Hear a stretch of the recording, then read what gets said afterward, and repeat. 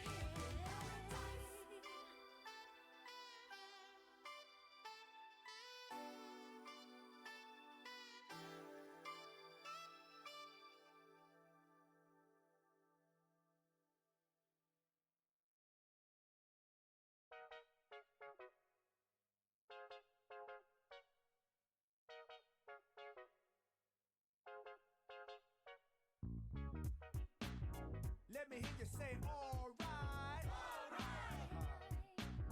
Let me hear you say, oh yeah. Oh yeah. Now let me hear you say what you gonna do. What you gonna do? I need to hear you say you gotta believe. If you thought your dreams were fulfilled before, you need to come on back, Jack. Look who walked in the door. It's Parappa the Rapper, and my name is Paz. I'm known to MC for free or a cause. If you be at the mosque, synagogue, or church, drop to your knees and pray for Parappa the Rapper to save the day and make you scream hooray. Just clap on time, 'cause it's time to play. I know you're slick and smooth, good with an attitude, on the right track, leader of the pack, kicking back, never looking back. You know my words won't satisfy what I have now deep inside me, and all I need is much security. When you need him for a mission, he got your back. Shoulda have a cool time, man, that's a fact. Yo, he's a good friend, never ever a foe. So come on and let's go. We on the concentrated vitamin D with the title hooking it up, speedy quick like noodles to cup. It ain't nothing for the one man button to move something, running par rapping through laps, huddling rap. And just when you thought your game was dead, man, we got you cooking up rhymes all in your think kettle. Proceed and click the next level for fun, player. Play your game, player number one. True love that speaks the truth. You know it'll help me through. In the cold night, in the morning, all night, or even in a fight. You know you should come home to me. We can have fun until the early morning light. Oh yeah. Oh yeah. Here to serve up a dish like Sonny Chan. You know I'm the man, here to have fun. Wanna have a taste? Here, have some. Serving up O's by the oodles. Oh, I forgot, Parappa the Rapper, he don't like noodles. We like eating snapper, that's red. Freestyle from the top of the head. Yo, Parappa got skill. Why don't you give it a try, see what you can build. Tasty like fruit, that's pill. Watch your heels, you might slip and fall. And if you do, you know who to call. Who? It's Parappa the Rapper, and they lie, y'all. We can walk together and down the road forever and smell and touch the treasures of life every day. Love and hate, my face to face, and a good and bad, I'm bad to back every day. Switch on your 36 inches, you in the boob tube trap deep. Till the game watch you sleep. Overdose storm move taught by the sensei. Your timing's all off, Tiger. You in the little league striking out a daylight joint. Book a session for the plugs and PJ to come train your camp, y'all. Mussolini graffiti tag and plug dose. Game over, I'm ghost. When you need him for a mission, he got your back. Shoulda have a cool time, man, that's a fact. Yo, he's a good friend, never ever a foe. Come on, everybody, saddle up and let's go. All my people say alright. Alright. Yeah, that was good. Now let me hear you say, oh yeah. Oh yeah. Okay. Now let me hear you say what you gonna do. What you gonna do? Come on, y'all. Let me hear you say, I gotta believe. I gotta believe. Oh yeah. Oh yeah. Oh yeah. Oh yeah.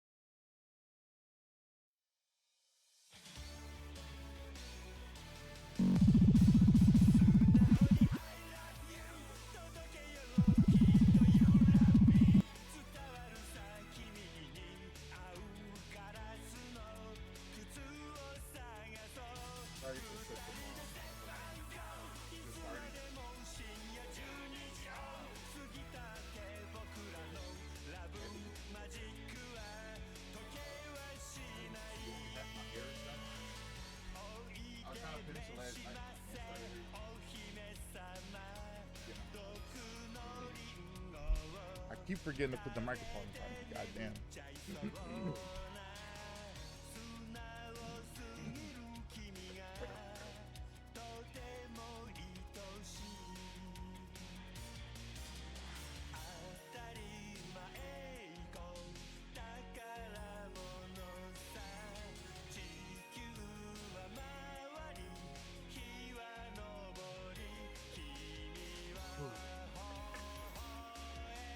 How's everybody feeling today?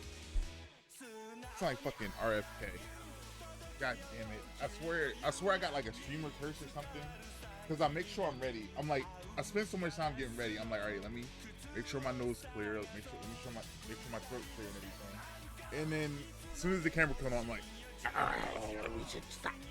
We should stop doing vaccines. I'm gonna eat a bear. I took a penguin, I cut it up in half with a chainsaw. Put it in a broiler. That's what I sound like. That's what I feel like, at least. But hope y'all chilling.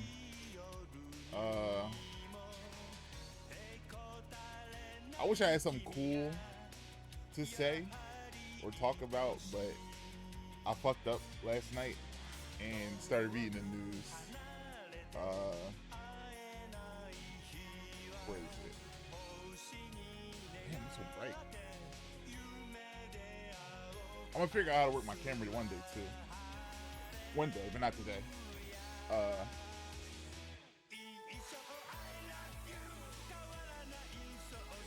no problem, Rat. No problem. But what was I gonna say? Oh yeah. I fucked up last night. Read the news.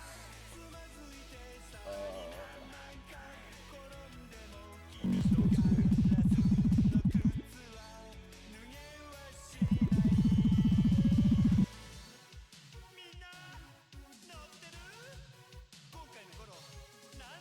So, hold on. Is everything in frame? I bet.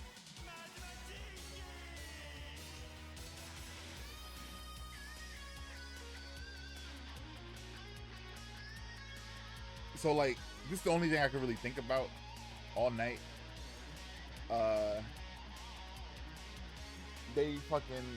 They're going through, like, all the government databases and they're trying to erase history.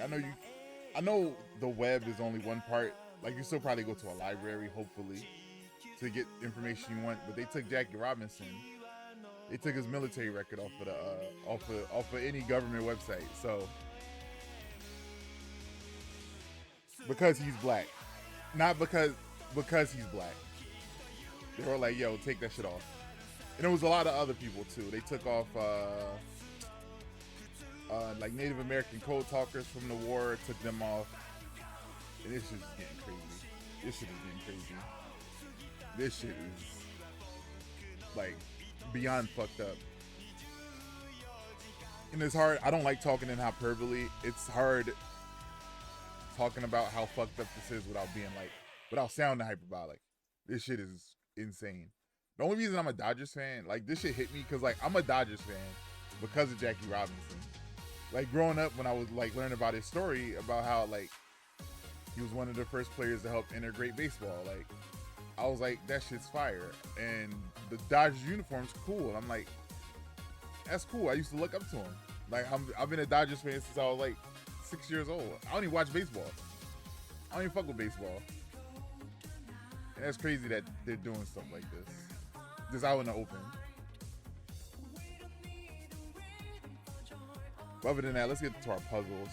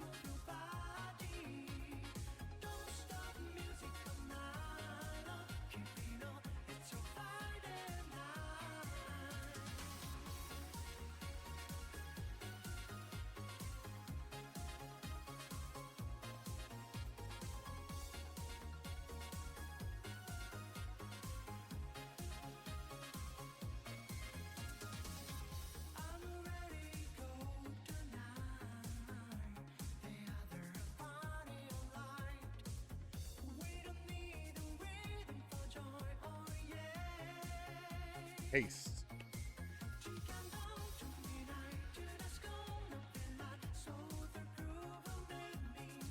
It could be haste, cast, waste.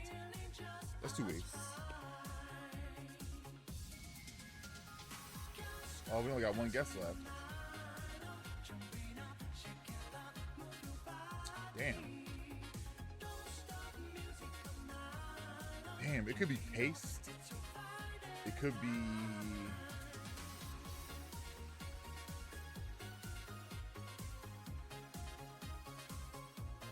Could be paste. Could be paste. I don't think based, B-A-S-T-E is a word. Like if you based, like when you're based in a turkey. Based. Pour juices. Okay, it could be based. Fuck. It could be based. It could be paste. So it's a coin flip. It's a coin flip. Based or paste. Based or paste. Do I have a coin near me? I have a coin near me. I do have a coin near me. I have a penny.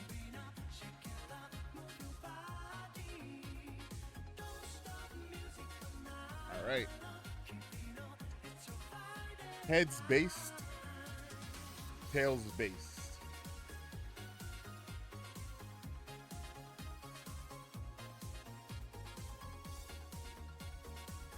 Heads paste. Tails based.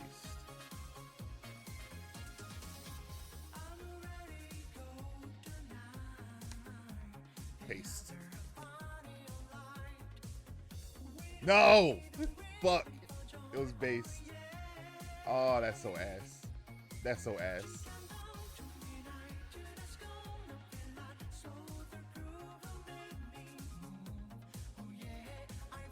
Wetland Patrol.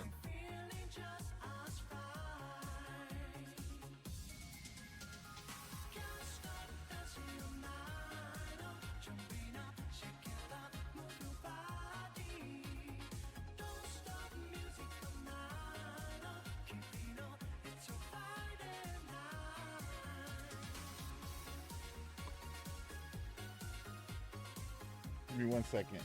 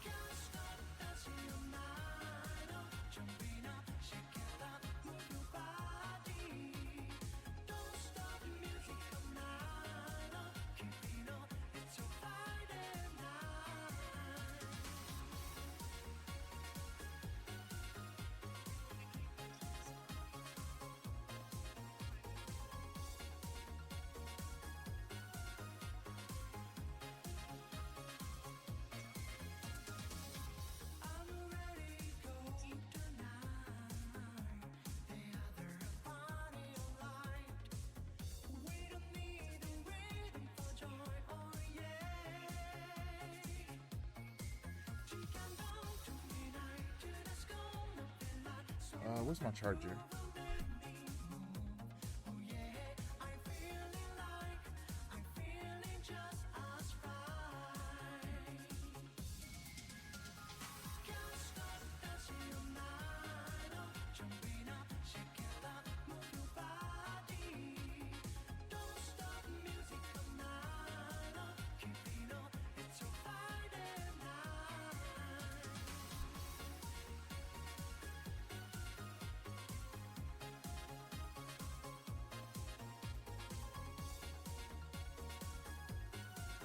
Doing a puzzle.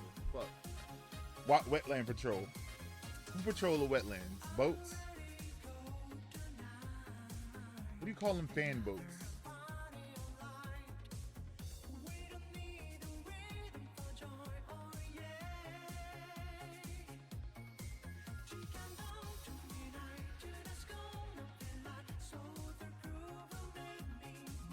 is that boat called? Wetland Patrol.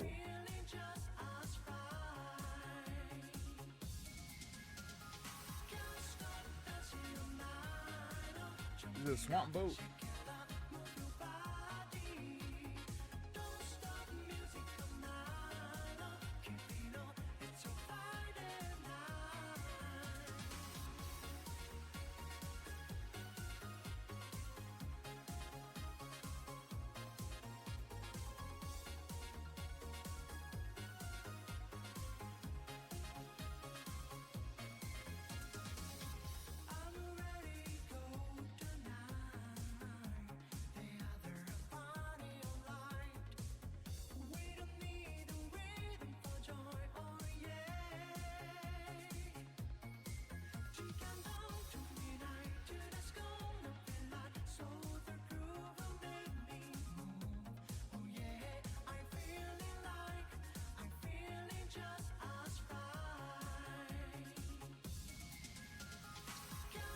The fuck is a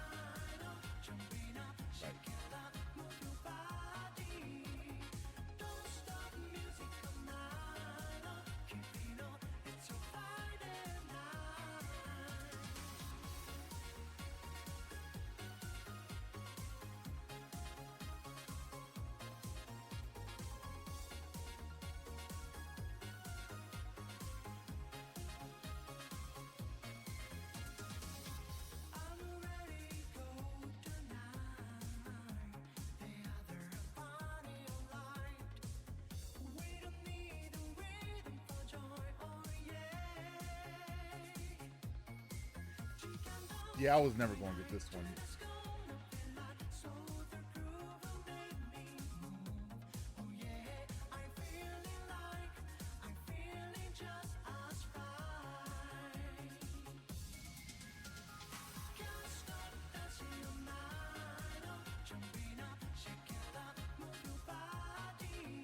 What the fuck is Ibis? What the fuck is Ibis?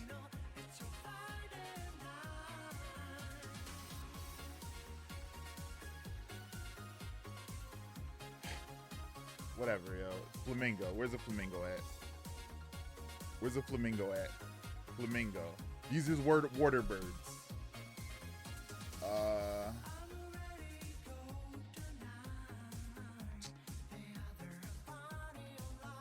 These is wet birds.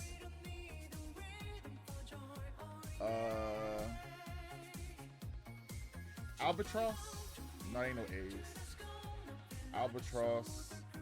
Flamingo. Secretary birds don't go into the water. Secretary birds don't go into the water. Damn.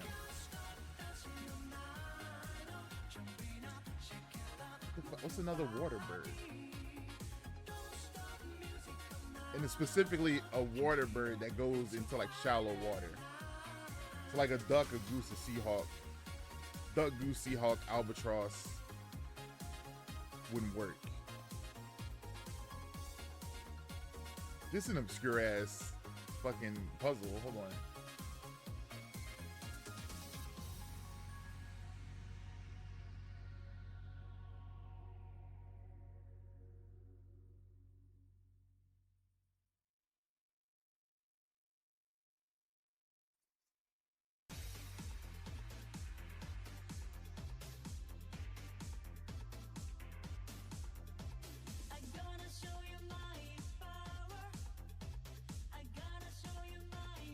Nah.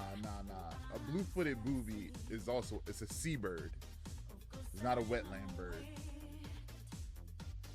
Yo, I only know one wetland bird, and that's a fucking flamingo.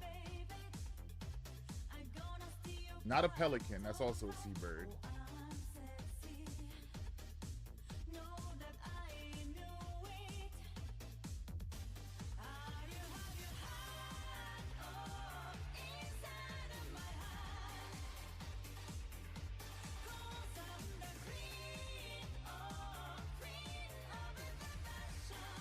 I'm gonna start making shit up because it feel like I'm gonna guess and get it right. Cause ibis, that sounds like a disease. got the ibis. Bittern. I made that shit up. Made that shit up. A lute.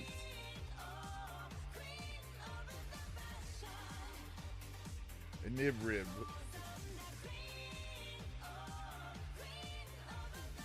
A gonk. Well, gonk is a real word, first of all. I don't like that. What the fuck do gonk mean? Gonk.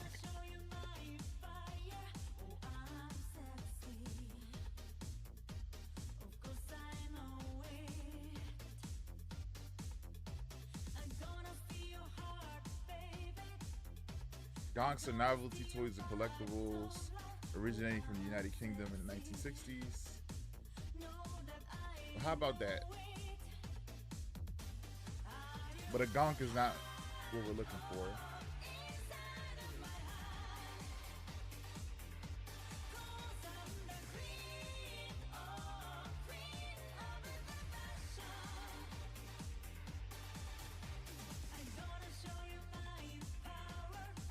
Egret.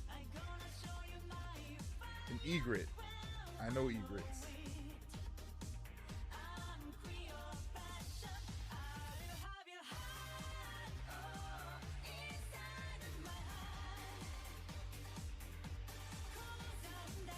Wading birds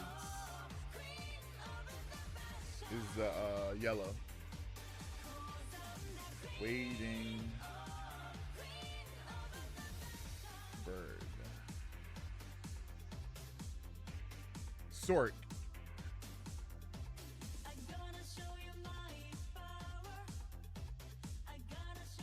Spoonbill. Oh my god. We only had to take one clue, but this was a fucking doozy. This is a fucking doozy. Spoonbills look fucked up.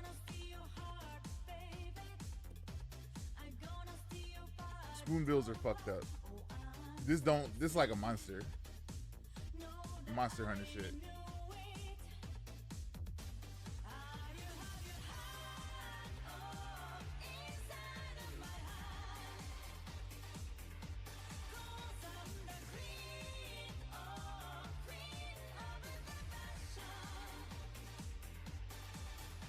This motherfucker look unsavory. The rosette spoonbill, yeah, I know the rosette spoonbill well.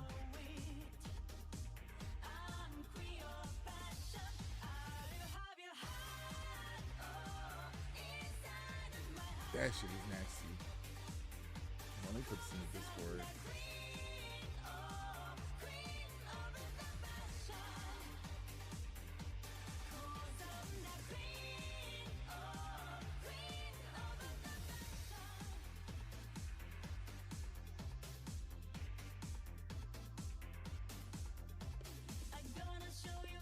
Bird.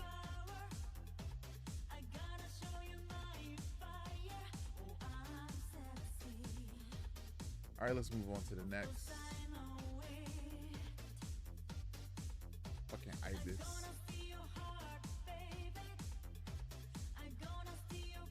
You do the crossword mini. So ask me shit. Chowder morsel, clam. Emblem on a glass of Guinness. Heart. Blank Madness annual event that hits March Madness. Strong desire, urge, and contacted privately on social media for short. Don't know. 6 down. I can boots my track these in the house. Mud. Anagram of 6 across. Charm. L as in Land's End.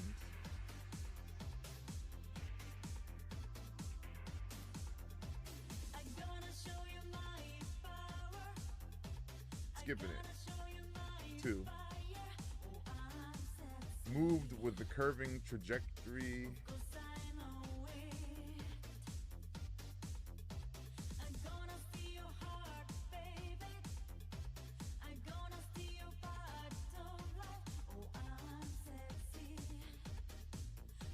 I think 7 is wrong.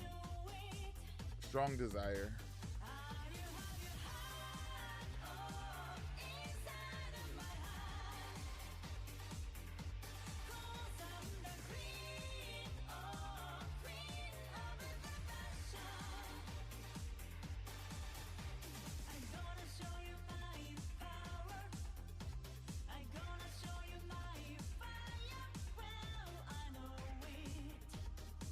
L as in Land's End.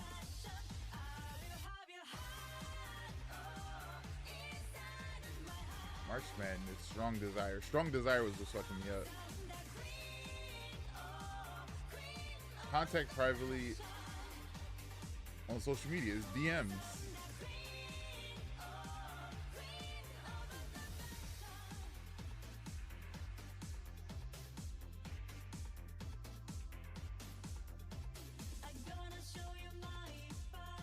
Oh, this one's fucked up.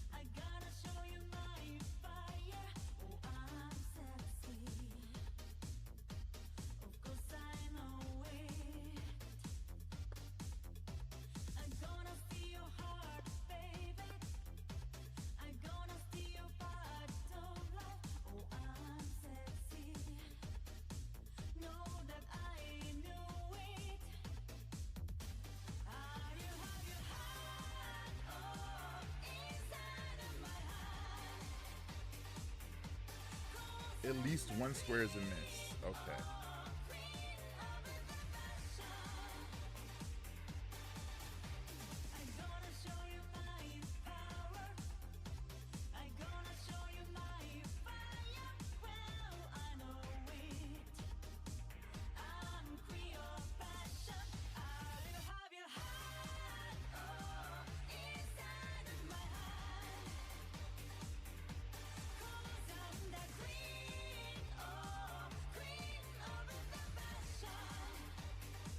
Moved with a curving trajectory.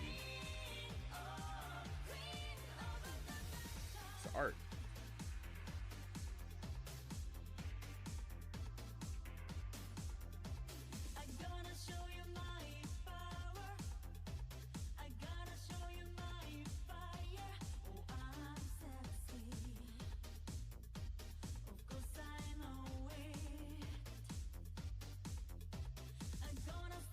Arc.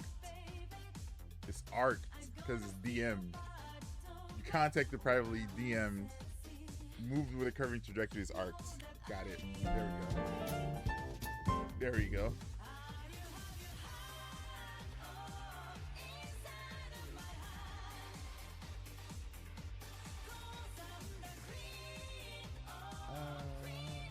Let me hit up Letterboxd.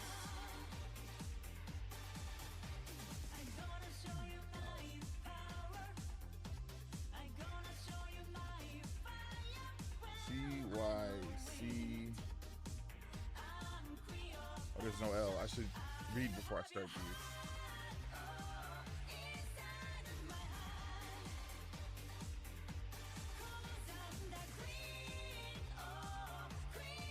You do civics? Nah, no.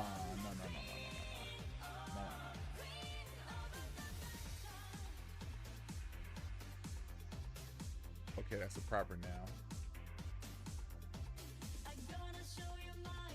You might also be with an E. Civics.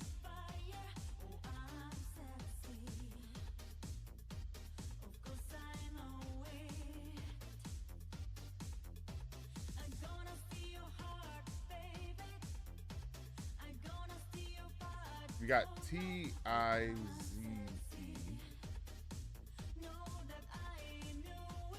So we can something-atize.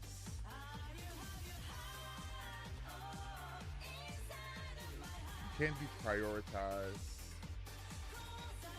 You can't do appetize. Only one P.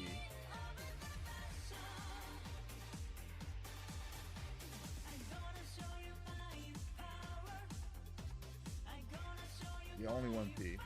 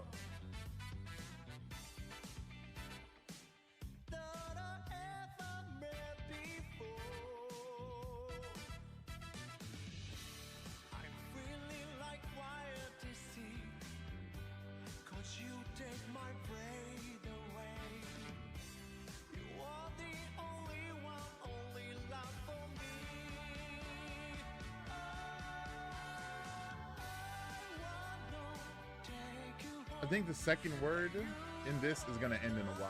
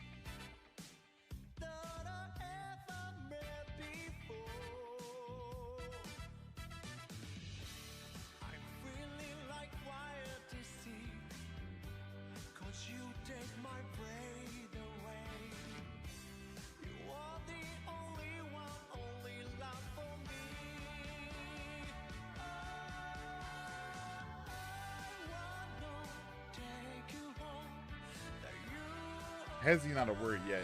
Hezzy not a word yet, but it's gonna be. Hezzy gonna be. I think Hezzy gonna be a word in the next like 3 years. Hezzy, they're gonna put it in.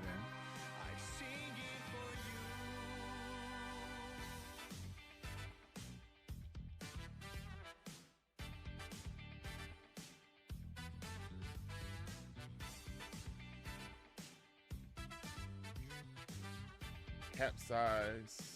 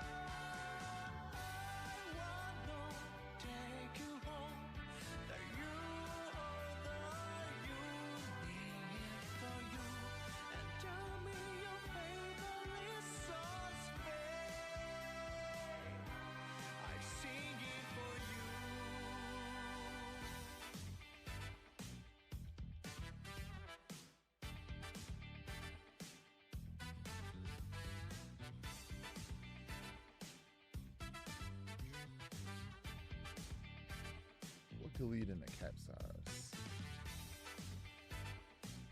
You're the sweetest girl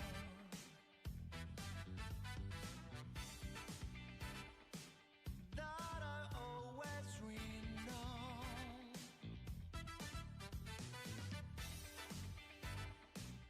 You are like the perfect girl that I ever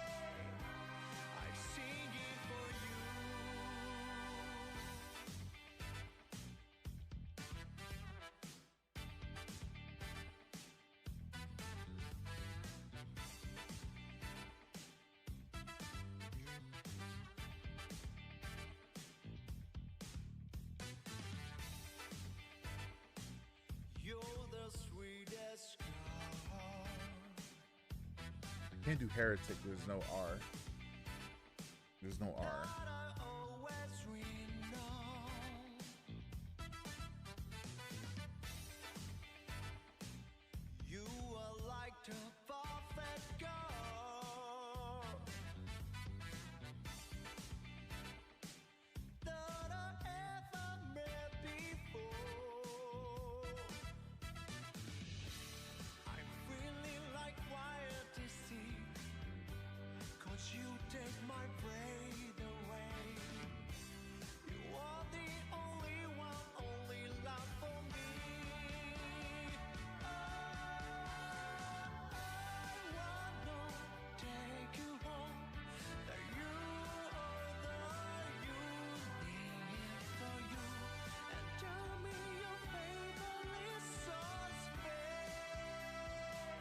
Damn.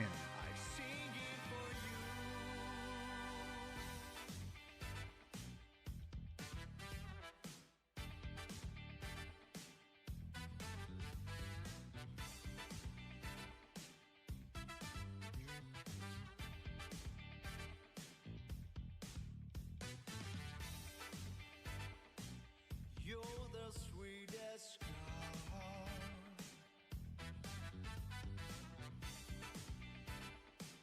that I always dreamed of.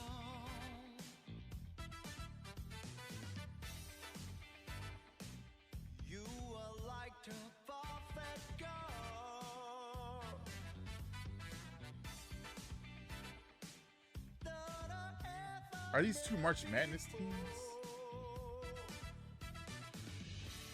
I'm feeling like quiet to see, 'cause you take my breath away. You are the only one, only love for me. I wanna take you home, that you are the unique for you, and tell me your favorite songs, babe. I sing it for you.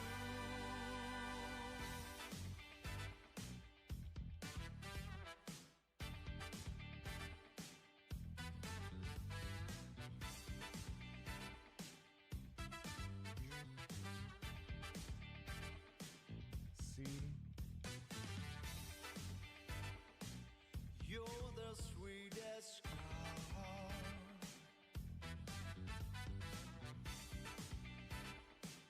that I always dreamed of.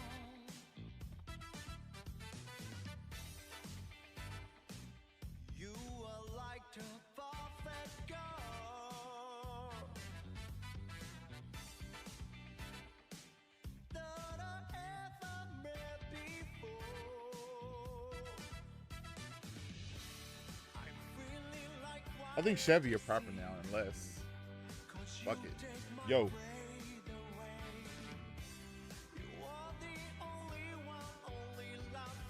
Yet.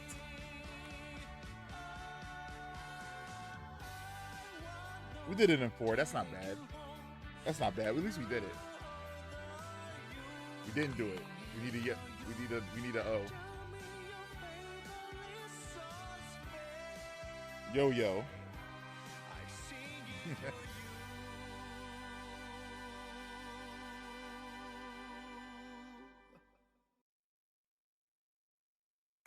Now let's see what's up with connections.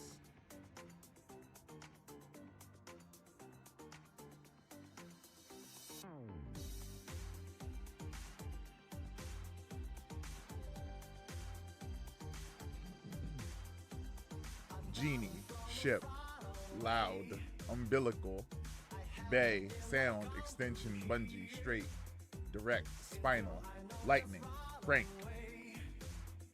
channel, message, vocal, message, massage, genie,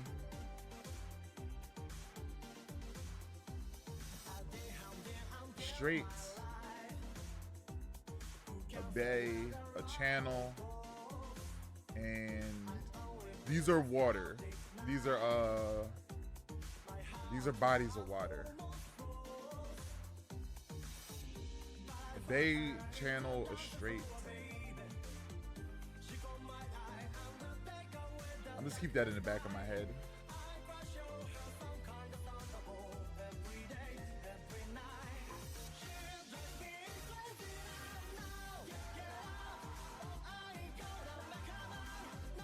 Frank. Did I see direct? Frank. Direct.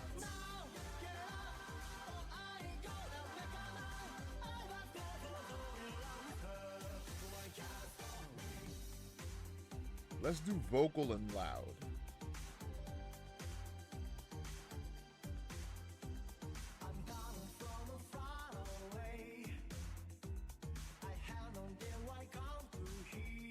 Let me be frank. Not pick the Punisher. Outspoken. There we go. We got straight channel, a Bay, and something else. So we're gonna keep that on the back burner. Can I get them on the same line at least? Please. Please. Please. Word is like that. Whatever, they in the corner. Bungee. Spinal. Bungee cord. I'm sorry. The ADHD is hitting me. I need these straight. I need these together. I need them together. I can't. I had it. I fucked it up. Oh, I love it. Deselect. Extension cord, umbilical cord, bungee cord, spinal cord. The cords. Sound, lightning, ship. Genie? Bay channel straight. Sound, lightning, ship, genie.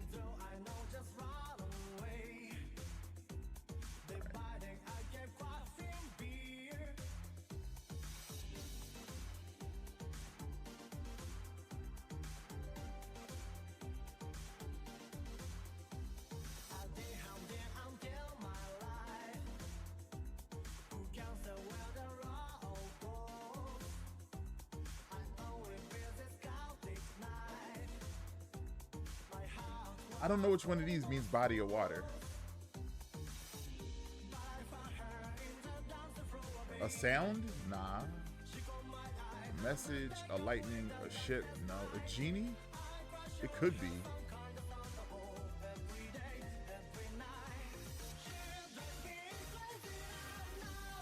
I got message in a bottle, lightning in a bottle, message in a bottle, lightning in a bottle, genie in a bottle, ship in a bottle. This is the joke one. A sound is a body of water? Sound. Body of water.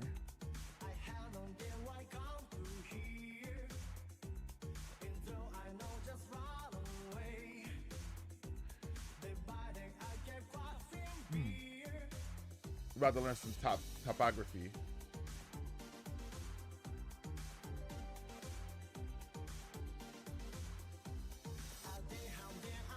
So we got the sea, bay, basin, lake.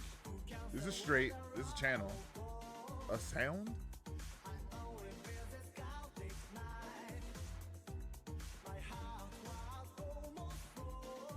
Why isn't this a bay?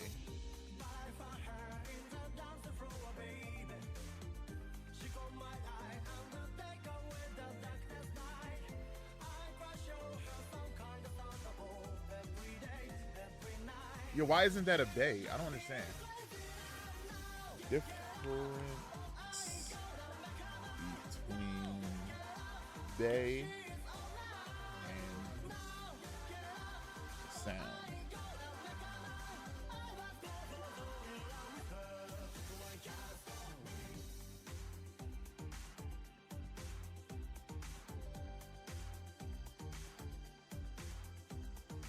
Okay.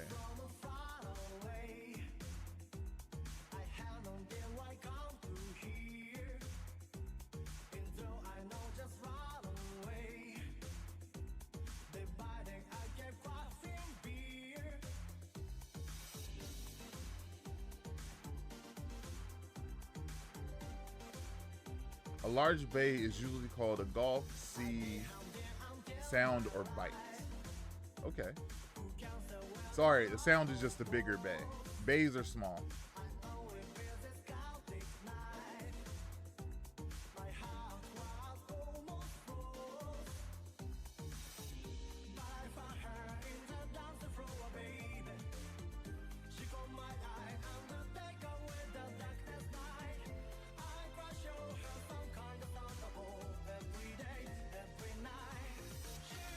Whatever. We're good. We're good. Let me message Jess to see if she's ready for the Sudoku.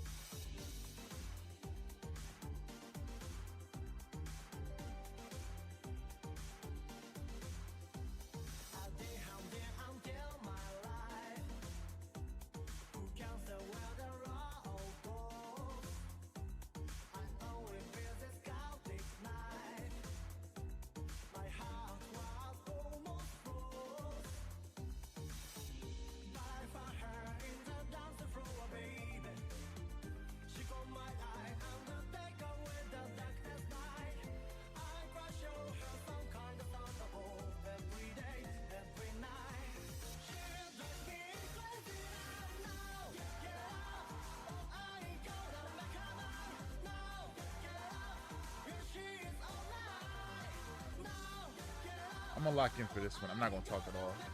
I'm Sudoku pure Sudoku.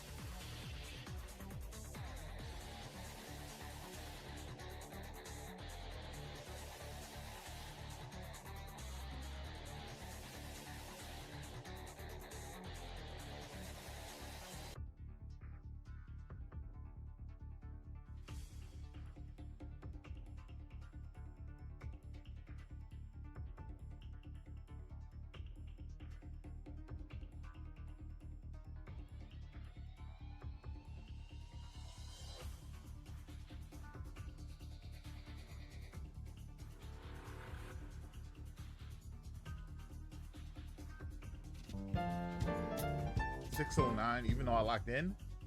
Oh no, that's terrible. That's terrible. With that being said, I can finally get the Phoenix right.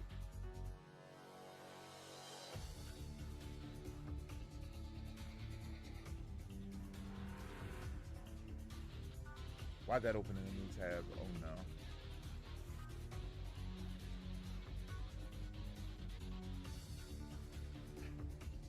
Ridiculous.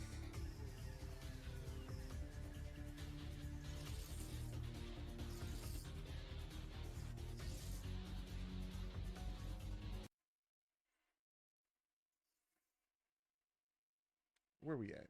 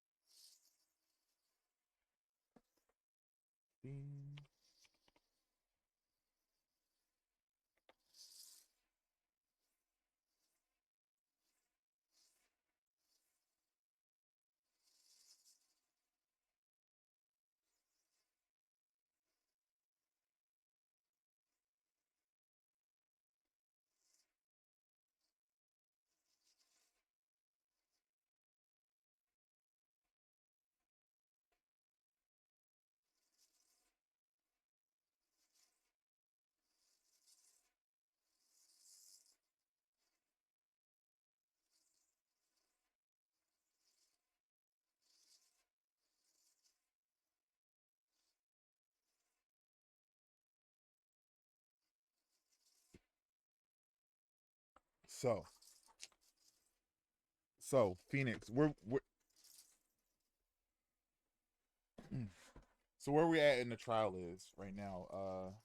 So we talked to Miles Edgeworth. Finally gave us some details about what happened, and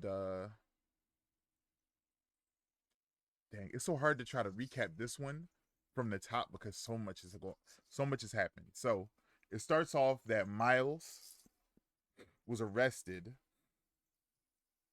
after he was in the boat with someone, and it appeared that he shot the person in the boat. He went back to the dock. He went home because he figured the guy killed himself because he was shot on the boat. He didn't have a gun, but he was so stunned by the dude shooting himself, he picks the gun up and goes like, "Wait, what the fuck am I doing?" He drops the gun. He goes back to shore, goes home. He was like, "That was fucking weird."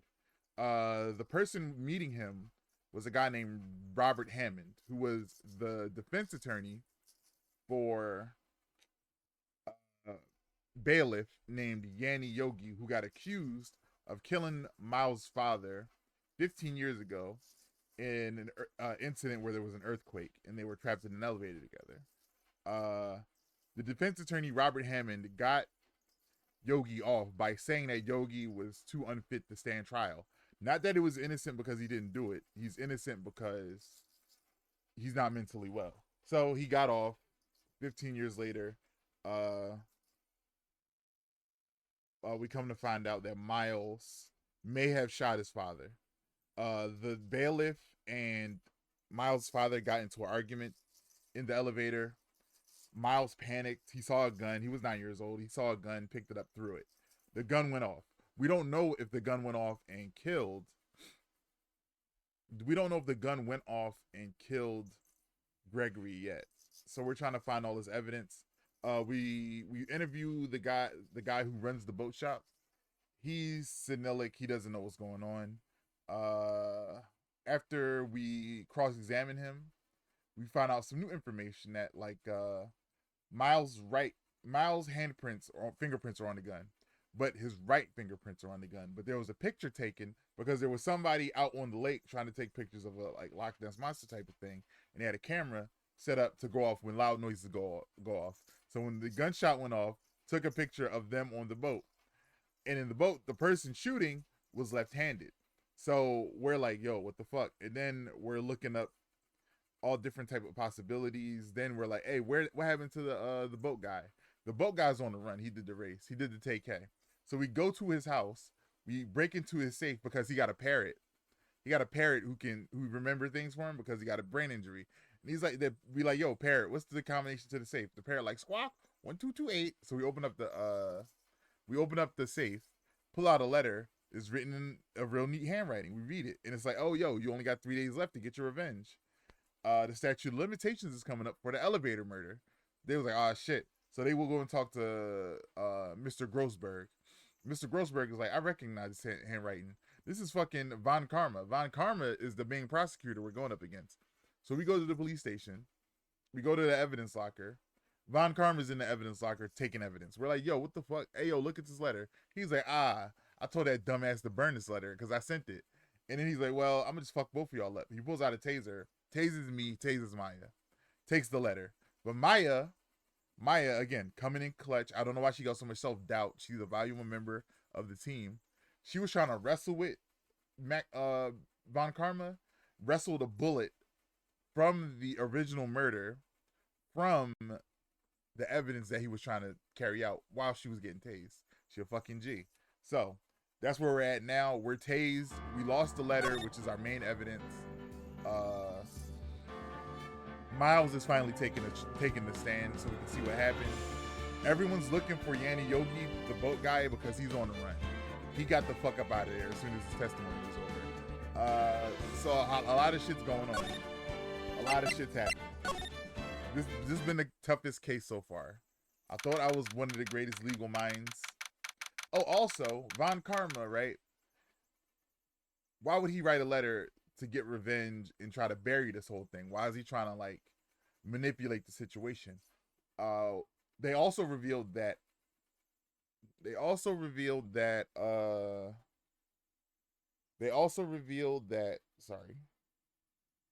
that Gregory Edgeworth and Von Karma were in a court case together, and Gregory Edgeworth, the murder victim in the elevator 15 years ago, was like calling out Von Karma's shady tactics, like making up evidence, making up witnesses, getting people to testify, getting certain people to not testify, you know, basically getting dirty convictions. So I feel like Von Karma held a grudge against him, right? The earthquake happened. They got trapped in the elevator. They were all passed out in the elevator. Von Karma found them, picked up Yogi's gun, shot Gregory, left the gun there, blamed it on Gregory. So when everybody was all passed out and concussed, they woke up. Gregory's just dead. Miles and Yanni are there. It's a locked-room murder. So I think that the reason he was able to get Yanni Yogi to commit the murder against Robert Hammond, his defense attorney, is because he was like, hey, you were innocent the whole time. You didn't do this. There was no way you could have done it. And the reason he knows that is because he did it. Today, Judgment Day. Today things are going to get settled at last. A lot of things. What's the big deal? Sorry, Nick. I only touched your shoulder. I guess the shock hasn't worn off from our run-in with the stun gun yesterday. Anyhow, today's the last day of the trial. Good luck. Yeah, thanks, Maya. Edgeworth is looking glum as always. Hope Von Karma doesn't push him too hard. Whoa. What are you doing? Sorry. I'm sorry. I just thought I'd cheer you up with a pat on the back. Maya has absorbed the electricity. Maya is a fucking electric eel. Maya, maybe you should go outside and dish.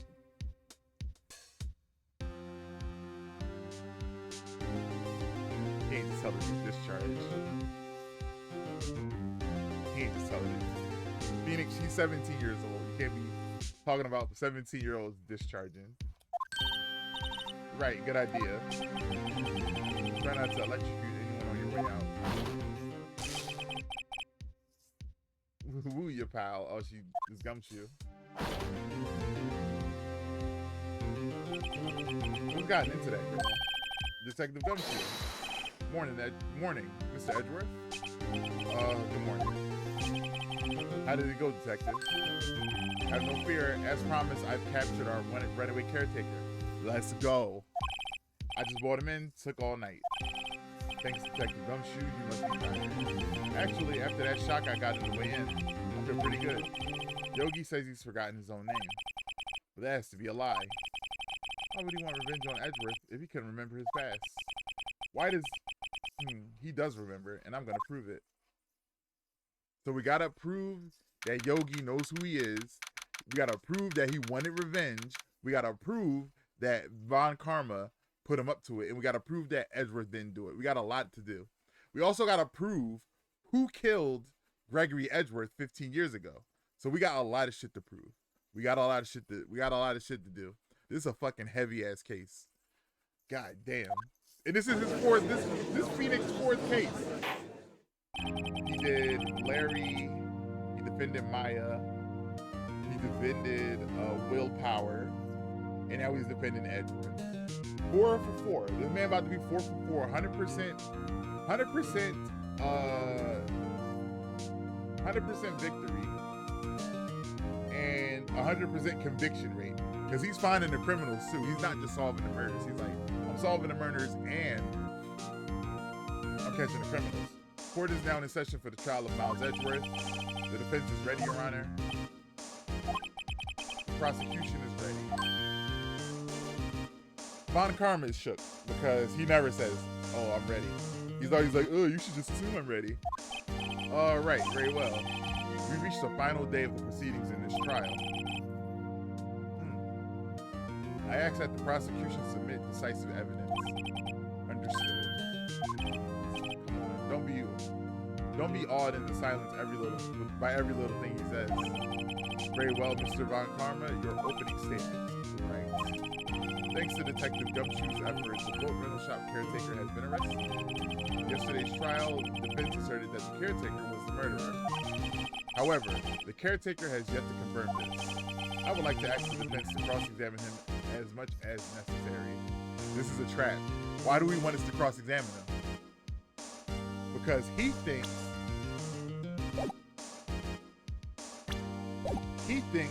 that if we cross-examine him, Yanni is going to be so fucking out of it that our cross-examination is going to be nonsense. But we know he did it. We got a lot of evidence. We saw the evidence that he took. We just gotta puzzle our way through this. And I don't know how to draw the truth out of Yanni. Just a second. I don't have any evidence that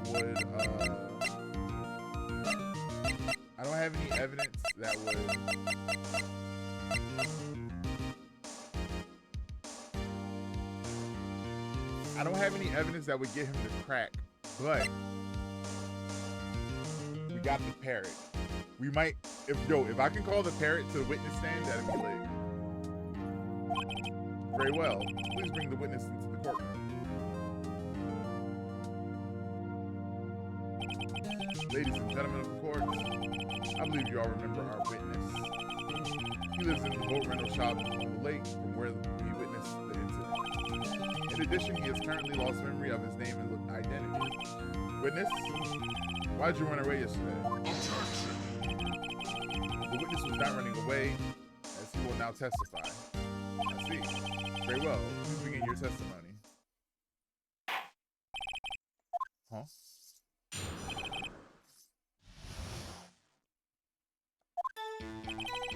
I'm really sorry about just leaving yesterday like I did. But I wasn't running away or nothing. I went to buy some food for Polly, see?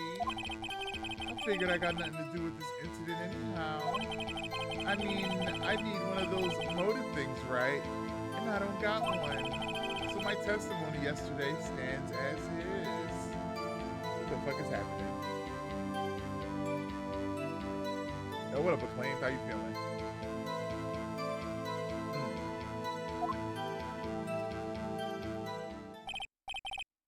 Very well.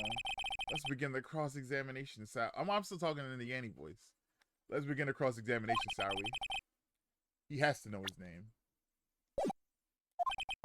Yanni Yogi. You're Yanni Yogi, and I'm gonna prove it. Okay. All right, we just gotta press him on every point. We gotta press him on every point. This might be a story thing where we can't I don't know if we have enough evidence to prove he's Yogi. There might be a situation story-wise that brings it up. So I'm gonna just press him on everything. I'm really sorry about just leaving yesterday like that. I called what you did running away, not just leaving. You heard Larry's testimony and realized you were in danger. Now, Mr. Wright. There's no need to rush to conclusions. As I said, the witness was not running away. Listen to the testimony. He sure seems relaxed. In fact, they both do, Von Karma and Yandy. But I wasn't running away. Then why did you leave? He's just about to say why. Is it so hard for you to just quietly listen when someone is talking? If I sat quietly, Edgeworth would be guilty in 3 minutes. I went to buy some food for Polly, see? Food? Well, Polly is a bit of a gourmand, you see. She only eats these high-quality bird pellets from fans. They only have them in the big pet shop downtown. But you weren't arrested until this morning. Why didn't you go back to the caretaker shack? Well, I kinda got lost, you see. The witness has trouble remembering things sometimes. When the police apprehended him, he was on his way back to the shack. You're right. Nice try, Von Karma. No one's gonna believe that. I see. So he was lost. He believed it. Fucking this idiot judge. Please, Your Honor, come to your senses. I figured I got nothing to do with this incident anyhow. I need one of those motive things, right? And I don't got one. I figured I got nothing to do with this incident anyhow.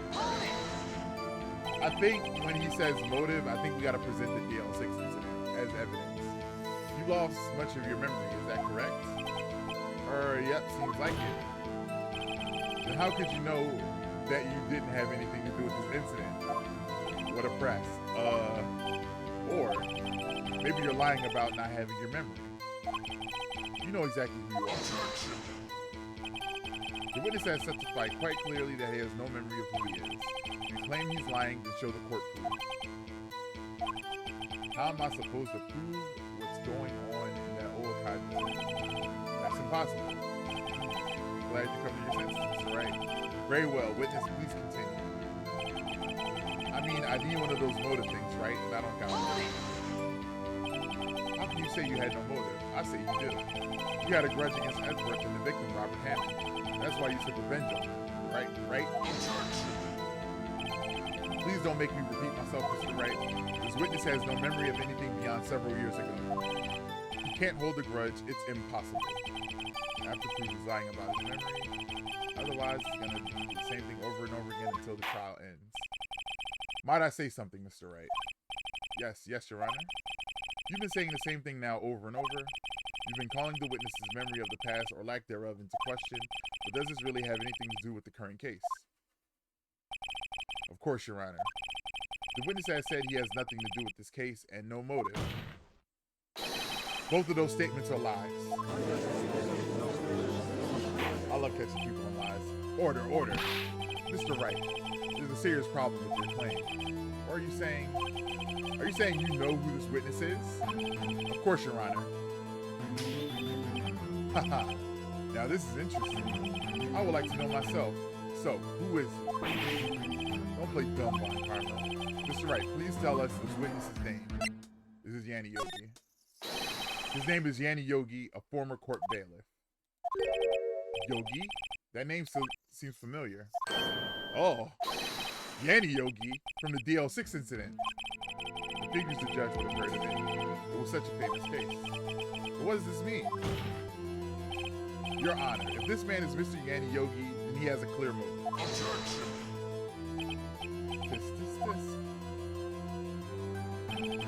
Jumping to conclusions again, Mr. Wright. This witness is Yanni Yogi. Fascinating. However, how do you propose to prove this to the court? This is a court of law, as you may recall. You need proof. And allow me to repeat once more that the witness has lost his memory. This is it. I have to do this now. If I can't prove he's Yogi right here, right now, then I've got nowhere else to go. Nick, how are you gonna prove it? How can you prove that he's Yanni Yogi? It's okay. It's actually quite simple. Your Honor, please take this man's fingerprints.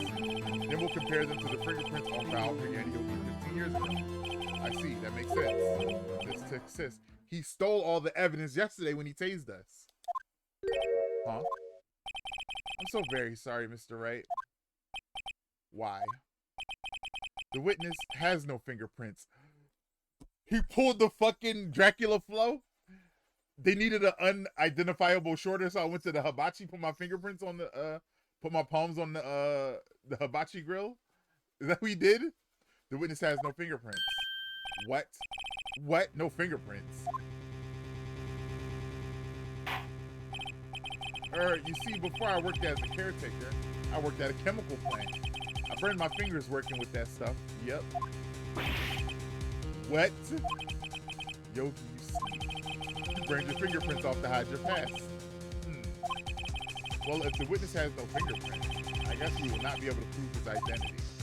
No. What will you do, Mr. Wright? It seems that the case has been decided, no? No, I know what happened. I know everything. I just can't prove it. But no, I can't let it end like this. I can't lose. There has to be another way. There is no one who can testify as to who this witness is. No one. Nick, what are we gonna do? I didn't even consider that he might have erased his fingerprints. What do? Well, Mr. Wright, perhaps you'd like to cross-examine his parrot for a little comic relief. Yes, I would. Yes, get the parrot. Get the parrot. Yeah, very funny. You're a sore winner, Von Karma. No, I want to cross-examine the parrot. Get the fucking... I want to. Wait a second. Put the parrot on the fucking stand. Cross-examine his parrot. I wish Momo was here, because Momo said this the other day, or yesterday. He was like, oh, what if you can cross-examine the parrot? You can cross-examine the parrot. I gotta leave this VOD up for him. What is it, Nick? No, you're not going to. Your Honor, the defense would like to take Mr. Von Karma up on his proposal. Take Mr. Von Karma up on my proposal? Exactly, Your Honor. I would like to cross-examine the witness's parrot. The court, everybody like, what the fuck? Let's go. Oh, well, what do you think, Mr. Von Karma? Need you even ask? This is a farce. I object. Objection! Yes. Wait a second. You were the one who suggested I cross-examine the parrot, Von Karma. Dumbass. I have a right to do as you suggested. Well, if you're so desperate, then please be my guest. Of course, you should go through. Of course, you should go through with this. If nothing comes of it, then I hope you're ready for the consequences. Nick, this is crazy. Well, still want to go through with your little game? Yeah, fuck yes. Give me the parrot. Let the parrot take the stand. I will cross-examine her, Your Honor. This is the most ridiculous thing I've ever heard. Von Karma's rigged every person's testimony, every piece of evidence, except the parrot. She's my last chance. At least I think so. Bailiff, bring the parrot.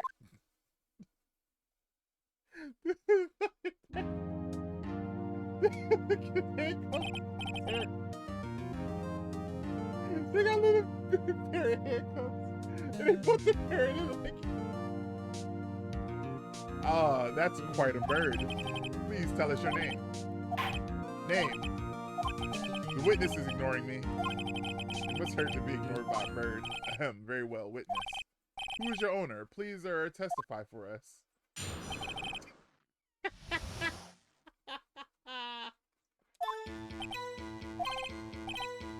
That bird is gonna end up in jail for contempt. Yes. Hello, squawk. That's the whole...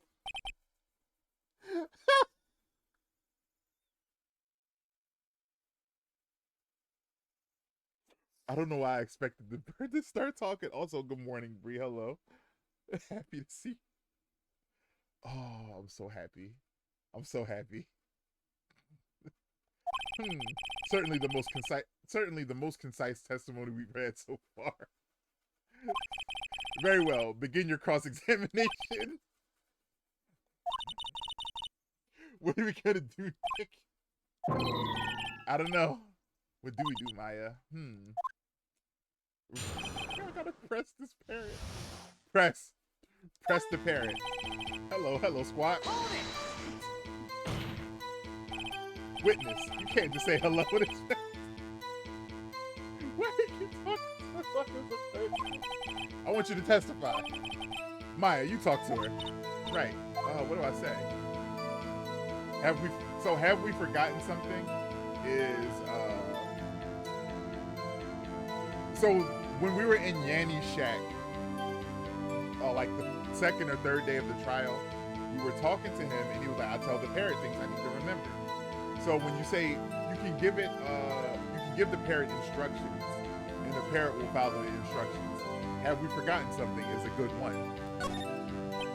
As I recall, 2 days ago, oh, they're gonna flashback. I didn't have to explain that at all. Polly, have we forgotten something? Squawk. Don't forget DL6, squawk. If I can get Polly to say that here, that will prove the caretaker has something to do with DL6. Polly, have we forgotten something? Oh, the music dropped out. Hello, squawk. No, that's why you don't work with animals. The biggest rules in Hollywood: don't work with animals, don't work with children. That's not what you're supposed to say. Forgot something. We forgot. Hello, squawk. The bird said, I ain't no snitch. Oh my God, the bird not snitching. We need the bird to snitch. Uh-oh, it's not working, Nick. She won't say it. This is ridiculous. Why won't she say it? Tisk. Something the matter, Mr. Wright? This motherfucker prepped the bird. This motherfucker witness tampered a parrot. He witness tampered a parrot. Don't tell me Von Karma expected this. He couldn't have retrained the parrot, could he? Did he retrain her not to respond when he asked if we'd forgotten anything? Hold it! He's ready to clip her wings. Witness, you're here to speak. You must speak to me. Frankly, I can't believe that you're speaking to the parrot. Well, I guess we should try to get some information out of her. We need to show the judge that the owner is Mr. Guilty. Hello, squawk.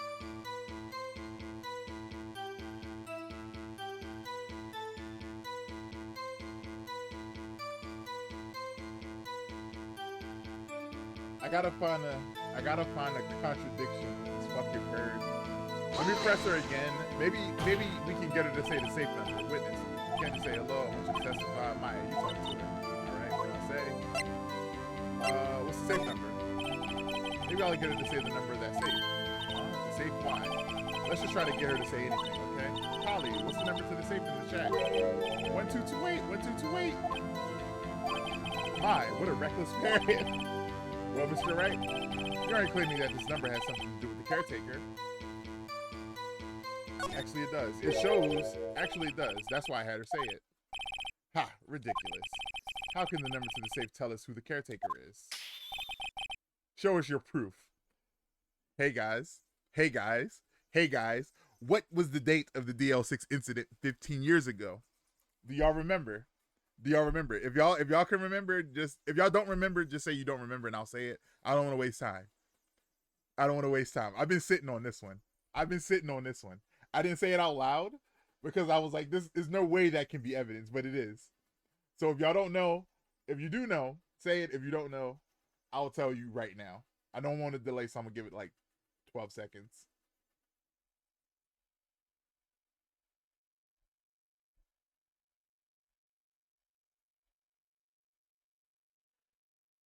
$12:28. That's a date. The date of the DL6 incident. January 6th, you were close, Bree. You're very close. But 1228. And I was thinking about this case last night. I was making dinner. I was making a burrito. And I'm like, why would Von Karma do this?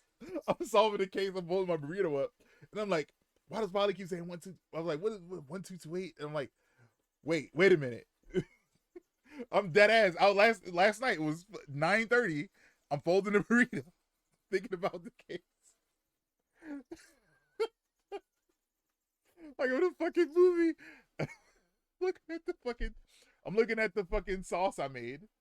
You're waking up in cold sweat in the middle of the night. So in this case, I was dead ass. Oof. All right, show us proof. What could possibly link this number to the caretaker's true identity? The motherfucking DL6 incident. Take that! The DL6 case file. What is this obsession you have with that case? Mr. Wright, where in this file is something relating to the safe number? Victim data, case summary. I guess case summary. Victim data or suspect data? I'm going to save it because I don't know which one they want me to pick.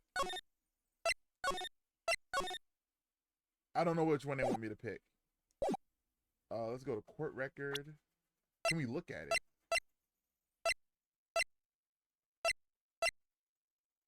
Check. Case summary. Okay, it's the case summary. I'm glad I looked. The case summary. And on the case summary page, the case summary, specifically the date on which the DL6 incident occurred. The date of the incident, December 28th.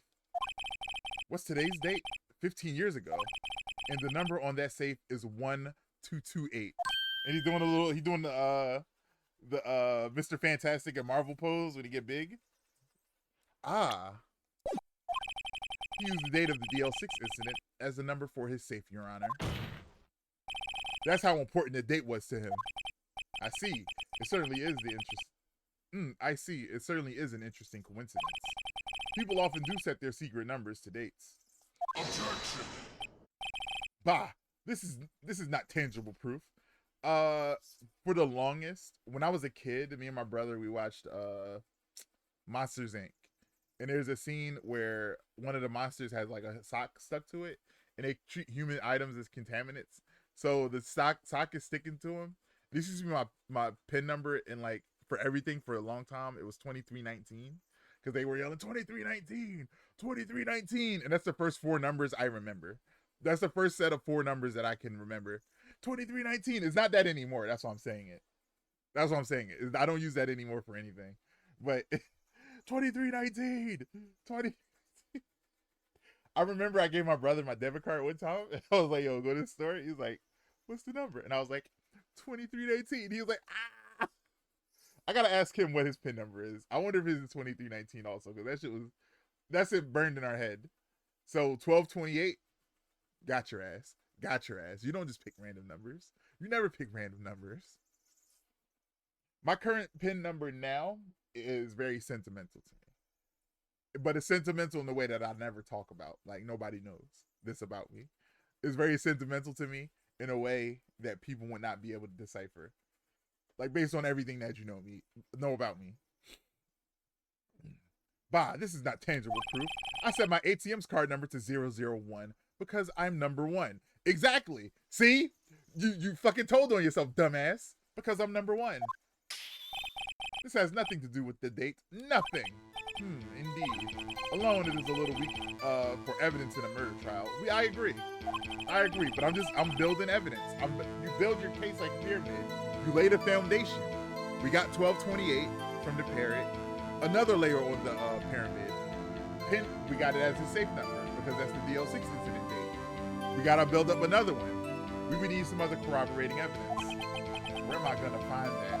Nick, we're getting closer. One more. If we could just get one more piece of evidence. Right. But what? Very well, witness. You may continue. Well, I guess we should try to get some information out of her. We need to show the judge her owner is Mr. Yogi. Hello, squawk. All right. We can ask her name. She'll tell us it's Polly. Do I have anything to show her?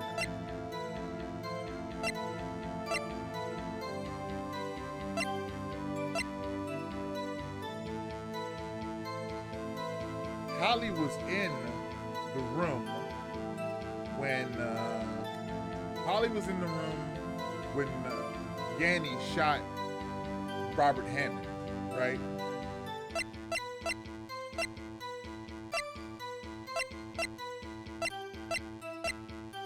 So she would recognize the pistol if we showed it to her. But if we show it to her, it's gonna act like an objection. Robert's autopsy report. Photo.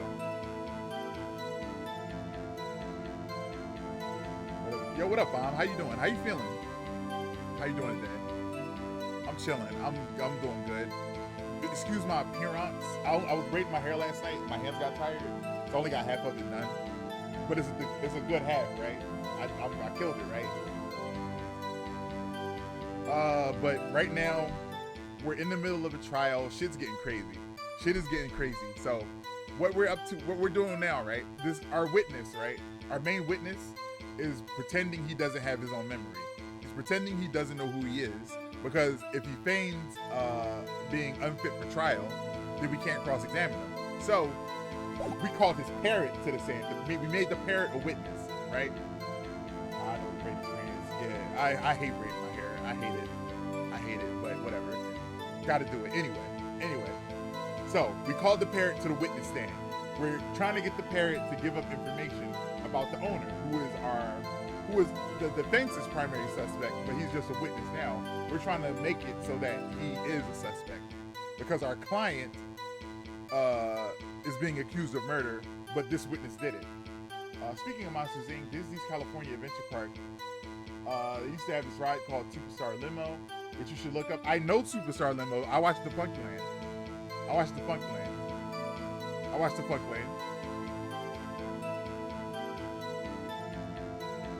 Which you should look up if you haven't seen it. It had a ton of random celebrity animatronics, and it sucked. They changed it to Monsters Inc. They left some of the celebrities up and just put them in Monsters Inc. yellow suit guys. So it's like Regis Philbin trying to capture Boo is very funny to me. Yeah. I watched the Funkland. He talks about like different. I love the Funkland.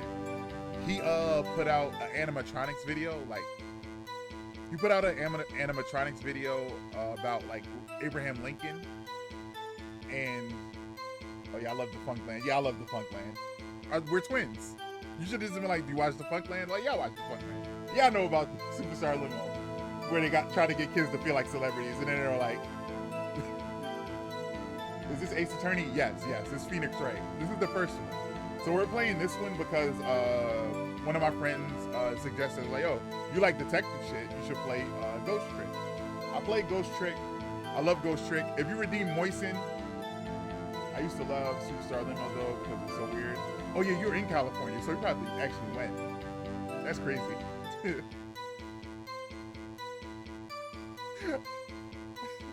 I would have went too, I ain't gonna lie.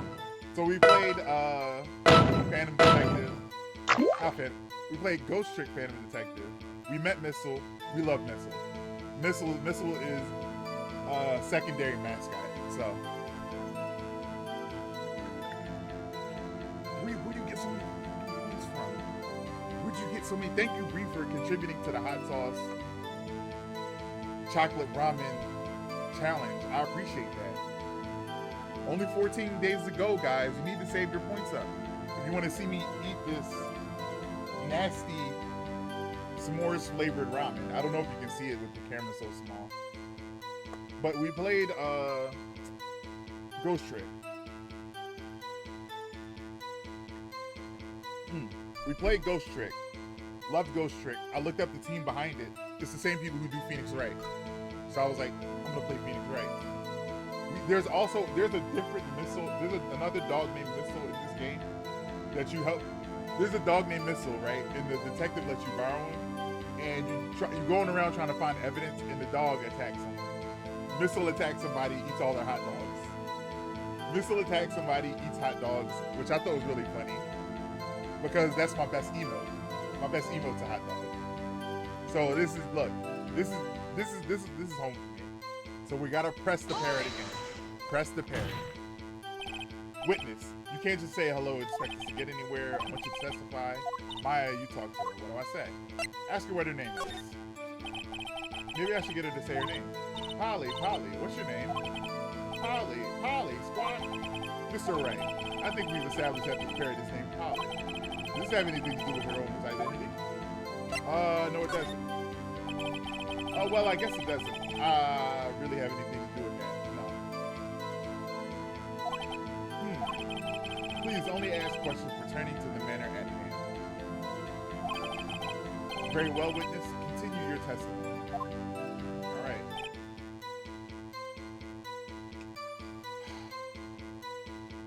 All right, I'm gonna save it. I think what we need to do is present her evidence that'll help her remember. And I'm thinking that I need to present her the gun. I'm gonna pull a gun on this parrot.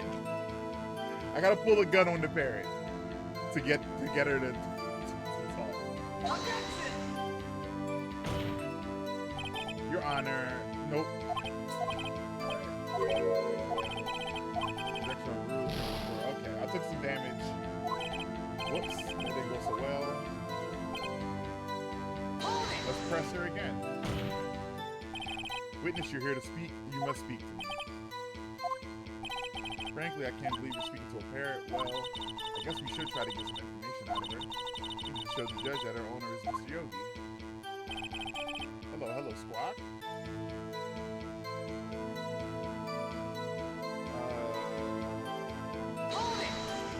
Maybe now that we got her talking, we can get her to say, we forgot something. Maybe this will work now. Maybe this branch opened up.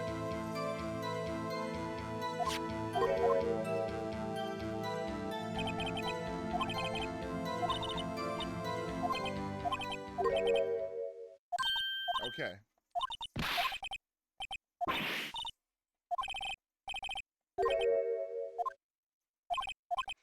Yeah, I'm gonna present evidence to her. Let me give her the DL6. Let me present her the DL6 incident, because maybe it's in the recesses of her mind. So we can be like, hey.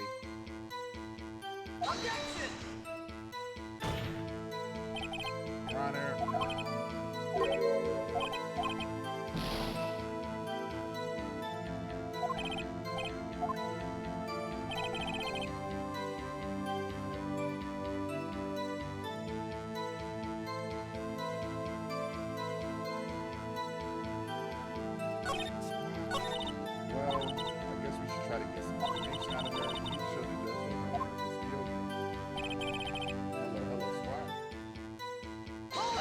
I'm gonna get her to say the safe number again. Witness, you can't just say hello and expect to see it anywhere. Specify how you talk to her, right? Say safe number.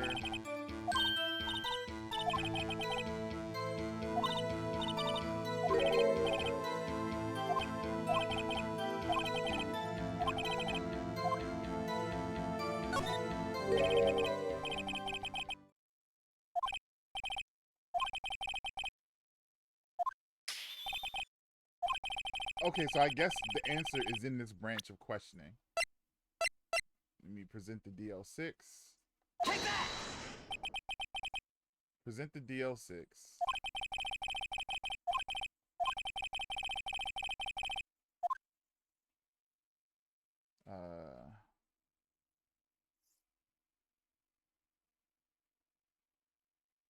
I wonder if we say suspect data, we can trick the parrot into saying Annie Yogi. Let me check it out again. Victim data, suspect data. All right. I'm gonna take it, because again, sometimes I love this game. It's very fun, but sometimes it's quite obtuse what they need me to do. It's on the suspect data page. Mr. Wright, this file is from a case 15 years ago. I don't see anything about the safe in there at all. I believe it's...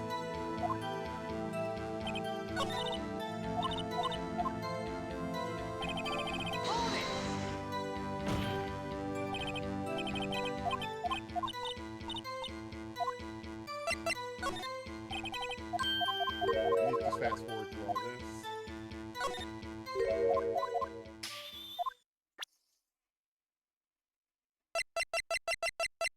Present it again. Take that! Case summary. on the case summary page. The case summary, specifically the date on which the DLC incident occurred. Incident December 28th. That's today's date, 15 years ago. And the number on that safe is 1228. Use the date of the DLC incident is number safe or not. That's how important the date was to him. I see. It certainly is an interesting coincidence. People often do set their secret numbers to dates. Objection! Wow, this is not tangible proof. I set my ATM's card number to 001 because I'm number 1. We also got his card number. This date has to do with this has nothing to do with the date. Indeed. Alone, it is a little weak for evidence in the murder trial. We need some other corroborating evidence. Where am I going to find that? Getting closer. One more, if we just get one more piece of evidence.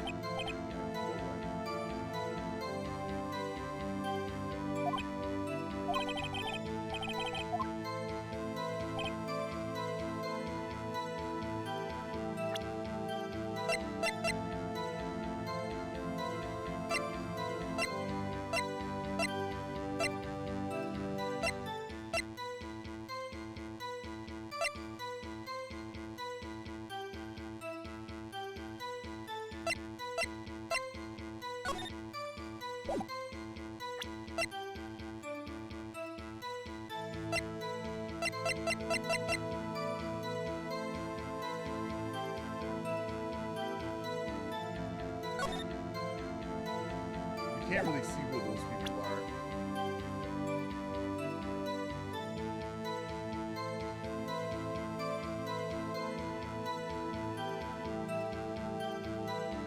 I'm gonna save it. I'm gonna spam showing evidence because it's one of these. I know we know we have the evidence, right? But it's what does the game want us to present her with? I could present her with a photo, and she might be able to be like, oh, she'll remember someone getting shot and talk about it. She'll go bang, you know. She doesn't know Misty. She's not old enough. Parrots lived for a long time.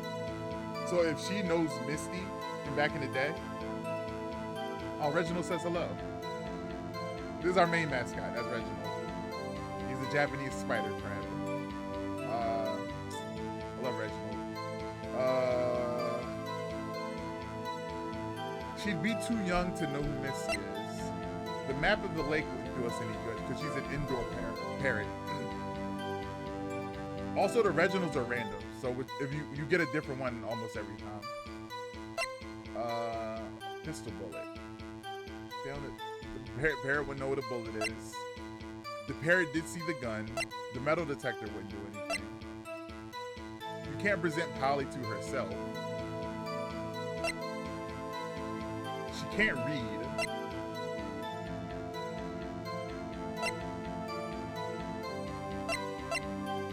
So I think this is the best one.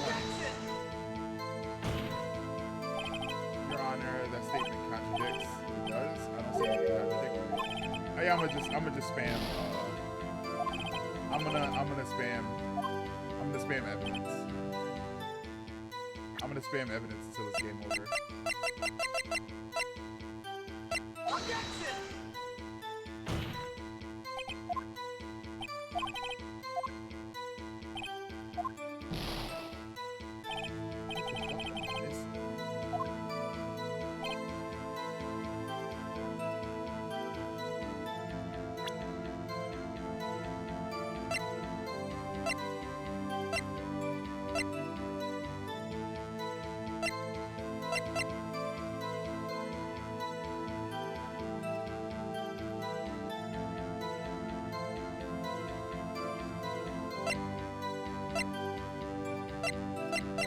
So I did the evidence. I did this bullet. Misty? Nope.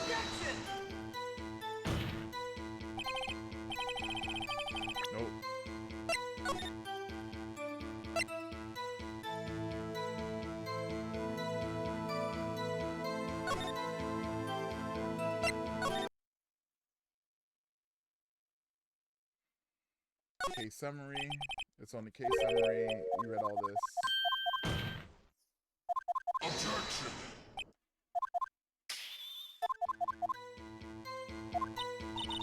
Nick, we're getting closer. One more. If we could just get one more piece of evidence. Right. But what?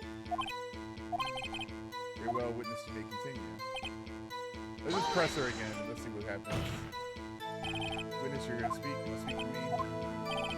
Frankly, I can't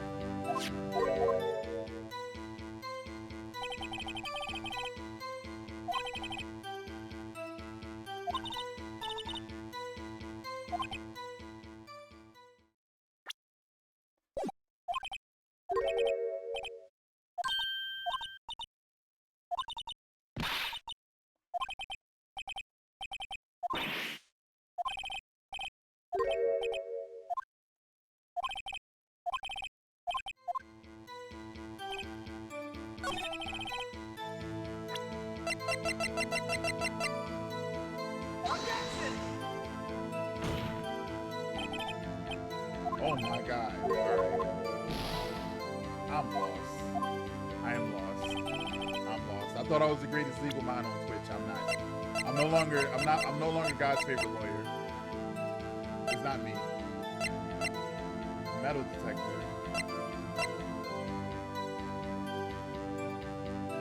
Bullet.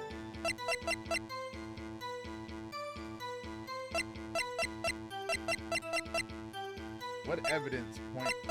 Present her herself. Oh my god.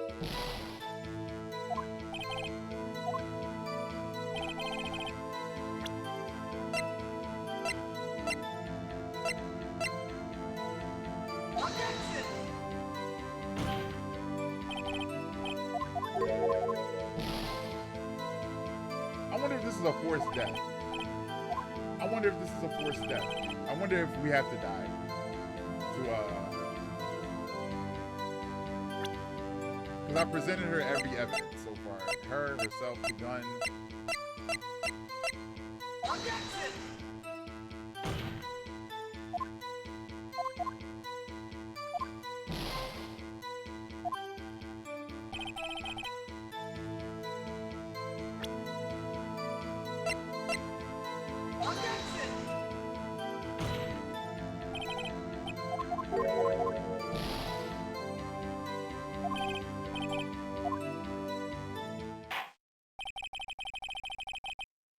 Nope, it's just a game over. Okay.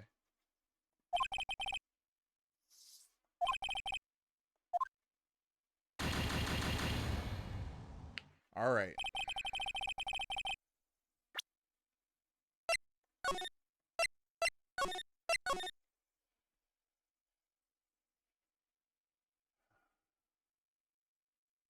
What evidence do they want?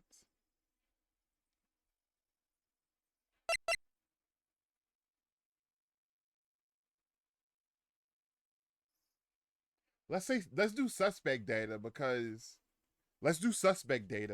if we say Edgeworth's name, the parrot might react. That's the only thing I can think of. It's on the suspect data page. Mr. Wright, this file is from a case 15 years ago. I don't see anything about this being saved at all. Okay.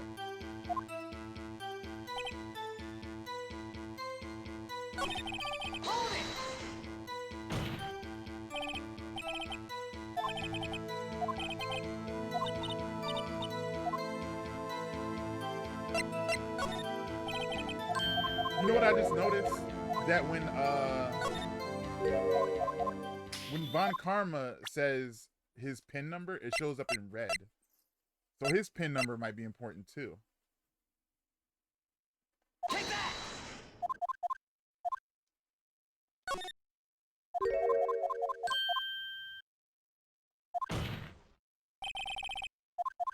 Objection! Wow, this is not tangible. My ATM's card number. I set my ATM's card number to 001 because I'm number 1.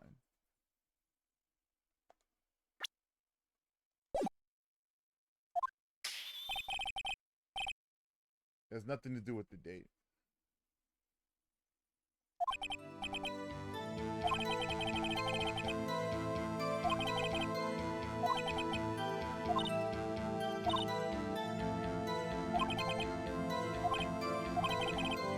Let me examine the evidence and see if anything has 001 on it.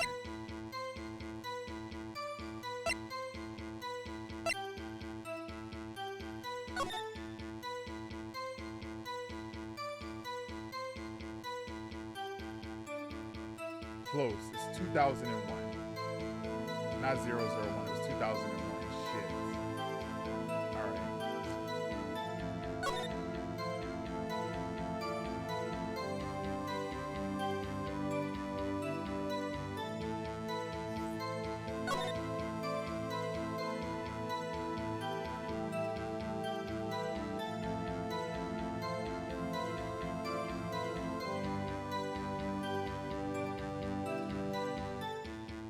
I'm glad I read this. I didn't read this before. Court bailiff trapped in an elevator with Edward. Memory loss due to oxygen deprivation. After his arrest, his fiancee Polly Jenkins committed suicide. There it is. It was there the whole time. I just needed to read. All right.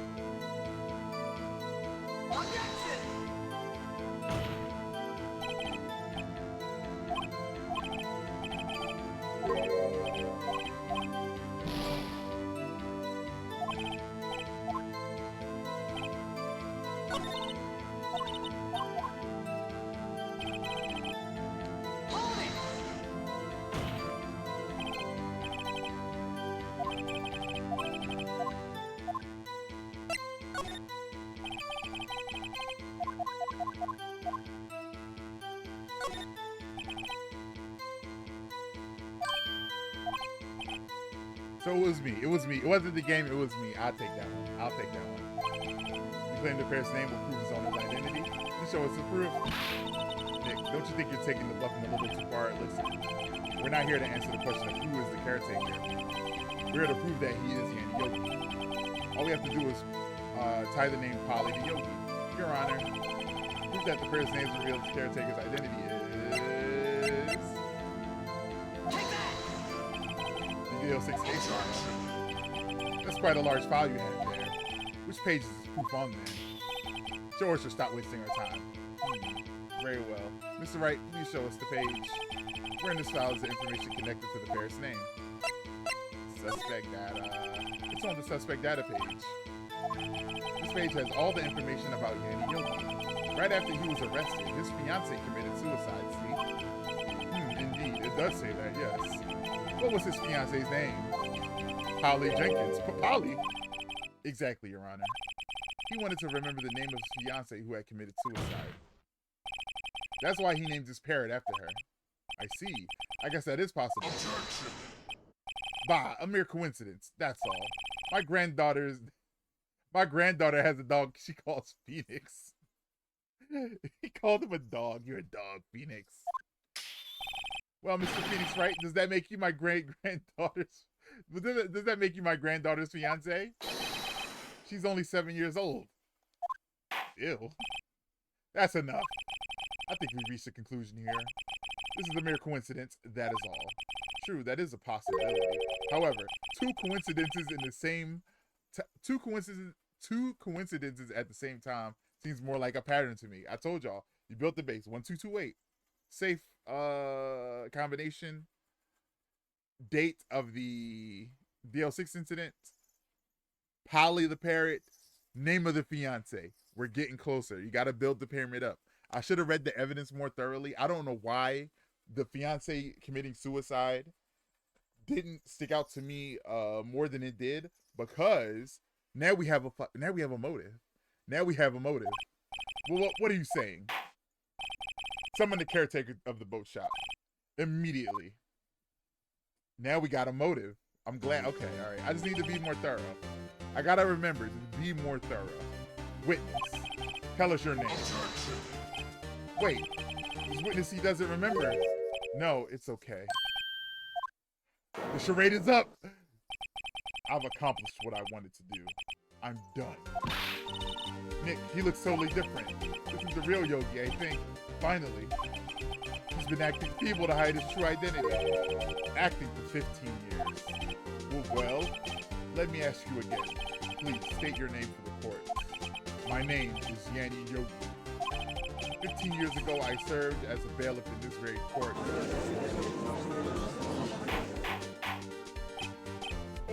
Order. Yanni Yogi.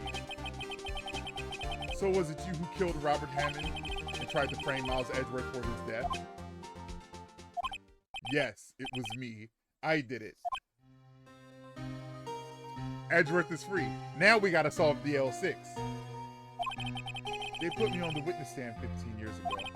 Robert Hammond, he said I was mentally unsound. He told me it would make me innocent, get me off the hook. So I pretended to have a brain damage. I was innocent really, but he didn't believe me. He won the trial, but I lost everything. I lost my job, my fiance, my social standing. Then this year, 15 years later, a package arrived. It was a letter and a pistol. The plan was written out in careful detail. It was a plan for me to take my revenge on the people who ruined my life. I didn't care who had sent it. I thought it was my chance. After 15 years, this was it. Finally, a chance to have my revenge on Robert Hammond and Miles Edgeworth. I have no regrets. Wait a minute. Revenge against Miles Edgeworth? What do you mean? I'm not at liberty to speak on that matter. Why don't you ask Mr. Edgeworth yourself? Anyway, I admit it. I was the one who killed Robert Hammond.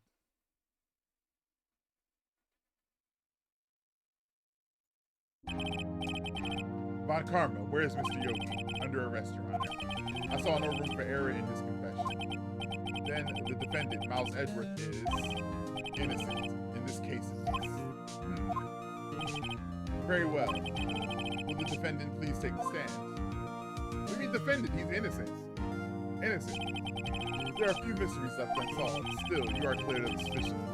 You're cleared of suspicion for this particular case. So I would like to pass judgment on the murder of Robert Hammond. Any objections? I don't believe it. Why isn't Von Karma saying anything? Very well. This court finds the defendant, Mr. Miles Edgeworth, not guilty. Let's go. Why do they have confetti? It seems inappropriate. It's such a serious trial. That is all. This court is adjourned. Objection!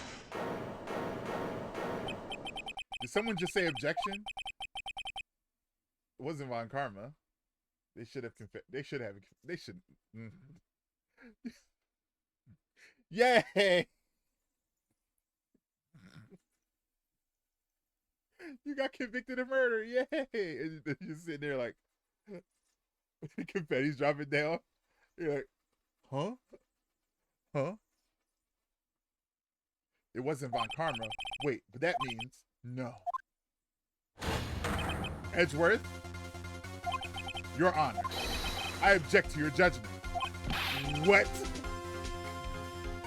What do you mean? You can't just object. I'm not innocent at all. It's a celebration of due process, obviously. We don't have due process anymore, so yeah, that's out the window. We don't have that. It's done. I'm not innocent at all. As we've heard, Yanni Yogi killed Robert Hammond in revenge. For revenge for what, Nick? Edgeworth is trying to confess. He's going to say he's guilty. He's going to tell them he was the murderer in the DL6 incident. He's going to tell them he killed his own dad. Uh-oh, what do I do?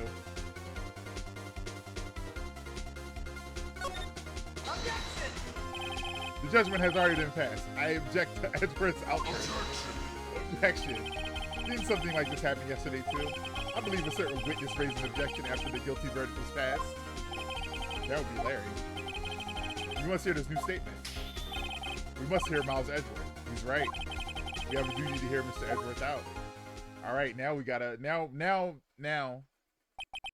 For 15 years, I've had a recurring dream, a nightmare. It's only a nightmare. That's what I told myself. It's only a nightmare. That's what I told myself. But now I know it wasn't a dream. Yanni Yogi wasn't the killer. You mean in the incident where your father died? From the distance of the shot, it wasn't suicide either. Everything was as clear as day. The murderer, the criminal in the DL6 incident. It was me. Your Honor, I confess my guilt. I am guilty for DL6, the statute of limitation. Excuse me. I am guilty for DL6, the statute of limitations of which ends today. The culprit is me.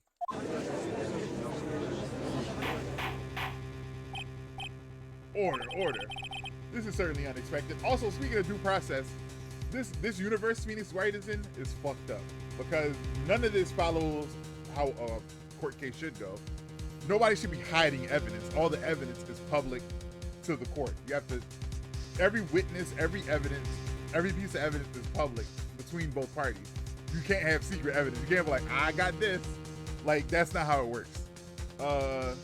There was a case recently for the rapper A$AP Rocky, right? And he was alleged of shooting at one of his former friends. So they have a video of him on camera confronting his friend. He pulls a gun out, and then you go off camera and you hear a shot, right? So the friend went to the police and was like, hey, A$AP Rocky shot me.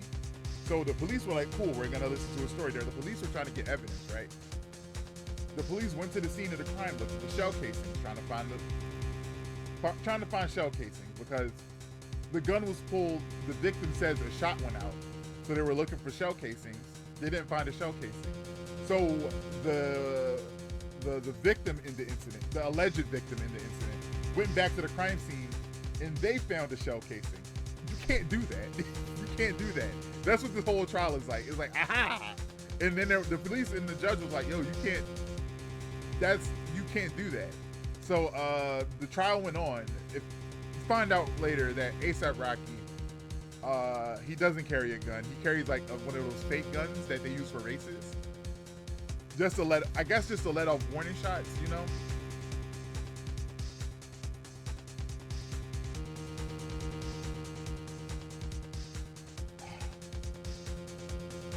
How many people are in here? I'm not gonna publish this VOD. So, for self-defense purposes, the first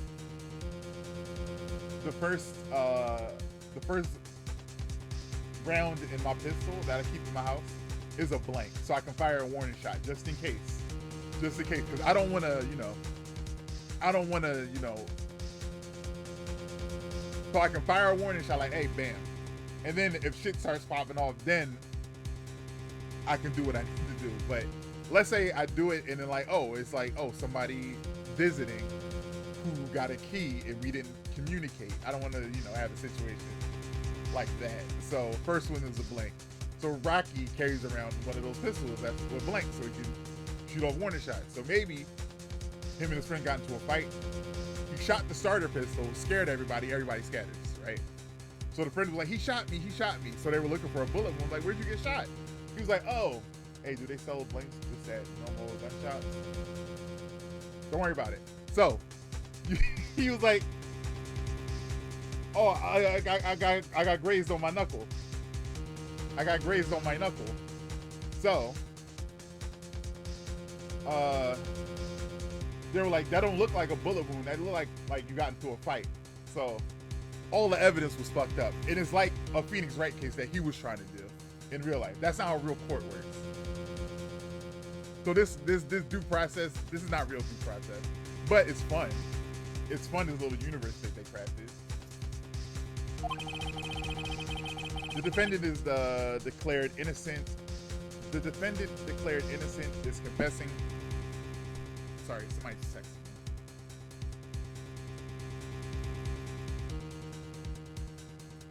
I'm fucking discombobulated. I wonder if it's Jeff.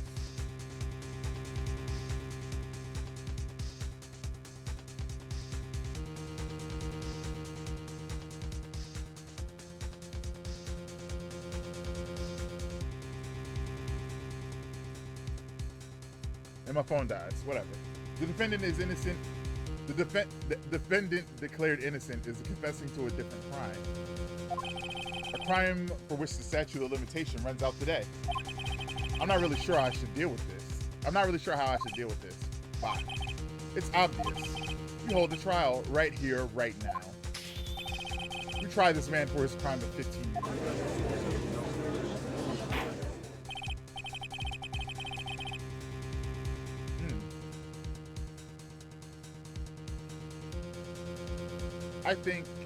I think I would like to take a 5-minute recess. During this time, I will consider the appropriate course of action to take. Court is adjourned. December 28th, 224, District Court, Defendant Lobby number 2. This shit's dicey. I'm sorry, right? I just wasted all your effort. Mr. Edgeworth, I just don't believe it, sir. I mean, you killed your dad? I didn't want to believe it myself, detective. But it's the truth. I deserve to be punished. Murder is murder, no matter what the circumstances. This is crazy, just crazy. Nick, what are you doing? Huh? Oh, I was just reading through the court records once more. I'm getting my case ready. Your case? For what? Huh? Isn't it obvious? I'm gonna prove that Miles Edgeworth is innocent. What are you talking about, pal? He just admitted to it. He confessed that he did it. In court. I'm sorry, Edgeworth, but I don't believe you're a nightmare. Well, what? It's just a dream. It's not real. The truth is right here in this court record. In any case, tighten your belts. The real fight is just beginning. I'll prove you're innocent, just trust me. Right.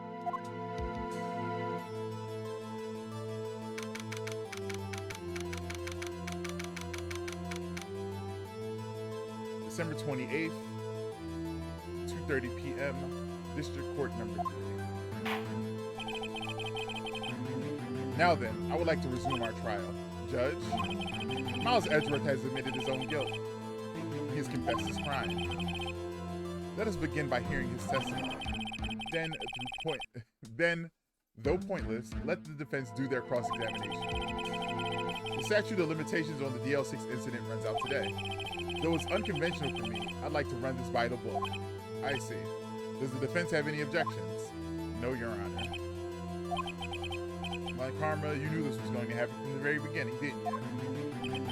Very well. Will Miles Edgeworth take the stand?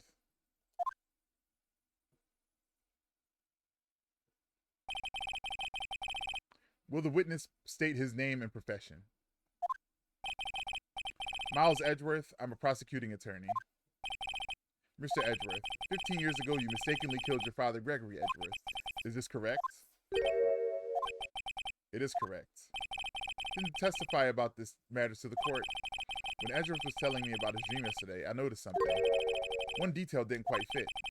That would be the key, but only if I can get it to work. Please, please. All right. That day, I'd gone to the courtroom to observe one of my father's trials. As we went to leave, an earthquake struck, trapping us in the elevator. My father and Mr. Yogi lost their composure and began to argue. Just then, something heavy fell at my feet. I picked it up and threw it at Mr. Yogi. I wanted them to stop fighting. A moment later, there was a single gunshot, then a scream. It was a terrible scream. I remember it to this day.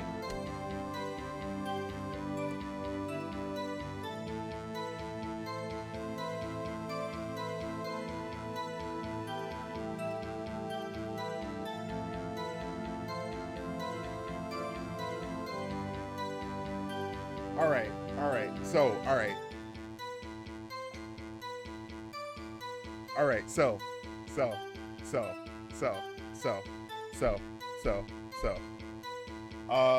When we were talking to Mr. Grossberg about the letter that we found in Yanni Yogi's safe, right? I theorized that Grossberg told us that Von Karma is dirty, and Gregory Edgeworth called out Von Karma's dirty tactics during that trial. And I theorized that he was so upset by it that he killed Gregory. So I thought that Miles threw the gun went off, and they calmed down, but they all passed out due to oxygen deprivation. And then Von Karma came in and shot Gregory because he found them all passed out. But a terrible scream was let out. That means somebody got hit, right? So Grossberg said, hey, after the incident, Von Karma went on vacation for a couple months. Nobody saw him. And Von Karma's like, yeah, I don't take vacations. I haven't taken a vacation in 15 years. He got shot. The gun got thrown, bullet went out the door, hit Von Karma. Von Karma was like, ah, shit. And they were like, yo, we need to calm the fuck down. So they waited in the elevator, right? They waited in the elevator. They all passed out because of oxygen deprivation. Von Karma was like, oh, they're here? Took the gun. He shot Gregory Edgeworth, left the gun at the scene of the crime, then left, went on vacation to heal up. So because he didn't want people to know that he was there at the elevator and had a bullet wound. Because if you go to the court record, taken from Gregory Edgeworth's heart, still bears ballistic markings. DL6 incident, let me check the DL6 incident. No clues were found at the scene. One bullet found at the heart. The murder weapon was fired twice. So both the bullets got fired, right? One of them is still in that motherfucker. The other one we have. So I think we got a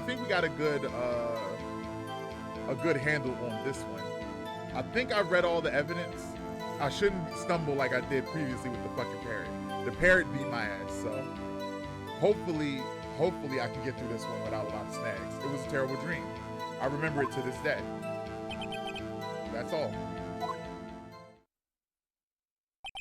And until now, you thought this memory was a dream. You were stuck in that elevator for 5 hours. The oxygen in the elevator ran out, and I lost my memory of the events. Bah, the same claim Mr. Yogi has made. Very well. Mr. Wright, your cross-examination, please. Yes, Your Honor.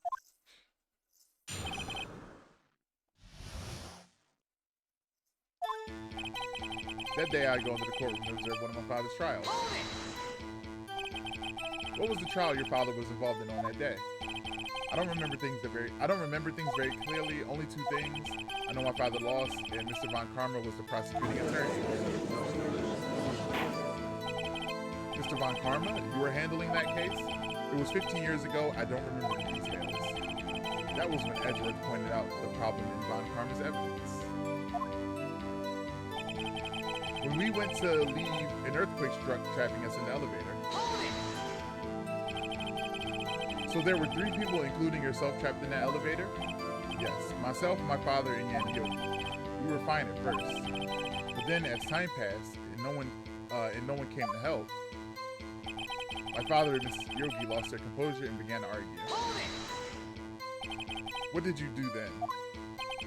I was a 9-year-old boy at the time. What could I do? I was scared, trembling in the corner, but just then something heavy fell at my feet. What was it? A pistol. I assumed it was the bailiff Yanni Yogi's. The safety must have come off when it fell from his holster.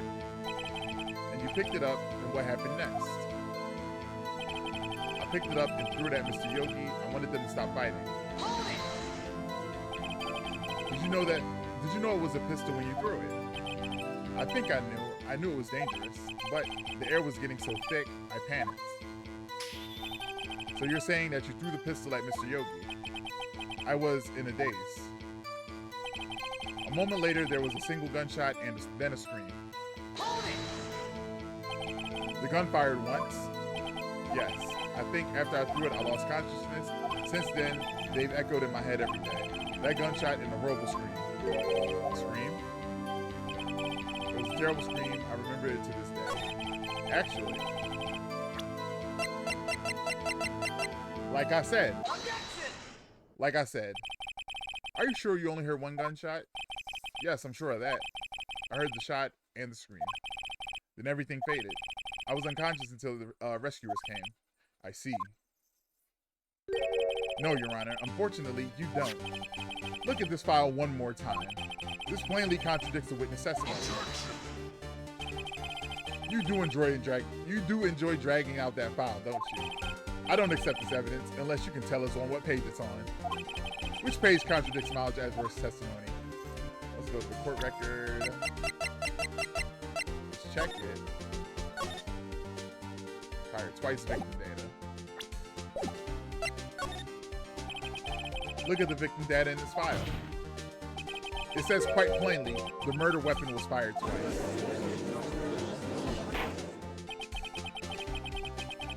Miles Edgeworth only heard one gunshot, yet the murder weapon was fired twice. The first shot was the accidental firing when the pistol was thrown. So, who fired the remaining shot?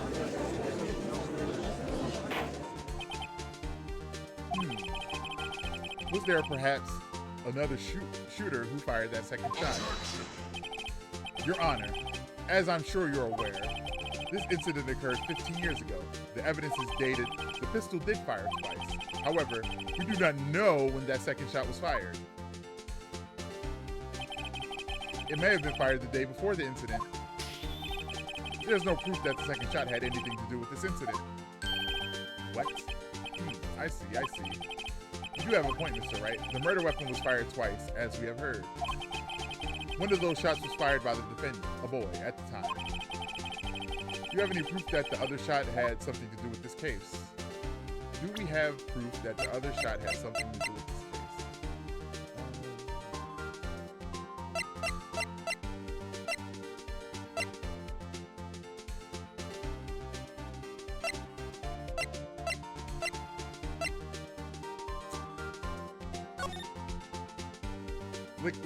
Hey, y'all see that?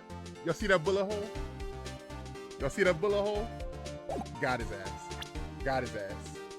Got his ass. Yes, of course. Your Honor, I think we'll be able to show you proof. What? Impossible.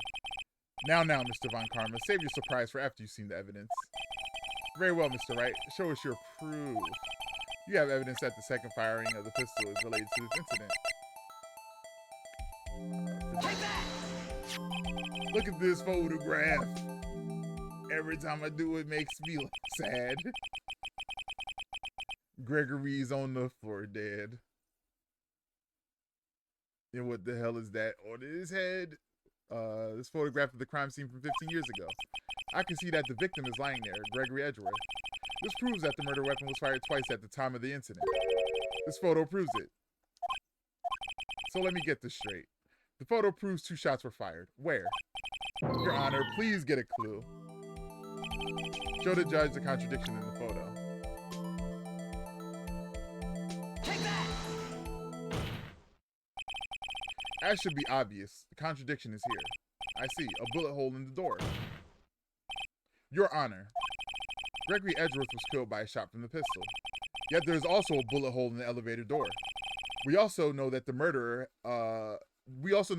weapon was fired twice. Thus, someone other than Edgeworth fired the second shot.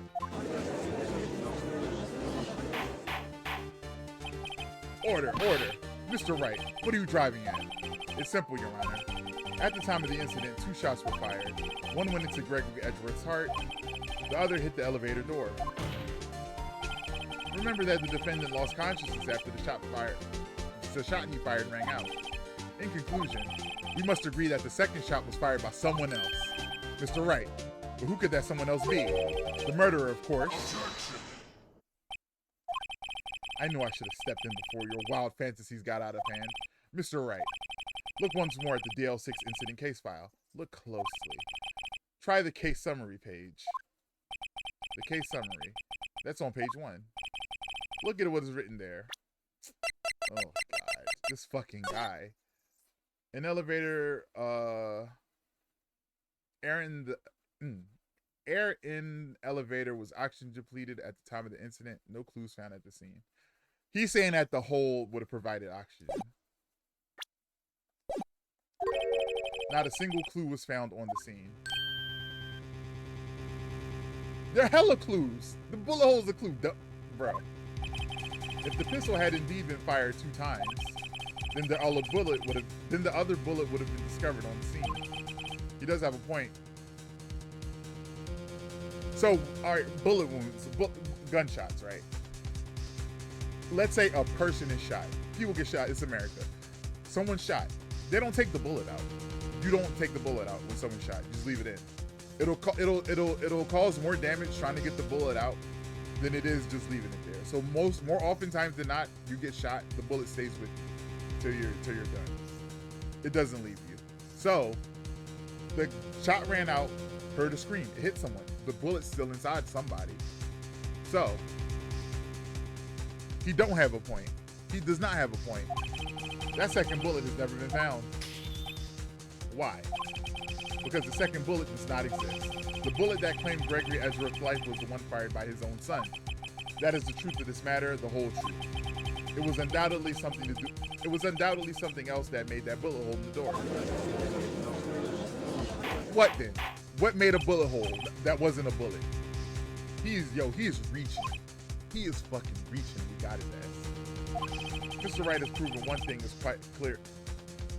Mr. Wright has proven one thing to us quite clearly, that the murder weapon was fired twice at the time of the incident. However, as Mr. Montcarmer says, the second bullet fired was not found. It is highly unlikely that the police merely overlooked the second bullet. So all we have is this single bullet fired. I'm afraid I have to discount this defense's claims. Tisk, tisk, tisk. I praise the judge for his wisdom in this matter. He glazing. Your Honor, the prosecution is glazing. How does this happen? I don't believe that the second bullet doesn't exist. Was I wrong? Have I been wrong about this whole incident? What are you doing, Nick? Why aren't you raising an objection? I'm sorry, Maya. What? It looks like I was wrong. Nick? If the second bullet wasn't there, then all my conjectures are for nothing. No. But you said you do it, Nick. You said you get Edgeworth declared innocent. I'm sorry. It's just, when I saw that photograph, I thought that 2 shots had been fired. I was certain of it. I thought I'd won. I thought there was another person, someone else who fired the killing shot. But now, I was wrong to think it could be that simple. This case is still unsolved for 15 years. Nick? Well, that seems we have finally cleared up this incident. Only 1 bullet was found at the scene of the crime. That shot was fired by Miles Edgeworth. Precisely. I would like to ask one thing of Miles Edgeworth before passing my verdict. Have you been paying attention to the trial so far? Yes, Your Honor. Do you have any objections? Please object. No, bro! So you killed your father, though it was not your intention? Yes, I did. Which is involuntary manslaughter, not murder. Oh no. He's accepted the guilt. Very well. The statute of limitations on the murder of Gregory Edgeworth runs out today. Therefore, I must pronounce the verdict on the defendant today, right here, right now. Indeed. Does anyone have any objections? I've been here before. It's just like my first day in court. There's so many things I know I should be saying, but my mind's going blank. I can't find the words. Mr. Wright.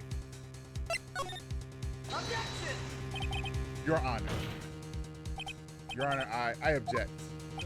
Tisk. Mr. Wright, on what grounds do you object? Nick, I don't know. This case is perfect. Oh no. Grr. It must exist. The second bullet. Mia came back. What? What did you just say? Nothing. The second bullet must exist. But where? Someone took it. It seems waiting is not going to produce us any answers from Mr. Wright. Wait, Your Honor. The second bullet. It existed. What? We've just heard proof that it did not exist. I realize that, Your Honor. I'm really grasping here. It's just someone took it from the scene of the crime. That's what happened. But who? The murderer. The murderer? Then tell us, just who is this murderer? Well, it's you, bro. I'm still thinking about that one. So the criminal took the second bullet, but why? First of all, how would they have found it?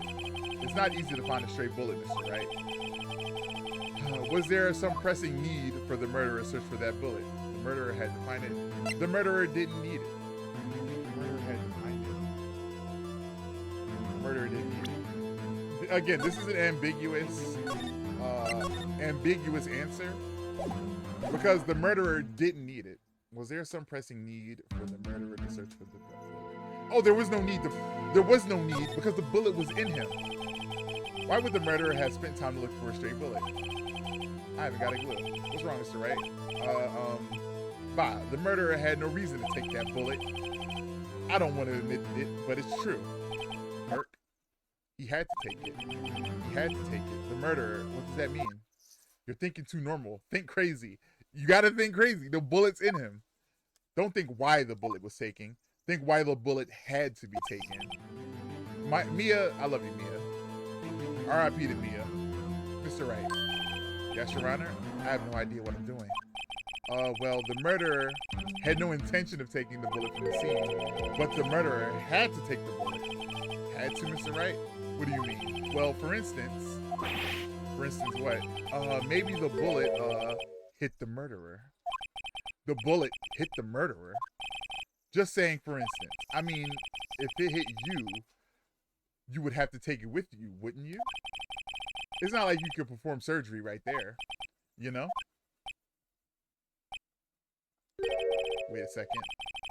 I was just thinking off the top of my head, but what if this is really what happened? Let me get this straight. So at the time of the murderer himself was shot, and they left with the second bullet still inside them, thus leaving the only one bullet at the scene of the crime? Yes, I guess that's how you'll work out. But there's a problem with that.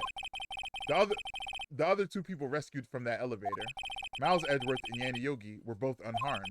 So that would mean, so the murderer came from outside. Yes. Again, I stumbled with the parrot, but greatest legal mind on Twitch. God's favorite lawyer is here. What did I tell y'all?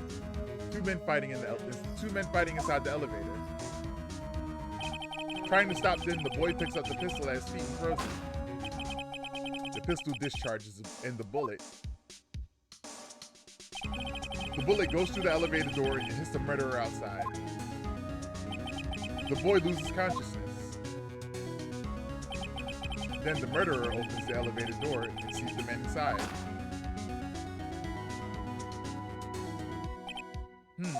Mr. Wright, you are truly the most unpredictable defense attorney I've ever known. I can tell you're grasping, yet I cannot deny the possibility of what you say. What are you saying? Deny it. Deny it. No one involved in the incident was wounded. There was no murderer. No one was wounded at the time of the incident. He's right. I can't think of anyone. I feel like Mia is gonna pop up and say, vacation. Hey Nick. Huh?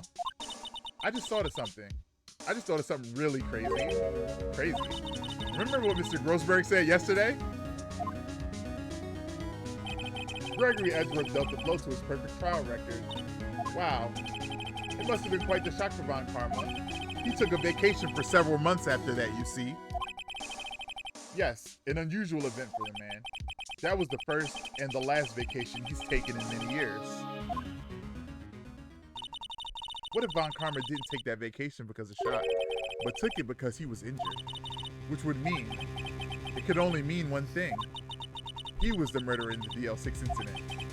He was the man who shot Gregory Edgeworth. It was Von Karma. Oh man. Ah shit. Something wrong, Mr. Wright? You seem dazed. No, Your Honor. Well, you've indicated the possibility that the murderer came from outside. Can you give us the name of your suspect? Should I come out and say it now? Yeah, say it now.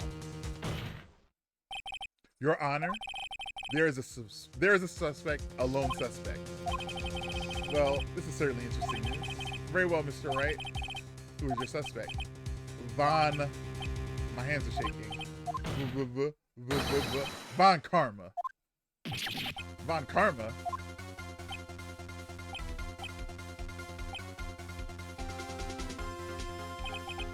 You mean the Von Karma, the prosecutor, standing right over there? Bah. You don't object? I see no need. Why honor this ridiculous outburst with my objection? Because you took a vacation for several months starting the day after the incident. Yet you pride yourself on a perfect record. Why would you take such a long vacation without any reason? So you're claiming that I took a vacation to heal my injury from the incident? Fascinating. Prove it. I would have needed surgery, no? Where did I go under the knife at? Mr. Wright? Bring the doctor that operated on me. Have him testify. Ugh, Nick. Let's find out who his doctor is. It's no use. Edgeworth? I know Von Karma, perhaps too well. He's perfect. He wouldn't leave clues. He probably didn't undergo surgery. That will leave a doctor as a witness. Nobody's... Chat, yo, y'all, guess what we got? Hold on. Guess what we got? Guess what we got? Yo, it makes sense finally. I'm like, why do we got this fucking metal detector? Why do we got this metal detector in our fucking inventory for like, we had this shit in our inventory for like 5 days. And I'm just like, what the fuck are we doing with this metal detector? I'm like, what the metal detector got to do with anything? I know what it... Grr, that's perfect. Nobody's that perfect. So what, Nick? Did Von Karma pull the bullet out himself? That's insane. No, he couldn't. You can't just pull bullets out of yourself. Wait. What does that mean? That bullet has to be somewhere. But where? Tisk. Well, Mr. Wright, can you produce evidence to prove that I was shot? Alright, Von Karma, I'll prove it. And I'll use this, and I'll even use evidence. I know how you like it so much. What?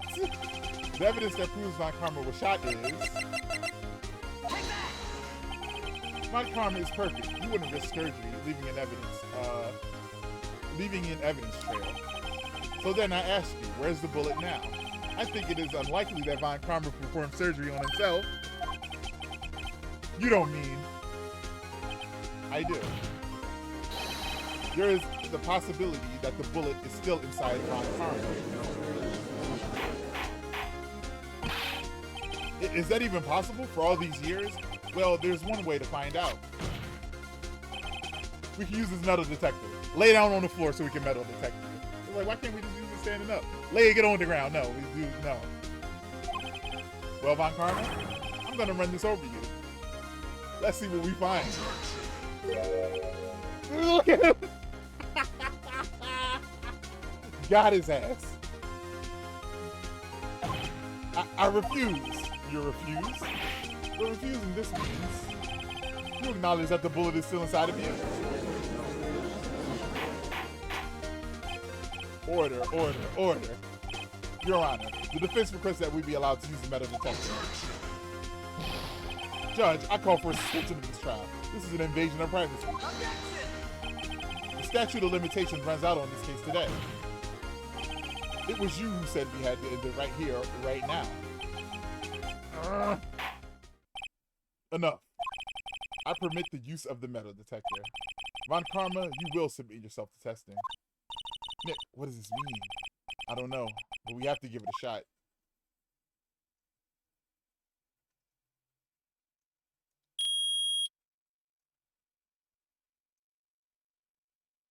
Ladies and gentlemen, we got him. It reacted. Something's inside his right shoulder. The bullet. Mr. Von Karma? You. It was you.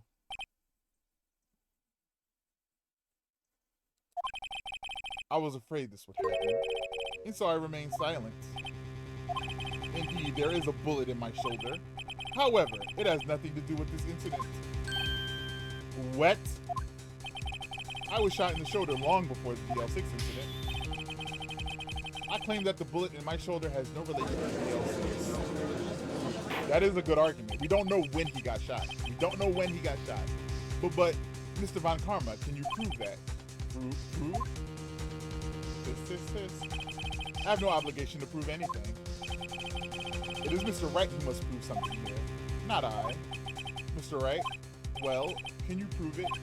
Can you prove that the bullet in Von Karma's shoulder was from DL6? Of course he can't. You don't have any of the DL6 evidence. Yes, the fuck I do. Because you took it out of the records from yesterday. Kiss, kiss, kiss. With no proof, you cannot convict me of a crime. So sorry, Mr. Wright. No, I'm not the one who's sorry, Mr. Von Karma. What's up? Yo, what's happening, Theory? We just caught this dude in a lie. Yo, this case is crazy. We cross-examined a parrot. Some dude was faking a mental illness for 15 years. We just found out the lead prosecutor for the past 15 years, with all his perfect records and convictions, is a murderer, and he fabricates evidence. I've never played these games, but I want to. You need to. They're, oh my god. The writers of this game, the designers, they give you clues, and they give you all the stuff you need to make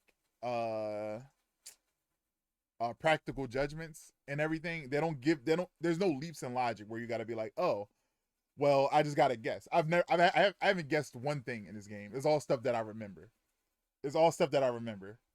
The parrot, I cross-examined the parrot. I didn't read a piece of evidence. That was my fault. So I faltered there. But this guy, I got his ass on every fucking, my memory sucks. Well, they'll give you hints. Like, let's say it's let's say it's a piece of information that you might not remember. They'll give you a flashback. So it's forgiving in that sense too. But sometimes I'm like, yo, don't give me a flashback. I don't want no flashbacks. I want it all here. And I got his ass. Yesterday, right? He went into the evidence locker of the incident where he murdered this guy, right? To try to destroy all the evidence. He thinks he took all the evidence, but we were able to get the bullet from the incident. So what we're going to do is, we're going to say, hey, we got the bullet from the incident. What we're going to do is have surgery done on you, take that bullet out of your shoulder, and see if the bullets match. So we got his ass. What? You were close, 1 day away from freedom. But you see, I have proof. What? Who would have thought you would dig your own grave trying to convict Edgeworth? I can link that bullet in your shoulder to the DL6 incident. And here's my final proof. Take that! That's a bullet? Where did you get that? This is the bullet used in the DL6 incident. This was taken from the heart of the victim, Mr. Gregory Edgeworth. The bullet is preserved quite nicely with all the ballistic marking intact. Ballistic markings. You may recall the term. It came up in the first trial 2 days ago. Yeah, we know what ballistic marking is. Ballistic markings are the fingerprints of a weapon. All bullets fired from a gun are marked with that weapon's unique pattern. By examining the markings, you can tell which weapon fired the bullet. That's quite accurate. We have 2 bullets in our possession. One bullet got removed from Gregory Edgeworth's heart. The other, Mr. Von Karma, is the bullet buried in your shoulder. We could analyze both bullets. Then, if the markings matched, we would know that both of the bullets had been fired from the same gun. The very same pistol, in other words, the murder weapon that killed Gregory Edgeworth. Mr. Von Karma, will you let us remove the bullet from your shoulder? Then we'll compare the ballistic markings to those on this bullet.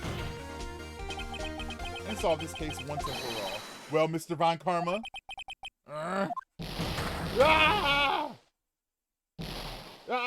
He's screaming.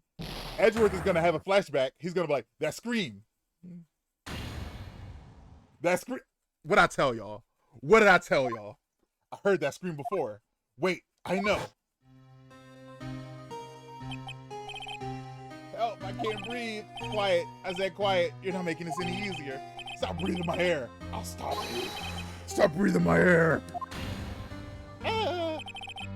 Get away from my dad.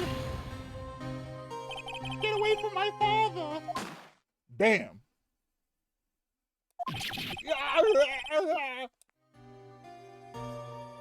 I love this game. I love this game. I love this game.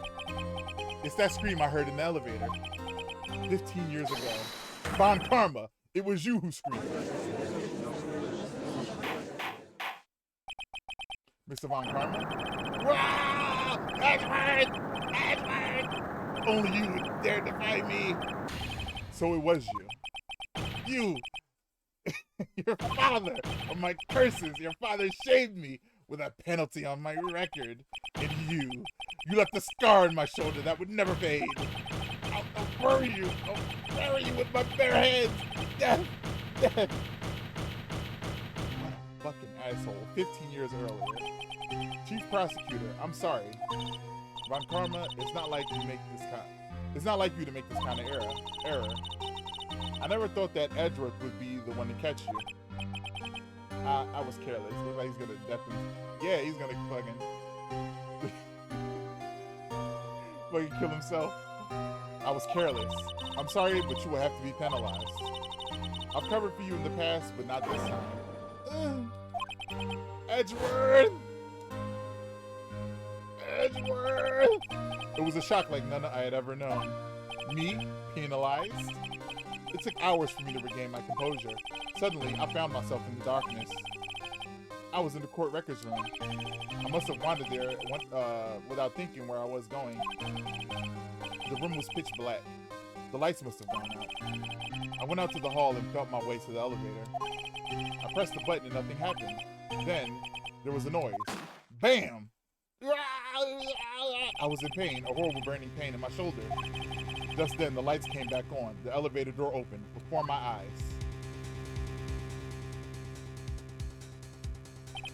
I saw 3 people inside, all lying unconscious from the oxygen deprivation. Much to my surprise, a pistol lay at my feet. I knew then it was destiny.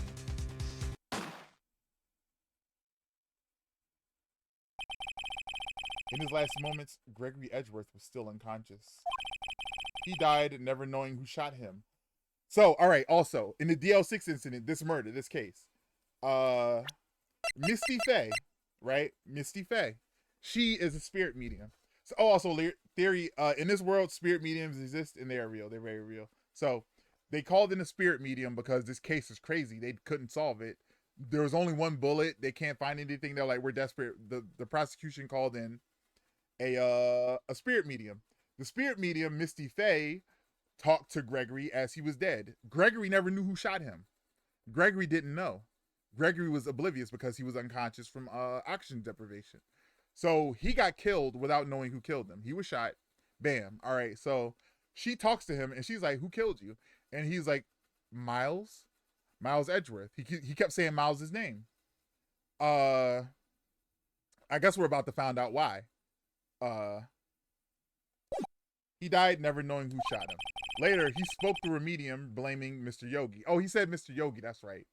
That's right. Because he was fighting Yogi. Sorry, he said Yogi. He was fighting Yogi and he passed out. He was like, I assume Yogi did it. So then Yogi's lawyer said, hey, Yogi has brain damage. He can't be fit for trial, right? So Yogi had a grudge like, oh, fuck. Because what happened to Yogi is he got arrested for the murder. He had to plead insanity. His girlfriend was grief-stricken, his fiance, and she killed herself. So he wanted to get revenge on Miles Edgeworth because Miles threw the gun, passed out. He woke up. Gregory Edgeworth was dead. So he was like, yo, this little kid killed his dad, right? I got blamed for it. My fiance killed herself. So he tried to get revenge. He killed his defense attorney 3 days ago, right? Thinking that the defense attorney got him off, but at expense of his girlfriend's life. So Yogi murders him, tries to frame Edgeworth because he thinks that the lawyer and Edgeworth are to blame, when really it was Von Karma who was to blame. And Von Karma set up the whole murder because he mailed Yogi a letter and was like, hey, it's 2 days until the statute of limitations is up. You need to kill Hammond and frame Edgeworth so you can get real justice for Polly. Later, he spoke through a medium blaming Mr. Yogi. He was fooled. It was the perfect crime. Tisk, tisk, tisk. Who would have thought another man would have come open that elevator door? Judge, what? What are you doing? Do your job. Bring an end to this miserable charade. Now, end it. Very well.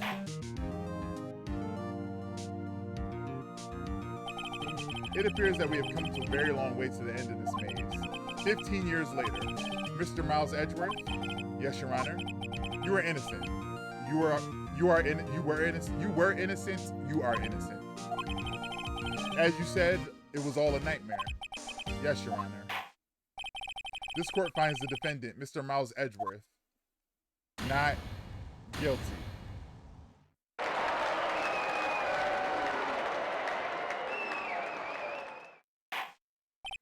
That is all. This court is adjourned. What a fucking trial. Oh my God. Oh my God. Oh man. December 28th, 5:38 p.m. District Court Defendant Lobby number 2. Nick, we did it. Did you see his face? Von Karma looked even paler than usual. He's pretending to be all cool, but inside, you crushed him, Nick. Crushed. I gotta say, I'm impressed. It was pretty close. It was pretty close, though. I was sure we had it. I know, I was on the verge of tears this whole time. But now, it's all just a good memory. So it's finally over. Edgeworth. Right? Yeah? I'm not sure how to say this. I know. Try thank you. I see.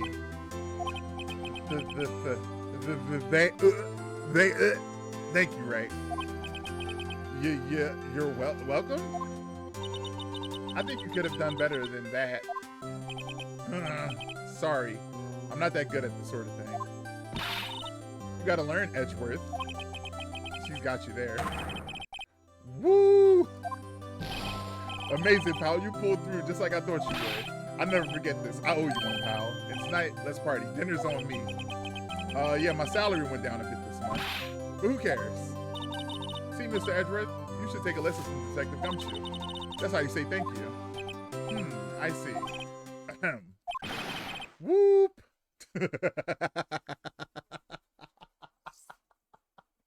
Yes, I love this game. I feel foolish. Don't worry. Take it a little at a time. You'll get used to it. It's been 15 years since I've seen Edgeworth like this. Unguarded.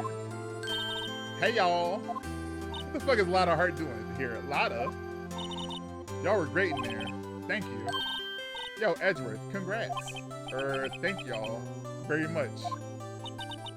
Let's get that turn. Running BRB ads. I got you. I'll wait for the ads to start. Let me know when you're back.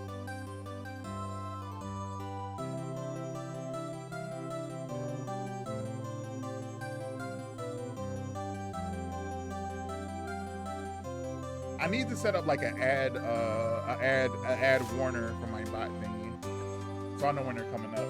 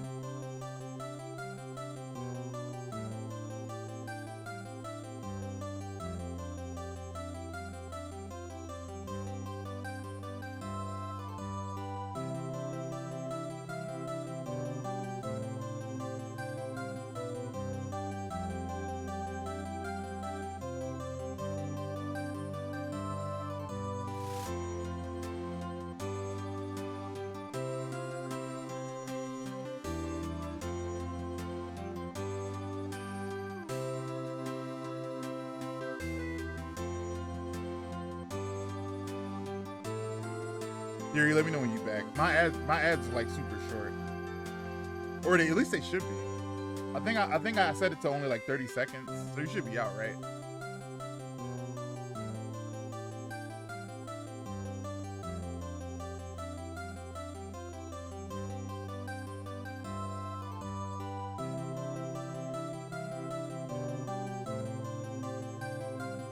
I'ma just assume you're out. I'm here, gotcha. I knew you weren't innocent from the start, of course. Just look at you. You want to stick your hand in the cookie jar even if no one was there. You were the witness on the first day of the trial, weren't you? Yeah, well, let bygones be bygones, eh? Speaking of which, what are you doing now, Lotta? Who, me? I went back to college. I gave up trying to be an investigative reporter pretty quick. Really? That's too bad, huh? Isn't that the hot dog guy from the park?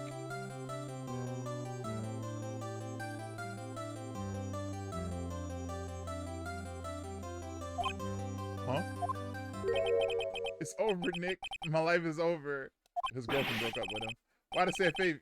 Why the sad face, Larry? What happened now? Oh, Nick, I'm not long for this world. You don't look sick. It's Beyonce. She's gone to live in Paris. Paris, Nick. She's leaving me behind. Should've seen that coming. Yo, Edgy, there you are. Yes, here I am. Congrats, Edgy. Here, a little gift from me in celebration. Celebration? That's unusual for you. Harry Butts, you came along too. Harry Butts, you come along tonight too. My treat, pal. Huh? Thanks. Looking forward to it. Yo, Nick. Okay, all right. Listen, this chapter we figured out. Not figured out, but Nick and Phoenix and Edgeworth were talking about how they were all in school together. And there was an incident at the school where Phoenix got accused of stealing Miles' lunch money. They accused him of stealing $38, right? And they had a class trial. And at the class trial, Edgeworth defended Phoenix, right? And Phoenix was like, this was like a defining moment in Phoenix's life. He decided when Edgeworth defended him, he was gonna become a defense attorney. And Butts just gave Edgeworth an envelope. If that envelope has $38 in it, Nick, that's the suit that questioned me. When he says treat, that's not police talk for prison, right? That's food, right? I think it'll be fine, Larry. Right? Yeah? What's up? That envelope that Larry gave me, it's got money in it. Well, yeah, that's not that strange. People give money away to celebrate sometimes. It's $38, right? Huh? What a weird amount. I mean, it's not little, but it's not a lot either. $38 exactly.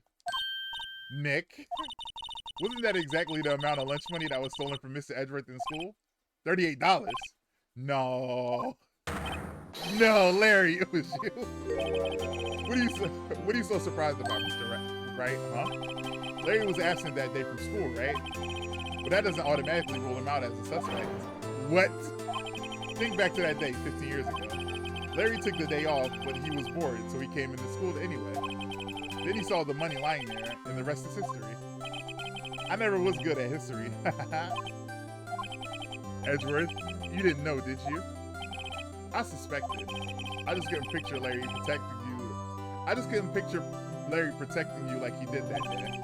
Everyone else was saying you did it. The whole class was against you, remember? Yeah, too well. Right? You may not know this, but we used to have a saying back in school. When something smells, it's usually the butt. I know. Really, right? I'm surprised you didn't figure it out. Well, that sure is an unexpected turn of events. Edgeworth? You should have told me. Now, Nick. It was 15 years ago. Don't you think the statute of limitations has run out, Mr. Edgeworth? I'd say so, yes. There you have it. Where does that leave me? I became a defense attorney because of what you two did. Well, you've always been something of an insufferable emotionalist. Yeah, and you get worked up too easily too. Death sentence both of you. Man, if I'd only known, I'd become a prosecutor. The same goes for me, only the other way around. For the longest time, I thought that I might have killed my own father. I thought that I might be a criminal. I became a prosecutor in part to punish myself. If I had known the truth, I might have become a defense attorney after all. Edgeworth. Want to switch? Hey y'all, line up, I'll take a photo. Hey, photo time, let's go. And after that, dinner on me. This is such a sweet story. Detective Gumshoe took us out on the town that night. I don't get to see the picture? We celebrated Edgeworth's newfound freedom, even though Edgeworth himself was still in detention. Why was he still in detention? December 29th, 5:02 a.m. right in Cola offices. Whoa. I went a little overboard yesterday. My head hurts. Huh? It's still only 5. Maybe I should go back to sleep. What's this? A letter? Good morning, Nick. No. No. Maya's leaving. Maya's leaving. You're really impressive yesterday. Seeing you, it made me think about what I'm doing here. I'm a spirit medium. I'm in training. I'm a spirit medium in training, of course. I wanted to help Mr. Edgeworth too. I wanted to help you, but I couldn't. I was useless. So I've decided to go back to my training. I'll become a full-fledged spirit medium for starters. I couldn't say it to your face, so I left this letter. Goodbye, Nick. Goodbye? What time is it? God, the first trains for the mountains have already left to the station.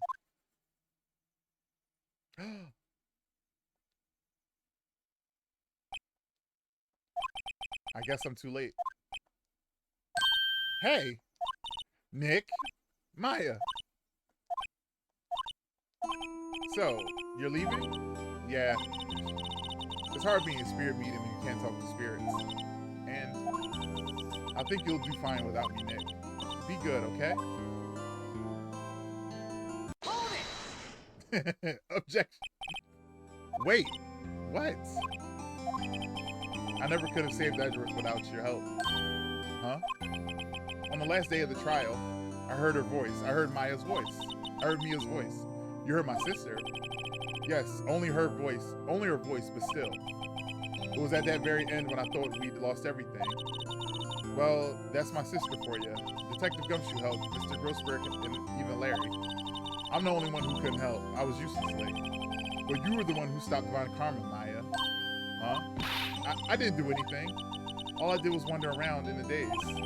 Sorry, but I have evidence that... sorry, but I have evidence that you helped. Evidence? Yeah. Here you go. Show Maya evidence to cheer her up. Take that! A bullet?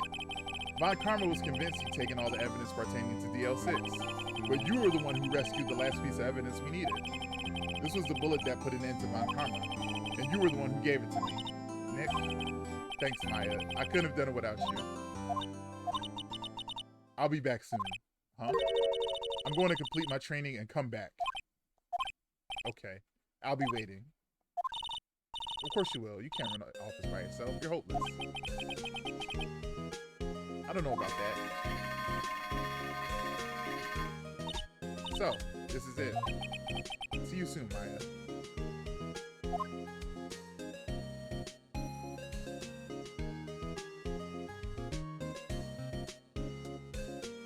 Thanks, Nick.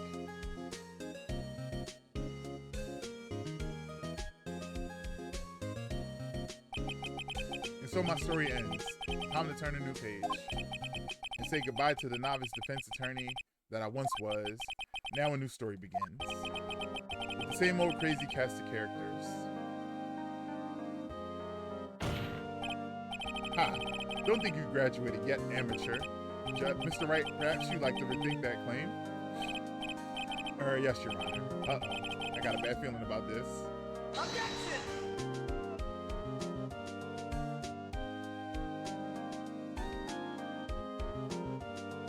Shu Tsukumi, that's his name.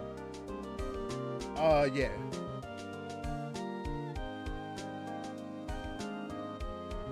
Fantastic. Fantastic. Fantastic. Fantastic.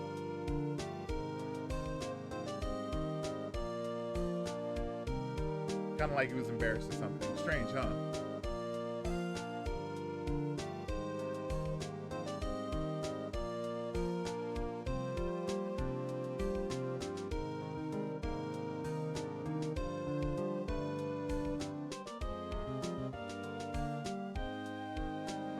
I'm working at the cheese shop. That Missy's a nice lady, but she's not exactly what you call a cheap date, huh? Oh, she's in Hawaii right now, yeah.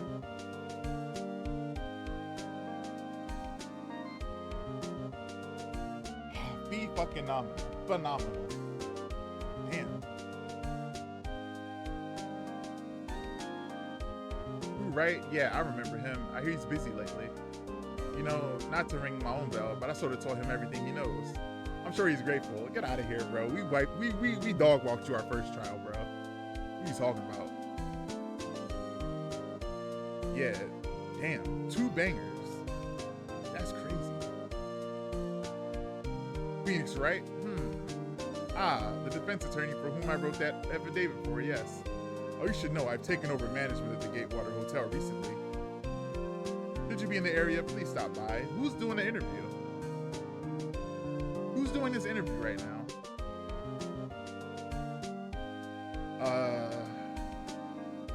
I'm gonna take a break after this ends. I'm gonna go make a burrito real quick, then I'll be right back. I'm gonna throw up words on stream. Then I don't know what we're gonna do after this. I don't know if we should start the next game, but we'll see. We'll see. The days of my youth, like the Princess and them, you see. Yeah, they're all talking about Phoenix.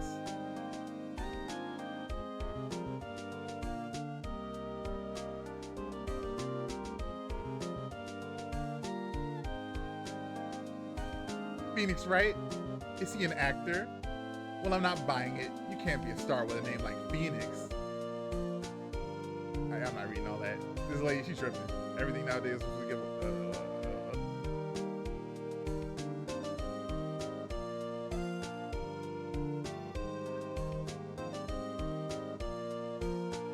Will, I'm pleased to announce the Pink Princess is a hit. I sure owe that Mr. Wright a great deal. Oh, and I'm keeping my face out of the public eye until the show's over. I won't want to ruin any kid's dreams, you know. Is he the Pink Princess? They put Will in the Pink Princess costume? That's so funny. Who else haven't we talked to? Oh, Penny. Oh, I got a letter from Maya the other day. It sounds like she caught a cold standing under a waterfall. I want to visit, but I don't have time, so I sent her some Pink Princess trading cards. She says she can't buy them where she is. What kind of place is she living at anyway? She's on top of the mountain. If they cut to Maya, I'm gonna just go to break because I'm gonna start crying. I miss her. Oh, it's Cody. Adrenaline in his soul, right? Who's that? Want to talk? Let's talk about Pink Panther. But you know, I stuck into the studio the other day, and I saw her. The one inside the Pink Princess suit. What a dog. I was kind of a shock. He called her ugly. It was Will.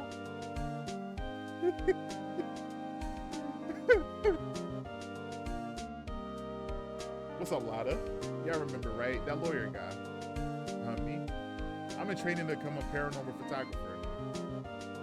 You know the picture I took of everyone.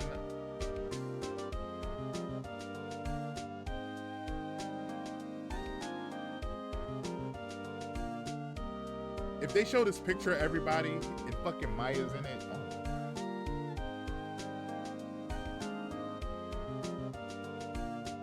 Yeah, I'm out of here. I'll talk to you. I gotta go cry. I gotta go cry and I gotta go make a burrito. I'm gonna put words on stream up. I'll talk to y'all in a couple minutes. Crazy.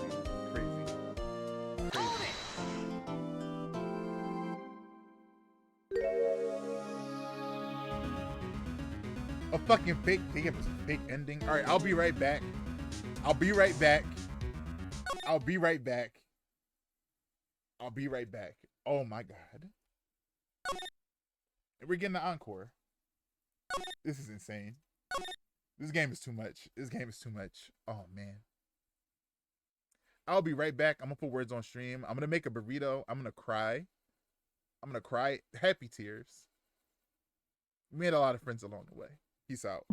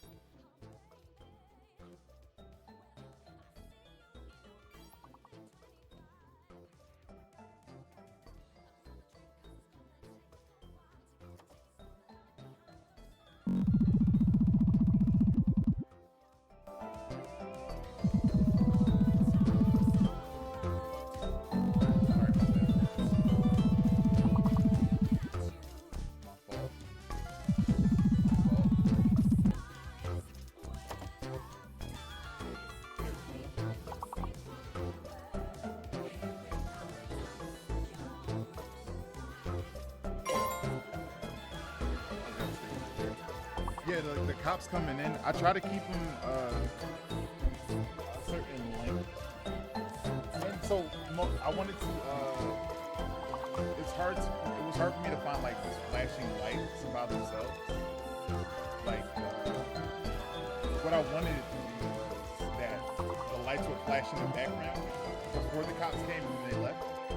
But I couldn't find a good source of just flashing lights that were transparent. Like it all looked bad. So I was having conversation.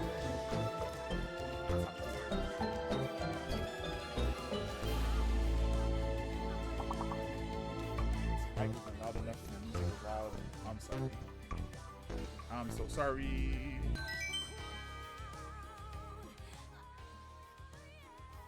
How is that in comparison? I don't know why it's so low. Wait, is the words on stream? No, I muted that.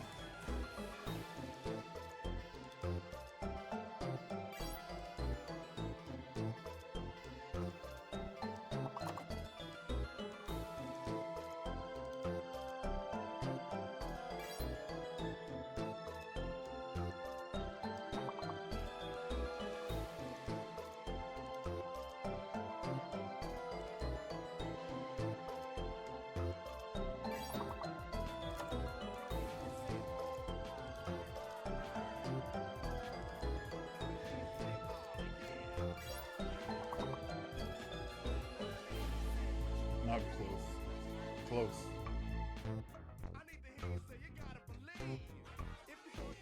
Free.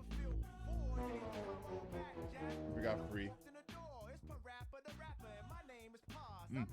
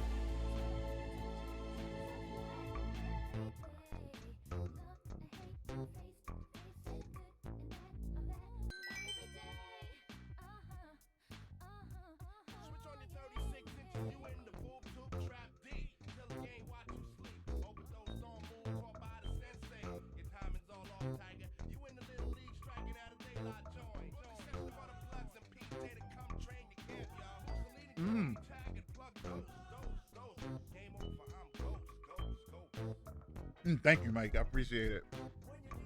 Thank you.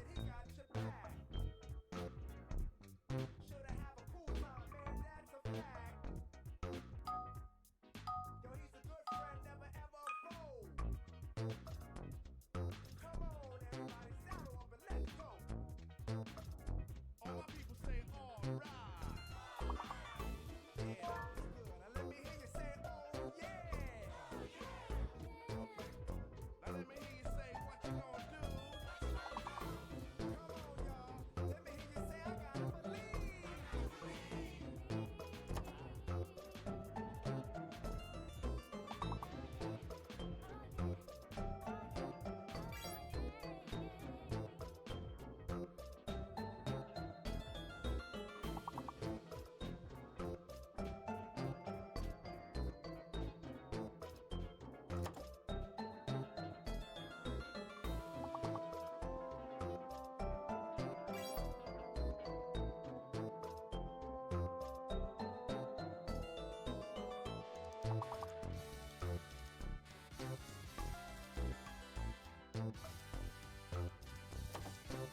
My bad. I left my headphones downstairs. I didn't realize that both of the sources were playing music.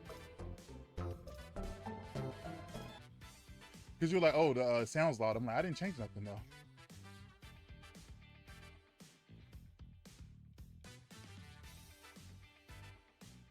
You're the sweetest girl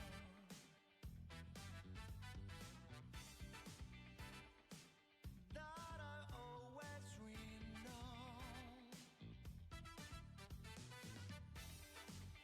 Ah, You are like the perfect girl whew. that I All right. ever before. This is the last one. We're gonna get back in Phoenix. I'm feeling like quiet to see, Mm. 'cause you take my breath away. You are the only one, only love for me.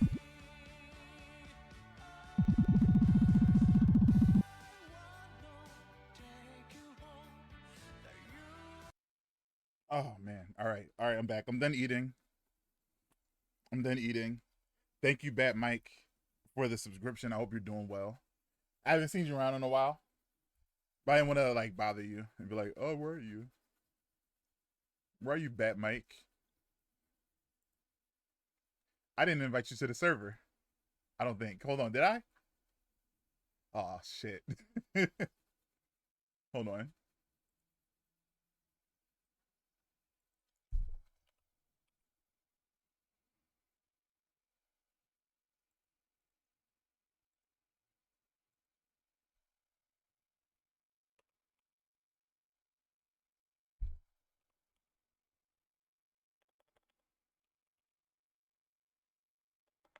Fuck.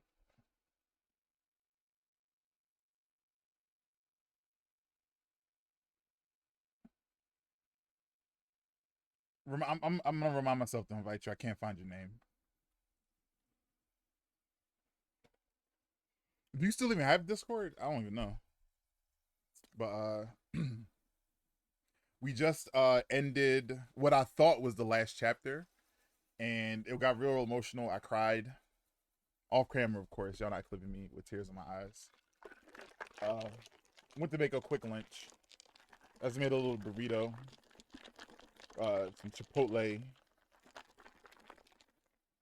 some chipotle aioli I made, avocado, radish. Only greens I had was spinach, some rice, tomato, red onion. I didn't shake up my coffee fast enough, and now all the instant coffee is caked up at the bottom, so I just gotta let it sit here until it dissolves. Mm.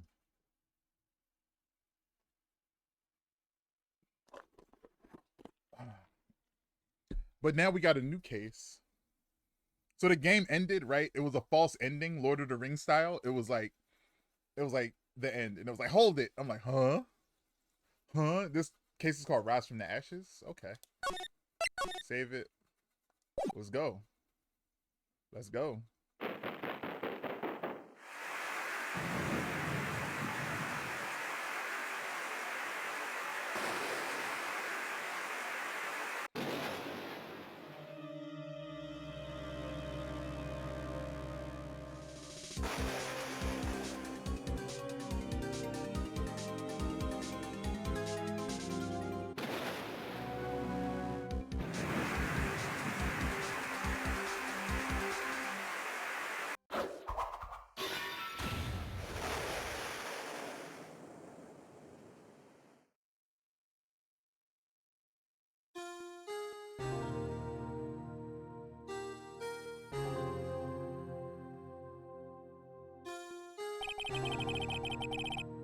It's been 2 months since Maya left the office. 2 months without a single trial. We've had offers, but none I took. That is, until the day that girl showed up.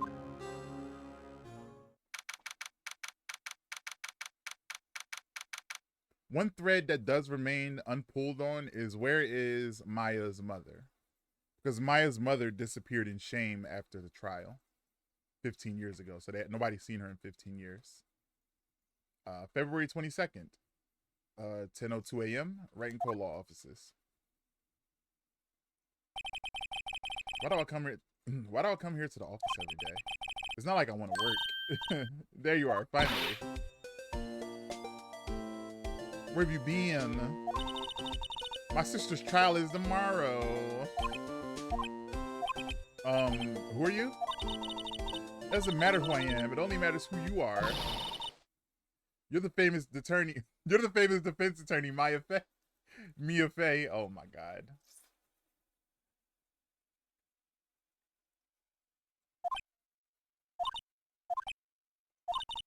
Oh, you're not Mia Fey, are you? I'm sorry, but Miss Mia Fey no longer works here. So you are the coffee boy? I'm Phoenix Wright, a defense attorney. Right. Wait. You're the Phoenix Wright? The Phoenix Wright from the Edgeworth murder case?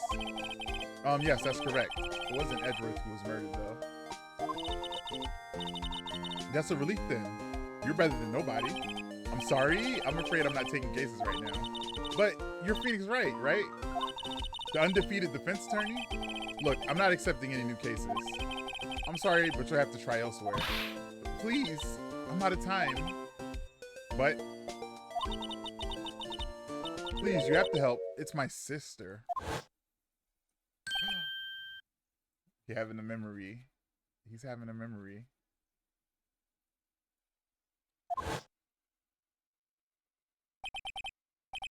Maya, could it be? Okay, I'll hear you out. Really? Thank you so much. My name's Emma Sky. I'm a scientific investigator. Scientific investigator? She got a bunch of beakers on her. She got the pins. I like her look. This is the best outfit in the game so far. This is the best one. No. D. Vasquez. All right, look. D. This girl. Mia. No. Maya. Mia. Mia in Maya's clothes. Yeah, those the top 5 outfits so far. Let's talk to her. Let me talk to you. Emma, what is it? Emma, was it? So you're a scientific investigator? Yes, that's right. Is something wrong? No, it's just, you seem kind of jumpy or maybe just young? Young? I'll be 16 years old this year. I see. Wait, only 16? I'm set to be formally assigned to forensics in 3 more years. My work is becoming quite well known, at my age no less. So what exactly is your current position then? Well, legally speaking, I guess you'd call me an 11th grader. But I'm ready to do my job at my age no less. Great, another future professional in training. So what's this about a case? You said the trial's tomorrow? My sister didn't do it. She wouldn't stab someone with a knife. She wouldn't. So it's a murder case. I don't care if there's a witness who saw her do it. She didn't do it. I know she didn't do it. It's a scientific fact. And there's a witness. Just talk to her. You have to talk to her. Right. I suppose I will. I feel like they added this. Because this don't fit the rest of the game. And it came out of nowhere.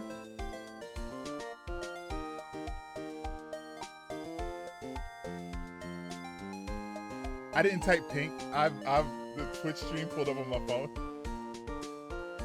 I was like, pink, what the fuck? I get hacked? No, I just... Hold on. This one was called Rise from the Ashes. I feel like they added this. Like, this is bonus content.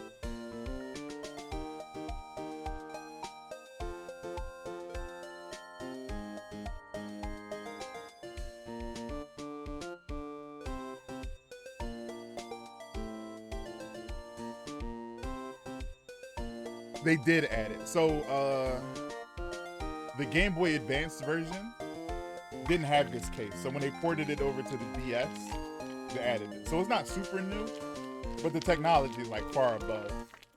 It's like far, far above because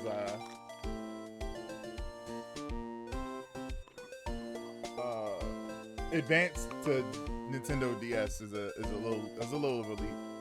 It's a little of elite because what tripped me out, it had animations. I'm like, huh? They're moving.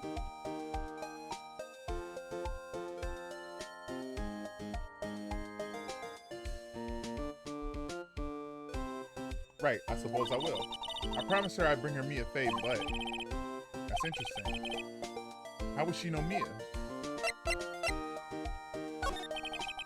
So you want to be a scientific investigator when you grow up then? Excuse me? I'm not a child. I'm not a child, I'll have you know. Still, it's good to have a goal. I bear a very unusual one. I believe investigation should be done scientifically. Don't you? Yeah, sure. Can't fault her for a lack of enthusiasm. If this case is handled scientifically, I'm sure my sister's name will be clear. Your sister? I've been doing research, you know. I'm developing a new scientific method of case investigation. I'll show you when I'm done. I'm looking forward to it. Guess I should get down to the detention center and talk to her sister. My sister asked for Mia specifically. This Mia Fey person was a few years below her in school, so they went to the same school, huh? She always told me to go to Mia if I ever needed a defense attorney, and well, I need one. Incidentally, Mia is a woman. Now that you mention it, I guess it is more of a woman's name than a man's. Well, it's nice of you to help your sister out like this. You must be close. Well, actually, when she gets like she is now, I kind of hate her. But she's my only family. What about your parents? They died in a car accident when I was little. Oh, I'm sorry. Well, let's go over to the detention center then. February 22nd, detention center, visitors room. I wonder what's wrong with Emma. It must be the condensation. She got quiet all of a sudden as soon as we arrived. Gord, I told you I don't want any visitors. Sorry, ma'am, it's just your sister. No excuses, or did you not want to raise this year,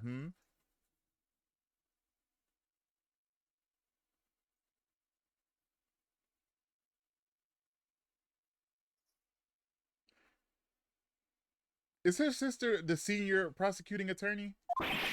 Understood, ma'am. What was that all about?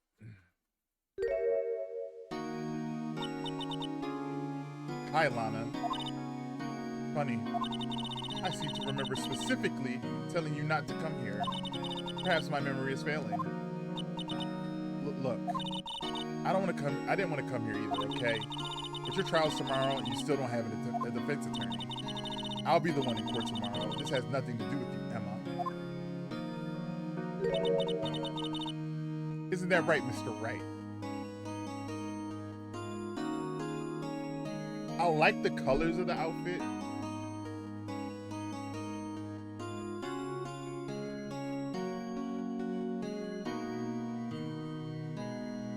This is a good outfit. I ain't gonna hate on it. It's not in the top 5, but it's nice. I love the scarf. I love a cheat code. A cheat code to character design is always give them a long red scarf. Give them a long red scarf. It's a cheat. It's a cheat. Common Writer, I think, started it, and everybody does it now. Hey, how do you know me? Mia mentioned you. I've heard quite a bit. I'm sorry. What exactly is it that you do? My name is Lana. Lana Sky. I'm chief prosecutor for the district. You're a prosecutor?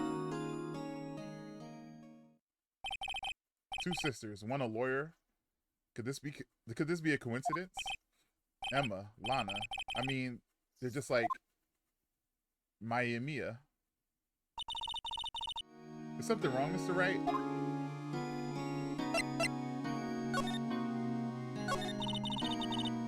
Wearing a scarf is simply bad tactical design.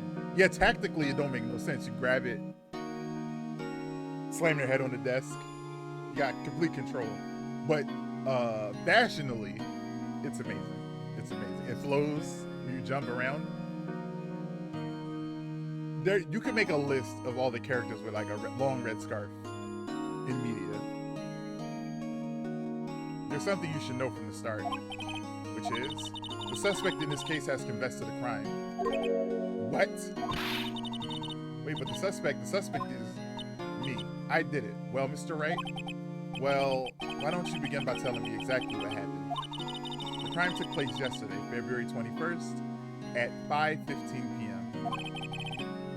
That's quite specific. It was in the witness's deposition. The witness clearly saw me committing the crime.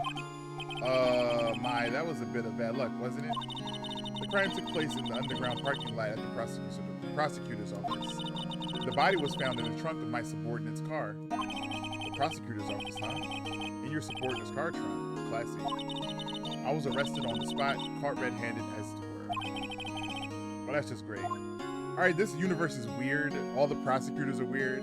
I wonder if she's like, I'm guilty because all the evidence is saying she's guilty. So she just confessed because she doesn't feel like going to trial, or she's so prosecution pilled, she's so bought into the system that them presenting her evidence that she did it, she gaslit herself into thinking that she did it. So who is the victim? An investigator with the police department. I suppose the correct term is detective. A detective? Death was due to a loss of blood. He was stabbed once in the stomach. By you? Death wasn't immediate, but the wound was fatal. I see. Allow me to repeat myself, Mr. Wright. The victim was a detective. You know what that means, don't you? Uh-oh. What, Mr. Wright? What does that mean? Well, it means the police department will consider it a matter of pride to have me found guilty. They will use any means at their disposal to do so. This case gets worse and worse with everything I learn. So you're the chief prosecutor. That is correct. I'm responsible for overseeing every trial handled by prosecutors in this district. I make sure the prosecutors have what they need to do the job and manage every aspect. Those are my responsibilities in a nutshell. That's an awfully large nutshell.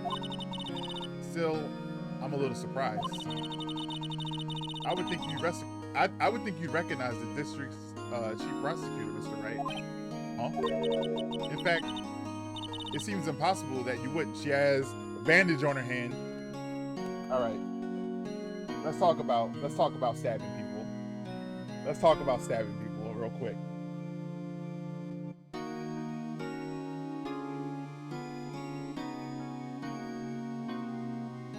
So, when you got a knife, right, and it doesn't have a guard like this one, when you stab someone, blood gets on the knife, creates like a lubricant, and your hand slips. Your hand can slip over the knife, and you can give yourself offensive wounds. So, like, gotta be careful if your knife doesn't have a guard. Don't get too overzealous, or you'll hurt yourself, because your hand will slip right over the knife. That's why Bowie knives have a guard on it, so you can go in and out without injuring yourself. Also, in a fight, you know, tactically, trying to stab somebody, they also have a knife. Y'all can just stab each other's hands. So it's like, yeah, you gotta be careful. She has offensive wounds on her hands. That's gonna come up later. I can feel it. In fact, it seems impossible you wouldn't. Lana? What happened to your hand? Oh, this? I cut myself by accident when I stabbed him, that is. Huh? I'm not very good at being a criminal, I suppose. How am I supposed to defend this? Time to change the subject. Wait. She was in the class ahead of Mia, wasn't she? You were in school with Mia, correct? A few years above her? Emma told you that. Emma told you that too, did she? Well, why not? I did drag him all the way here from his office. Although it seems he has very little in common with Mia. It was in law school. I was in my 3rd year. She was auditing the class. She was different than the other students. Different? She was strong. She'd do anything to become a defense attorney. Anything. That was probably why she was attracted to me. Excuse me? Attracted? Oh. Intellectually attracted. Lana was the top of her class in school. Lily? Lily, why you gotta come in and...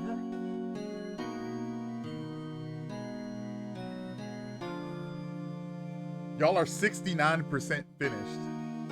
I cannot make this up. 69%.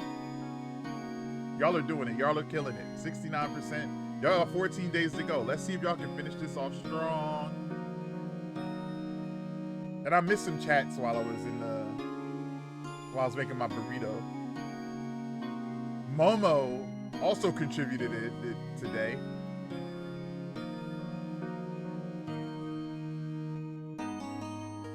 Thank you for participating in the community challenge. Thank you so much.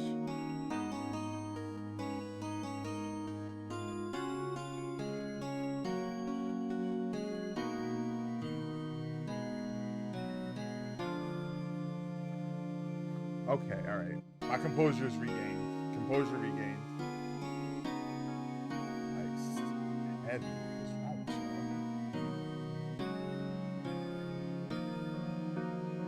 you? Ooh, okay. Oh, ooh. All right, my layout is optimized. My layout is optimized.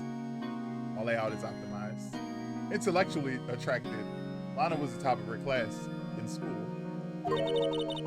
I was the best there was, the best there is, and the best there ever will be. Oh. I'm doing pretty good in school too, by the way. It sounds a bit different when Emma says it. Well, Mr. Wright, excuse me. As you can plainly see, I am admitting my guilt.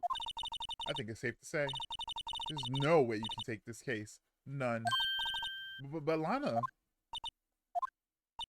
Why? Why are you doing this to me? You never think of anyone but yourself. I know you didn't do it, Lana. I know.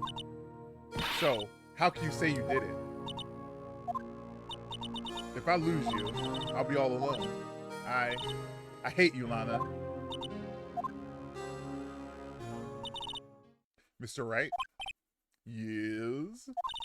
I believe our discussion here is ended. The rest, I leave to you. I smell a conspiracy. I smell a conspiracy. Why would she tell me it's up to me? You mean you're requesting my services as your defense? Don't lose any sleep over it. Your client has confessed after all. The case is over. Right. I'll do what I can to get to the bottom of this. Lana has confessed to the crime, yes. But something doesn't fit. It's that look in Emma's eyes. There's something else going on here. I'm gonna find out what.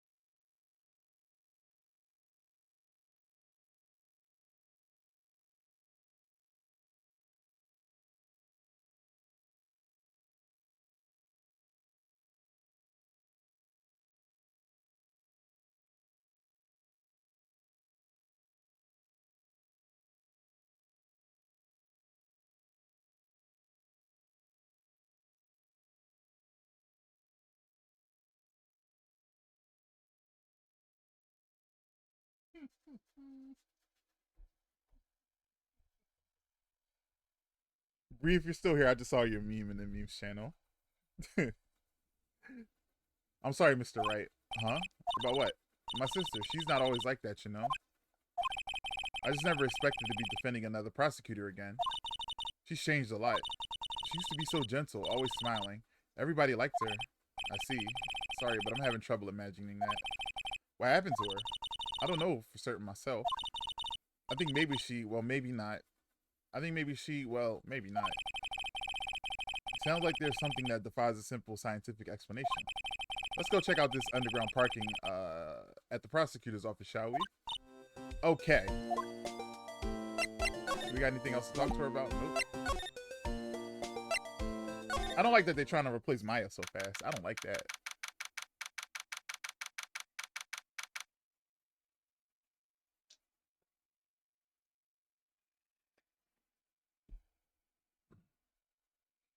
February 22nd, prosecutor's office, underground parking lot. So this is the lot where it all happened. Looks like they're still investigating. Funny that my first visit to the prosecutor's office should be like this.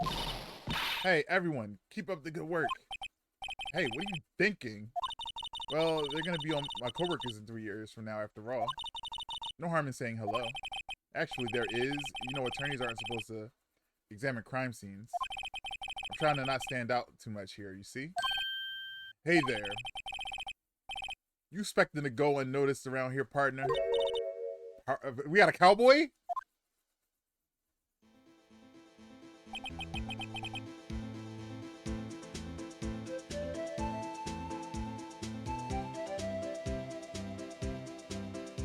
He even got a cowboy song.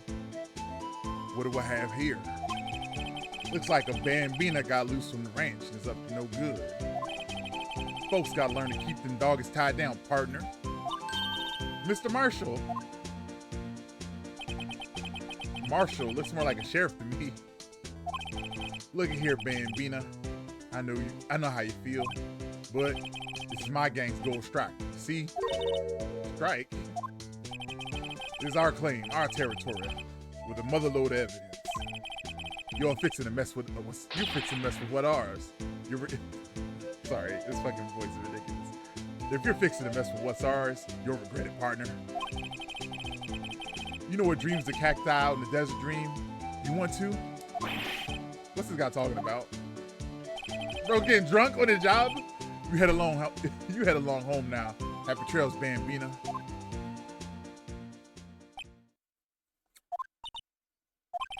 Was that Ombre a friend of yours? Kinda, sorta, yeah. He's a detective.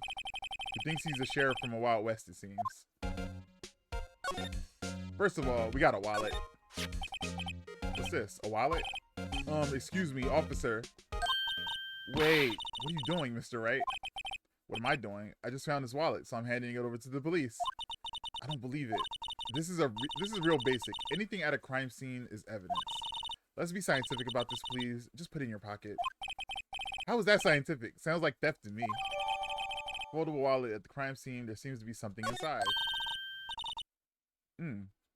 I'm called to duty already at my tender age. Here, I'll teach you the trick to examining evidence in detail, okay? By the way her eyes are sparkling, I can tell she's waiting. I can tell she's been waiting for this. Okay. Now, look at the court record. All right.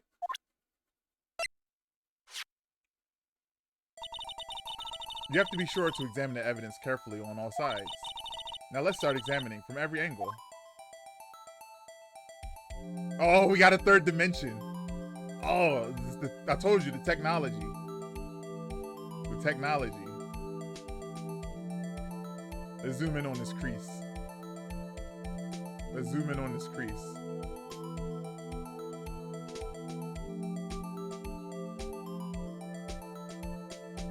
Actually, let's zoom in on the latch. Look, I think there might be a clue here.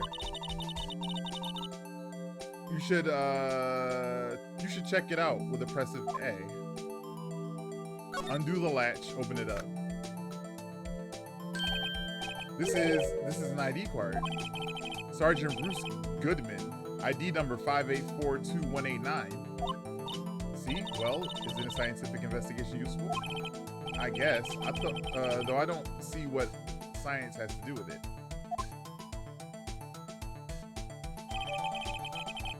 Goodman's ID added to the court record. Let's be sure to examine every piece of evidence we find. I guess I gotta be on my toes from now on. So they got on the 3DS, right? They got on the 3DS and they started adding dimensions to the game. What the fuck is even going on, brother? Momo? The law is going on.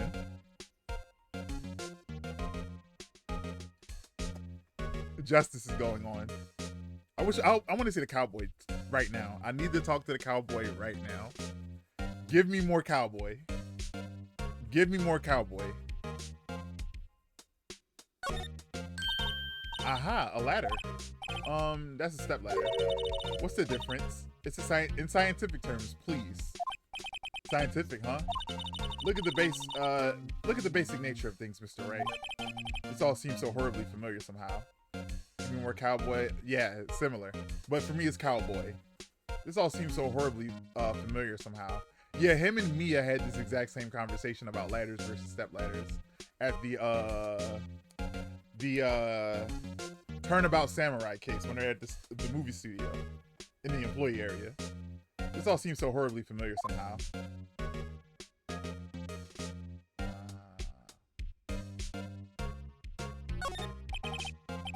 An oil drum looks like it's filled with water. It's heavy. I can't even budge it. The drum over there is on its side. Wait, I know. I'll hide in here and do a stakeout. I think you'll probably just get arrested. In fact, you may not even have to hide in that drum to get arrested. What? I'm not suspicious. She got a bunch of beakers on her. She's Breaking Bad. This wall is in our way. It's got a faucet for water. Wait, I know. This wall is merely a facade hiding the truth. This is no wall, it's a water tank. I fail to see how it makes any difference either way. So we got a water tank. Let's look at the phone. Can't examine the vent. We can't examine the vent, so we're not the imposter because we can't vent. Here, a phone. Let's see if it works. Hey, don't touch stuff we don't need to be touching. I can't hear anything. My ears. No, my ears. Maybe it's due to the barometric pressure or the phone don't work. What is she babbling about? Hey, what did you just say? See, you can hear it just fine. The phone's broken. Alright. Can't examine this hatch. Can't examine this hatch. Look, a stylish glass-walled room. Very nice. You can see the whole parking lot from in there. It says security. Perhaps it's a cafe? Emma. Emma. Huh? Cafe security. Yeah, that must be it. Let's check it out later. I hate to break it to you, but I think it's probably just a security guard office. You know I scored a 97 on my science test the other day.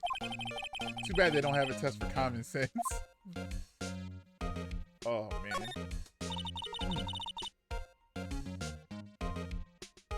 This is where the cars leave the lot. The arrow on the ground makes it look more like an entrance. What are you talking about? It's plainly an exit. Well, maybe it's both. Kind of a dual purpose. Aha, the theory of relativity. What? I gotta write this down. Aha. Hey, Mr. Wright. Maybe, you know, was Mr. Relativity German or was he British? Mr. Relativity. Are you sure that was his name? She's a fucking trip. She's a trip. I can't look at this. Okay. Let's look at the door. Look, a door. This must mean something. I'm not sure that doors mean anything. No, it won't open. A mysterious lock. I fail to see what's mysterious about it. Mr. Wright, you need to learn to enjoy life more. Let's finish our investigation first, shall we? She's fucking a lot. She's a lot. She's a lot. I love her. I love her. I love her. I was getting upset. I'm like, how y'all gonna try to replace Maya? They did it. We also got a cowboy. I think we got all the evidence we need. Let's move to the detention center. Bring your ass out here. Well, I guess not. Let's go back to the law office. I guess not. Let's go back to the parking lot.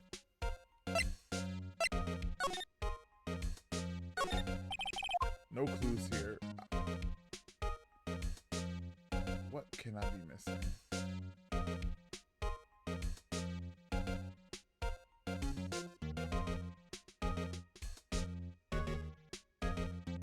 What could I be missing? Let's go back to the court record. Let's check this ID.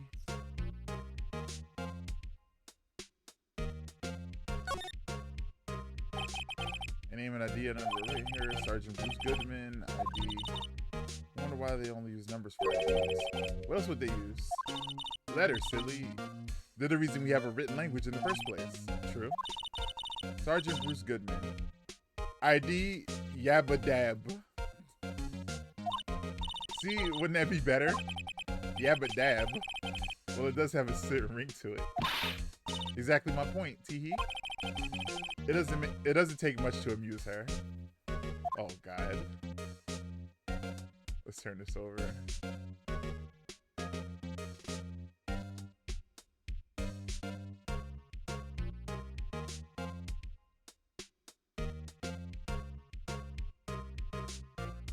Let's zoom out.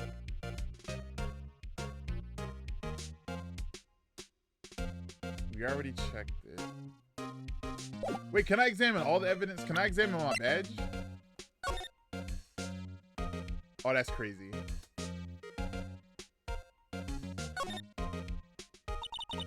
So this is what the back of a badge looks like. I always thought it had a safety pin. Each badge has a number carved into it. That way you can tell which attorney it belongs to. You mean you couldn't lend your badge to anyone?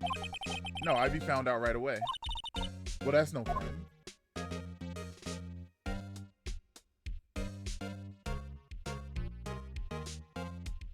Technology. This is the future. This is the future. There are 3D models in this. I can rip 3D models from this game.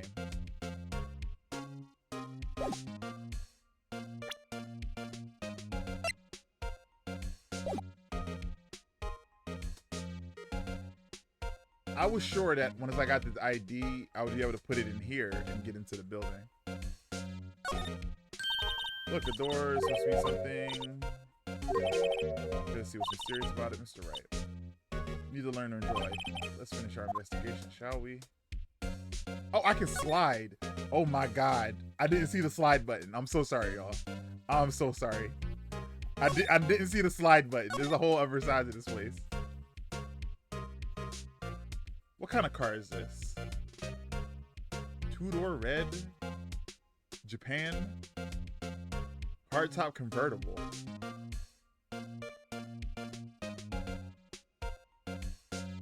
Such a gentleman is Reginald. That's a crazy chalk outline right here. But let's look at this. He's such a nice crab. Well, no time to waste. Let's go hunting for clues. Yeah, 31% to go to make me eat some nasty chocolate ramen. You fucking freaks. Fucking, oh God. Why do y'all want to see me do that? Y'all, well, I don't want, didn't I?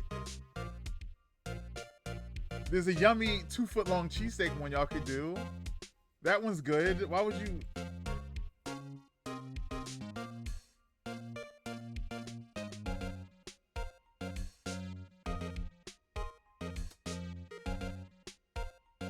We gotta work on the ramen first. Well, no time to waste. Let's go for hunting for clues. I wonder what this is. This is wasted points if we don't finish it.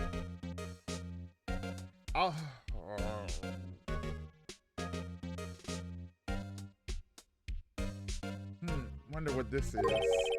Well, partner, looks like you got no intention of going home quietly. Oh, this is my guy. The sheriff. Like I said before, this here's our client. you be best moseying along, unless you'll be fixing about the bullet. Yeah. Could you just tell us one thing? Who owns that car? Good. Well, well. Little Phyllis got a good nose on her. You want to know who rides in that red Mustang with the body on her saddle? Eh? Please. No problem, partner. About time for vittles anyway. Get yourself to the saloon up on the 12th floor of the prospector's office. He calls the prosecutor the prospector. Might just find you a cerveza you like. I hate this man.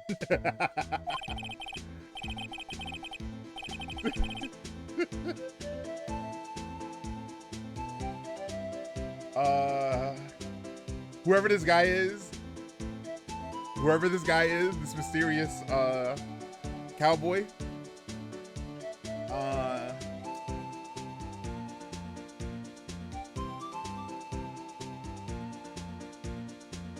whoever this mysterious cowboy is, I hate him. I think he's an idiot and a piece of shit, but I like the cut of his jib. He might show up later. He might show up on the channel later. I don't know.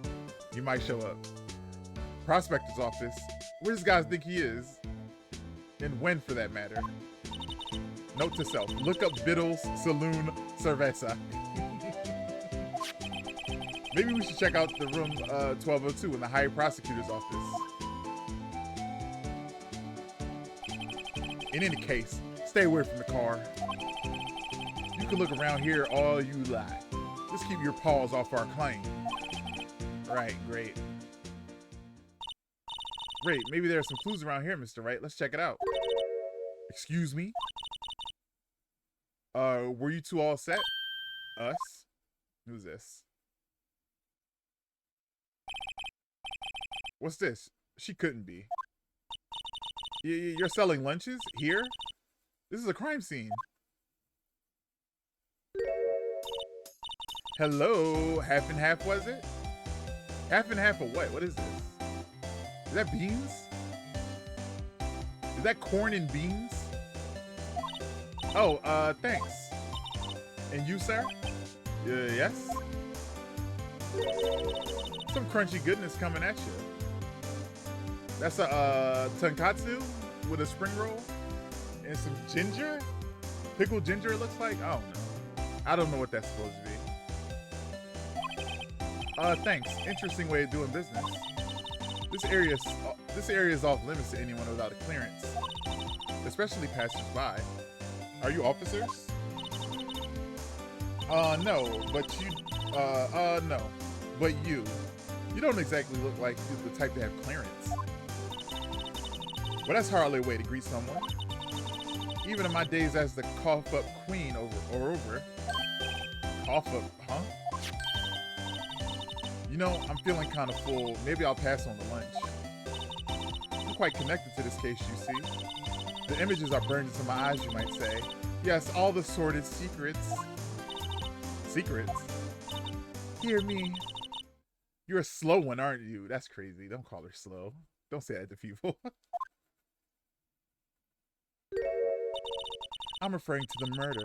The stabbing of that detective. What?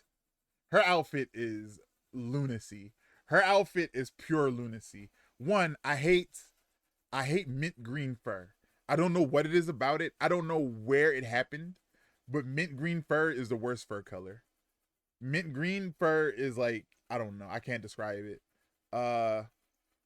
She got like the octopus hot dog necklace, which is octopus hot dog necklace is she is doing a lot of things. Hold on, let me octopus hot dog. She got the octopus hot dog necklace on. That's her. That's her deal. She's doing a lot of things. Oops, I moved something I wasn't supposed to move. Let me get my keyboard so I can undo that action. Control Z. Okay.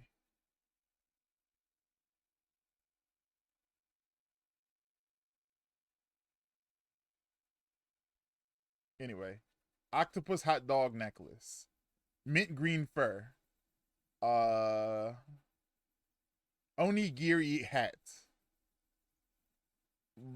picnic basket full of treats. This is a lot. There's a lot going on. This is too much. But let's get back to it. Wet, as Phoenix likes to say. Octopus hot dog necklace, onigiri hat, mint green fur, not necklace. Sorry, octopus hot dog choker. Octopus hot dog choker.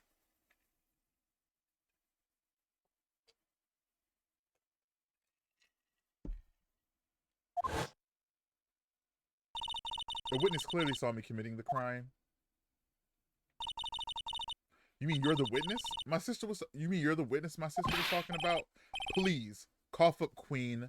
Tell us what happened. Oh wait, I thought that was her talking. Please, cough up queen. Tell us what happened. The name is Angel Star. Don't you go forgetting it. Before you know it, I'll have you whimpering at my heels. Yes, ma'am. Is she doing steppies? Or actually, hold on. This outfit's fantastic. This is the best outfit in the game. We got Angel Star number 1. Number 2 is Angel Star again, and then everybody else. What do the heels look like? Are they platform?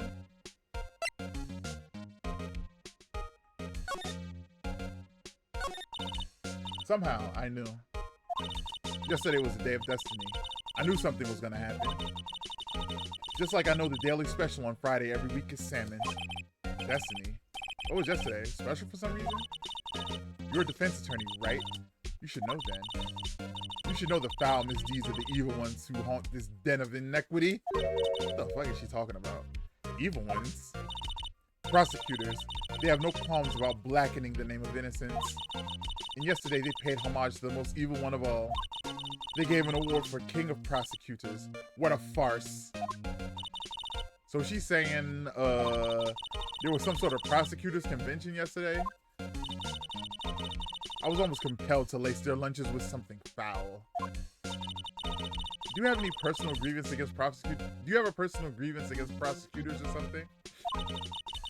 Or is there some kind of scientific evidence of this? Evil. Young miss, mock me at your own risk. You'll soon find out why they call me the cough-up queen. Ew. The most heinous of all, the evil ones. The one that they awarded yesterday. It was in that car that they found the body. Proof that he devours the evilest lunches of all. Really? Really? What? I'm totally confused. One thing's clear. This lunch lady has a thing against prosecutors. Alright.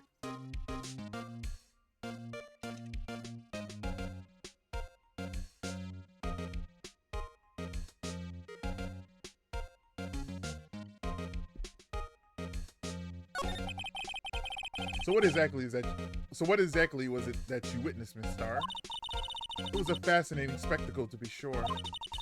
Now I feel I know what they say when they talk about a woman's wrath.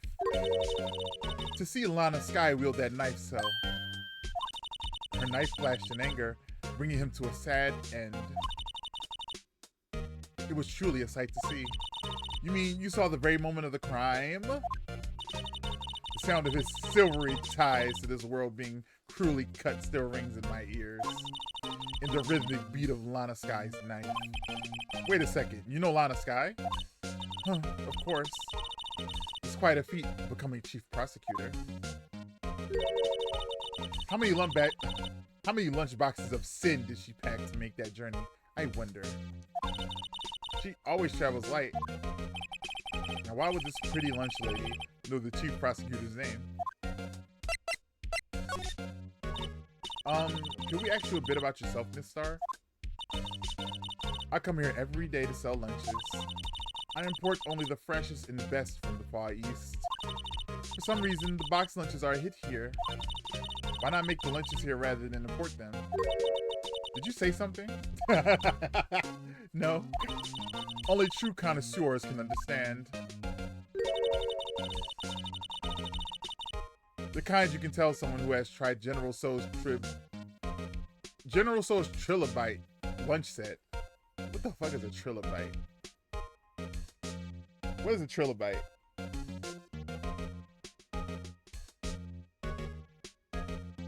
My horizons are being expanded. What is a Trilobite? And why would you General Tso's it? Trilobites were in a group of extinct marine arthropods. Arthropods, sorry. Trilobites were a group of extinct marine arthropods that lived in the oceans over 300 million years from around 521 million years ago. So these don't even exist. She just made that shit up. Never mind, you win. I don't even want to appreciate part of the Trilobite's flavor. Anyway, I come here every day to sell lunches. My boyfriend works in the security room there at the prosecutor's office. Your boyfriend? See the security room over there? The glass wall booth? I sell my lunches, and since I'm here anyway, I drop in to see him.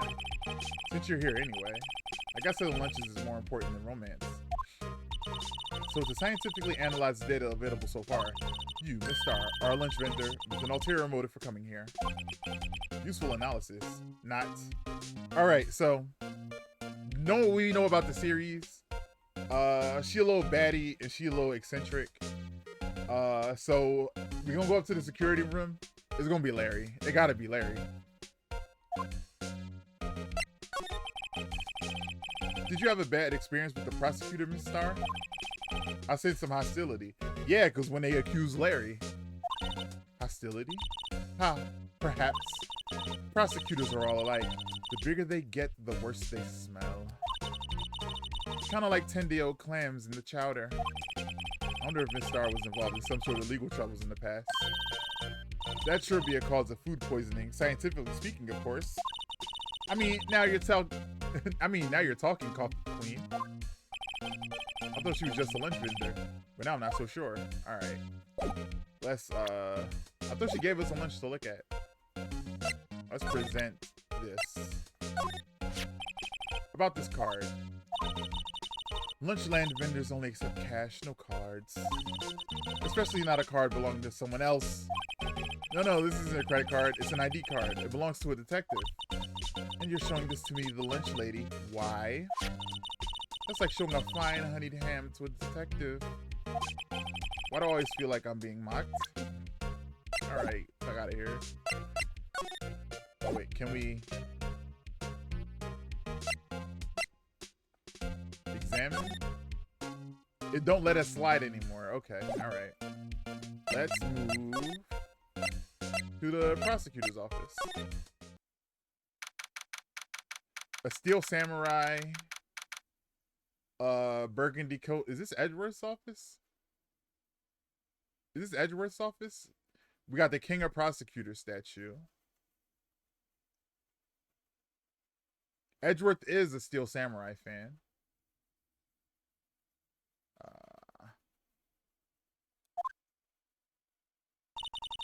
This is the kind of room that just screams, I can do the job. Quite the change from your office, really. Thanks. Look, there's a trophy or something here. A trophy? What, that shield?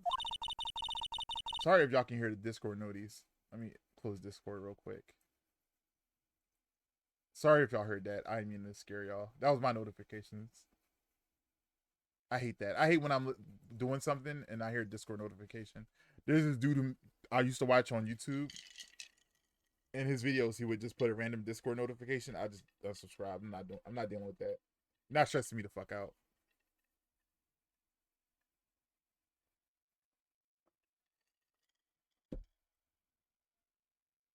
It does take real nerve to display stuff like this.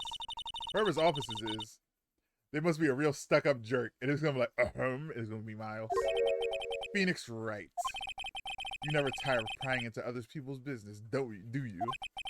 That voice. Long time no see, Edgeworth. Huh? Ah! Mr. Edgeworth. You know him from somewhere? Of course, I'm his biggest fan.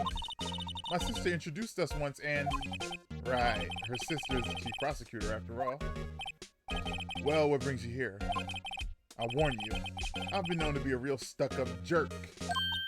No, did I? No. It was just Mr. Right here, he... Hey, don't blame me. We're just here to investigate a murder case. Murder? A body was found in this nasty bright red sports car in the parking lot. It's his car. Why'd she call it nasty? A body was found in this nasty bright red sports car in the parking lot. It wasn't the best sports car. It did have a removable hardtop, which is like kind of like tacky, but that would be my car. What of it? Your car? I'll say one thing, she sure certainly can scream. Let's talk to the homie. So the body was found in your car? Go ahead, say it, right? You think I did it, don't you? After you went through all that trouble to help me last year, no less.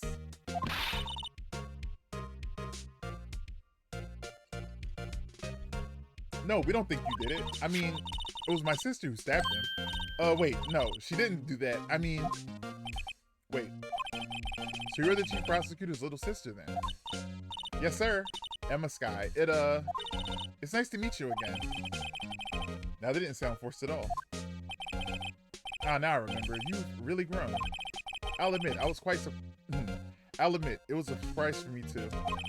To think that my own car would become the scene of a murder. More surprising still, I'm being forced to prove my superior's guilt. I can understand. Wait, what'd you say? Lana Sky is the chief prosecutor, the top of the prosecutor. Lana Sky is the chief prosecutor, the top prosecutor in the district. She can't prosecute herself, so I'll be the prosecutor at the trial tomorrow. You? Mr. Edgeworth? To be honest, it's a bit of a miracle I'm still here at all. What do you mean? Rumors. You've heard the rumors about me, haven't you? Miles Edgeworth. It's hard to remember a time there weren't rumors about this guy. Forging evidence, arranging false testimony, illegal searches, you name it. Thanks to you, my innocence was established in the trial at the end of last year. However, there are some who say I'm the one responsible for the current incident. What? That's crazy. Some people need very little excuse to think ill of others. It's a fact of life, impossible to stop. But some of them even go so far as to present me with toys like this. Brother. They think it's funny. Toys. That bronze shield? There's got to be a story behind that one. Yeah, let me examine actually. I never examined the office. Wow, this jacket is even lacier than his usual ones. This must be his lucky trial jacket. Lucky jacket, right. I never seen him wear it. I'm sure there's a story behind why it's in frame. Maybe I'll be naughty and take a picture. She's getting way too excited about this. I've been wondering, what the heck is this? It has a big K on it. Prosecutors. Huh? What's that? It's the King of Prosecutors trophy. King of Prosecutors? It's a great honor. They send the shield to the best prosecutor each year. What? So that K, that's... K stands for King? Yeah, you got a problem with that? I didn't design the thing. King of Prosecutors, kind of like Employee of the Month, only better.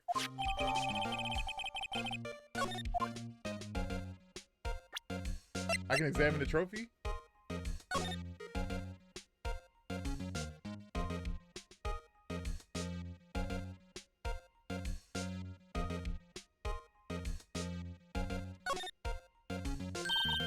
Hey, check it out. There's a metal plate here. It looks like the names of all the previous recipients are engraved on it.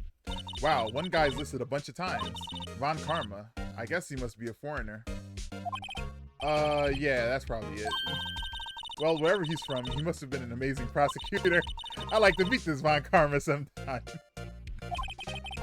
When she says his name, it does kind of ring to it. That's so funny.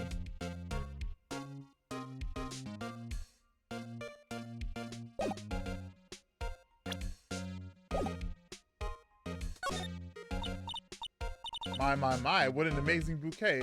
Just right for Mr. Edgeworth. No kidding. Hey, there's a card on it. Back from the dead, Wendy. Wendy? I've heard that name somewhere before. And besides it, a giant steel samurai. Wow, I want one. Huh? There's something written on the bottom of his foot. Between a rock and a hard place, Wendy. Wendy, is she Mr. Edgeworth's fiance? Wendy Oldbag. I don't think so.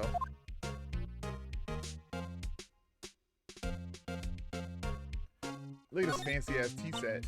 Ooh, cute. What a pretty set. I go more for instant tea bags myself. Amazing. The drawer below is filled with packs of tea leaves. They're all sorted by place of origin and flavor. Look at this royal blend. What an exquisite, splendid concoction. There's such a thing as taking a hobby too far. I wouldn't know. I wouldn't know about taking a hobby too far. Hey, a chessboard. I'm not too up to my chess, but it looks like a blues in a bit of a tight spot. The red knights have surrounded the blue pawn. Huh? Those horses are mounted knights. Their swords have really sharp edges. And check out the poor pawn. His head is kind of spiky. This kind of reminds me of you. Mr. Edgeworth must be an avid chess player. What's wrong, Mr. Wright? Edges surrounding a pawn with spiky hair? Nah, it's nothing. Right. Let's look at this desk. A work desk. It's quite tidy, as one might expect. What a nice desk. Easy to use and easy on the eyes. It's polished so well I can see my own reflection. Strange. Why did I just picture Detective Gumshoe? Maybe I'll take that name plaque as a souvenir. Don't, he'll sue you. So we got the window, the books. Whoa, these are all case files? They're stacked up to the ceiling. There's even a ladder. Odd. I thought Edgeworth wasn't good with heights. He must have someone get them for him. Strange. Why did I just picture Detective Gumshoe? He must study these case reports so closely. He's so cool. You wouldn't say that if you saw him sweating bullets up on that ladder. Alright. And the last thing to do is the window. Whoa. What a view. It must be nice to have an office on the 12th floor. I guess you would feel important. Incidentally, were you to jump out this window, the time until impact to the ground would be... No, she's not doing the math. Got it. Approximately 3.23 seconds. That's handy to know. Mr. Edgeworth has such a comfy sofa. Sofas like this make me want to curl up and take a nap. I bet he pores over his case files here until the wee hours of the morning. Then he takes off his jacket, rolls up his sleeves, and goes to sleep using his arms as a pillow. I don't believe it. She's actually daydreaming about Edgeworth working. I bet in the morning he has sofa hair and little creases on his cheek from the seams. He's so cool. Sofa hair is cool. He needs to calm the fuck down. Anyway, let's talk to Edgeworth. Chief Prosecutor Sky, yes. We first worked together on a case 2 years ago. It was my first big case. That's right, I remember. 2 years ago. I wasn't even a lawyer yet.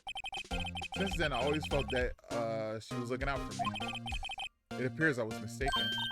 Mistaken? Why? I mean, I know she's not the warmest person, but I'm sure she felt some responsibility for you. Then, why? Why did she stab someone in the trunk of my car? Not only that, she stabbed him with my knife. Why do you have a knife, bro? What? What, Mr. Edgeworth? Your knife was the murder weapon? To be specific, it was a knife I keep in the toolbox in the trunk of my car. Bro, you just got a murder knife in your car? The murder weapon, usually in Edgeworth's toolbox. Traces of the victim's blood, no prints. Edgeworth? Are you sure you didn't do it? Come on, can't you take a joke? You have a strange sense of humor, Mr. Wright. Why are you mad at me? Relax. Relax. Let's present this. Oops. Actually, let me examine this knife.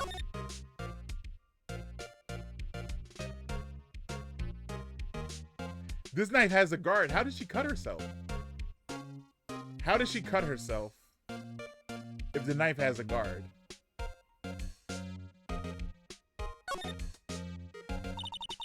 This must be the victim's blood, right? Either that or Edgeworth cut himself peeling an apple. What's Edgeworth doing with a knife like this anyway? Hey, maybe he spends his weekends roughing it in the wild. Edgeworth? In the wild? I think my fruit peeling theory is more likely. Are you kidding? I always pictured him as an outdoorsman. Now there's a scary thought.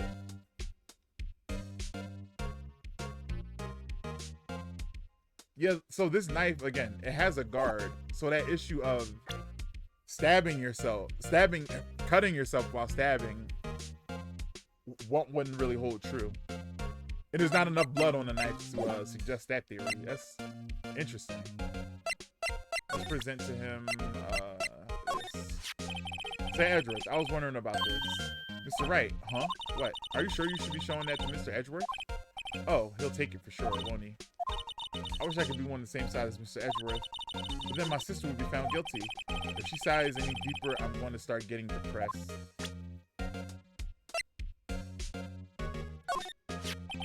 So basically, this says you were the best of the best last year. You can take that foolish grin elsewhere, right? I lost a day of work to receive that travesty. Huh? Why's that? I had to go to the police department to receive that broken shield. The police department? Yes, right next to the police station downtown. You've been there, haven't you? Where Detective Gumshoe works, yeah. I was wondering something about your shield. Why is it broken? What does it matter? I've got more important things to worry about. Oh, right. He doesn't seem too concerned about this award, for better or worse. Yesterday was a very busy day for the prosecutor's office. Maybe we should ask him more about yesterday.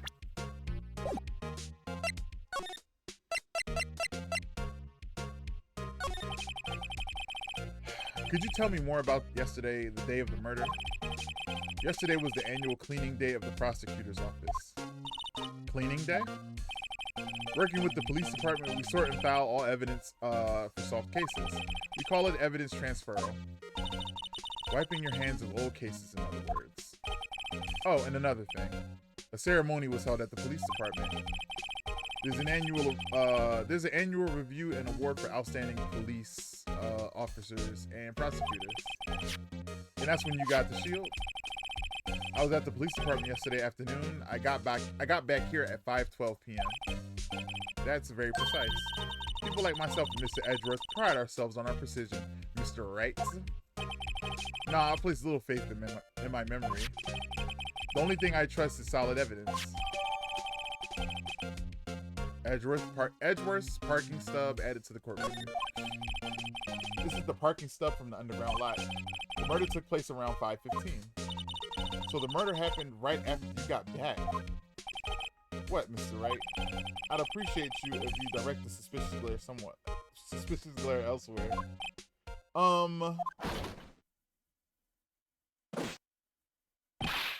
Excuse me, but is Mr. Edgeworth anywhere on the premises? I'm Edgeworth. What is it? I'm here at the request of the chief, sir. I've got your report, sir. Report? What? Did you find a new evidence against the case? Did you find new evidence in the case against Chief Prosecutor Sky? I don't like the way this conversation is going at all. Sky, sir? No, sir. No name of that kind, sir. Not in this report, sir. I think I just heard Edgeworth's lid blow. Mr. Edgeworth, the lid is not very tight, is it? I made a clear request to the police department, did I not? I need to focus on the trial tomorrow, so don't bring me anything unrelated. Sir, I'm just following orders, sir. They told me to bring this to you. I wasn't aware of the particulars with your arrangement, sir. Give me your name. Yes, sir.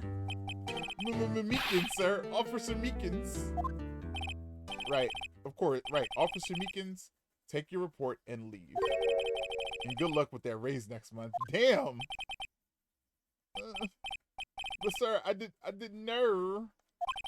Poor guy. Looks like he was absent on the day that they gave his brains out. Good luck. So I gotta go to the police department. I gotta talk to Meekins. I gotta get that report. This is why this universe's legal system is weird. They don't consider all the evidence.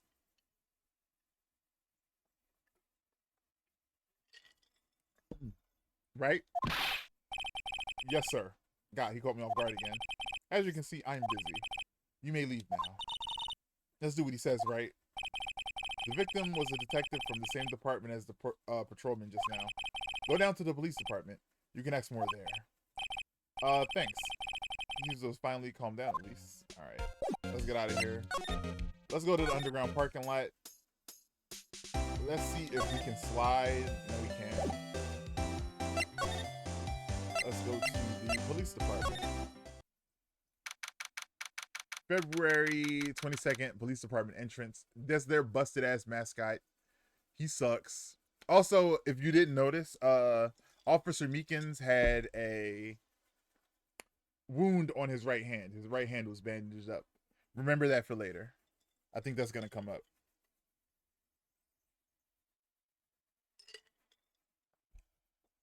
He had a wound on his right hand, and Lana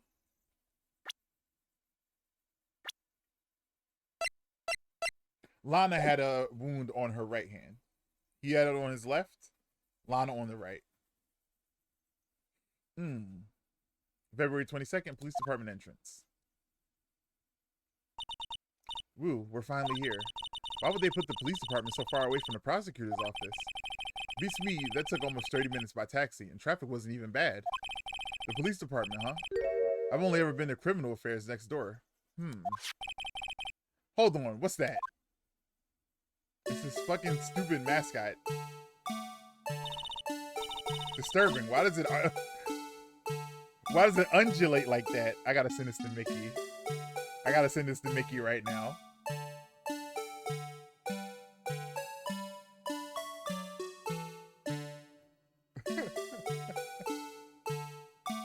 Oh, it's not. Why did it have to be undulating?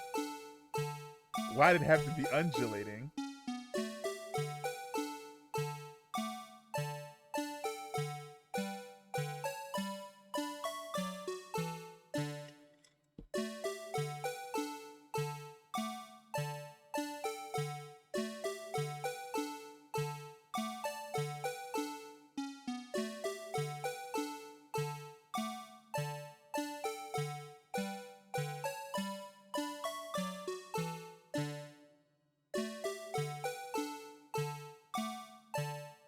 Sorry, I had to put it in the group chat.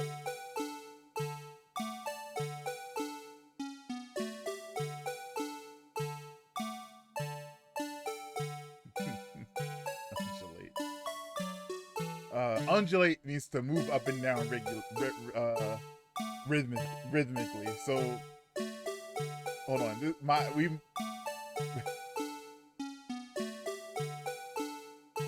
When I was first making emotes, we were talking about what I should do, and we were joking around. We're like, oh, we should make the cream undulate.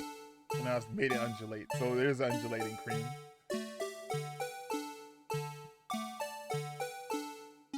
Disturbing. Why does it undulate like that?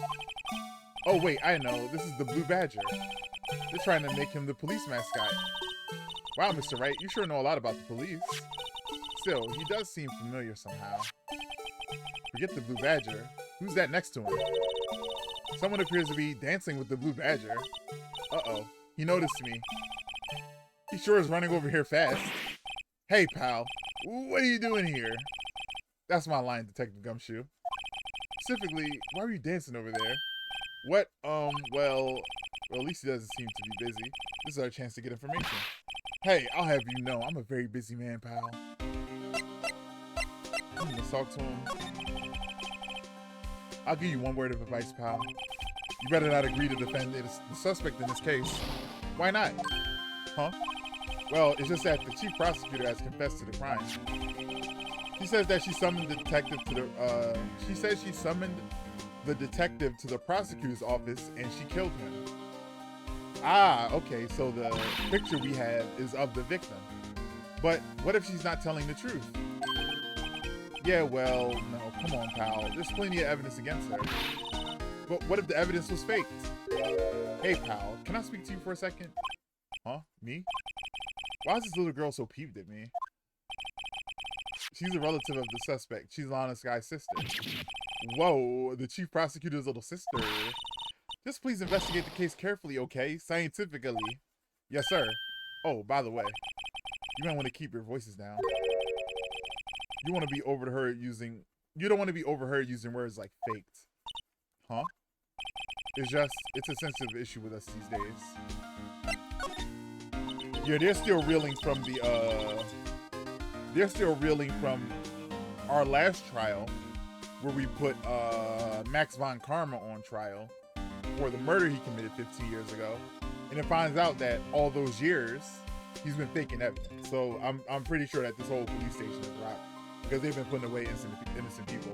And letting murderers go free and shit. Like, that's the other side of it. You can't just get convictions, because then the people who need justice don't get 70%. When?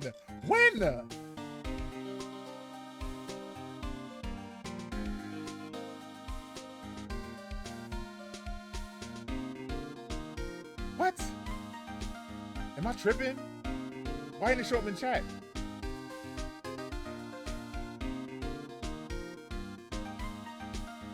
Put everyone in jail?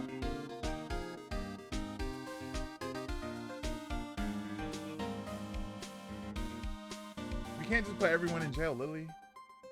We can't. We can't.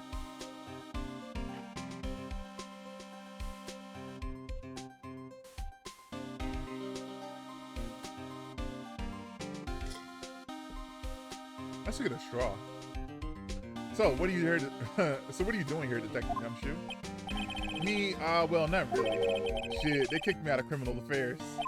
Detective Gumshoe, what did you do this time? What do you mean this time? Then what happened? I know things are busy right now. I mean, with my sister's case and all. It's true, we've never had a chief prosecutor murder anyone before. Only the highest ranked people are being let into criminal affairs now. The lowest ranking guy in our, chief of detectives did not, sorry, excuse me. They're not letting any of us, rank and file detectives in at all. None of you? I know this is an important trial, but isn't that a little odd? So anyway, I thought I'd spend the day getting the Badger dance down pat. Isn't there anything else you could be doing? The chief of police himself is directing this investigation now. And Officer Marshall was assigned to the underground parking lot. Officer Marshall? Now that I think about it, Emmett did seem to know that Marshall guy. A patrolman in charge of the crime scene? It's unheard of, pal. Alright. Alright. First, let's examine, this is the usual one that posters are hang up on a bulletin board here. Do you know this face? If you do, dial 911. You know, Mr. Wright, I've always thought it was kind of funny. I never seen anyone who looked like the people in these pictures. They hardly ever look human. She has a point.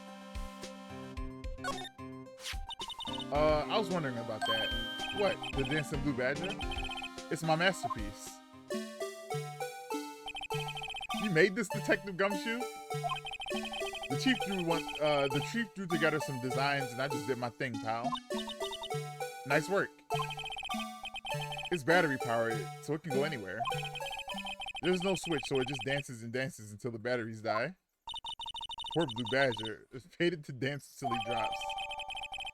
The Blue Badger panel added to the court record. What? For what? What? Okay, I can't rotate it. All right.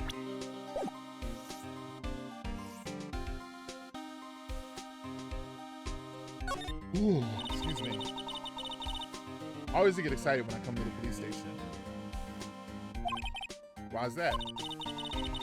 It just feels like I jumped into a movie. Huh? You know, with all the police and criminals. Well, I don't know if this is all that exciting. Sure it is. Look at those two officers over there. They're probably talking about the latest bus. Funny. I thought they were talking about the weather. Detectives in there look pretty busy.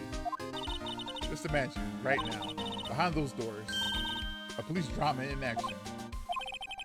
Somehow the thought fails to excite me. Look, that patrolman is saluting the other guy. He must be a detective. And then I said, hey, you do that. Your soup will get cold. Hey, you do that, your soup will get cold, buddy. That's hilarious, sir. I laughed so hard I cried. I guess he wasn't saluting. He was wiping tears from his eyes. They make a good pair. Mr. Wright, do you know why patrol cars are printed black and white? No idea why. Well, I think they're designed after a panda. A panda? Not that I have scientific proof, it's just a theory. Do you mind me asking how you came up with that theory? It was when I was on a school trip. I saw a patrol car, and it came to me. We had just been to the zoo, see? What about zebras? Or do they not have those at your zoo? Alright. Let's see if we can move. Oh, can we talk to him more? Let's present him.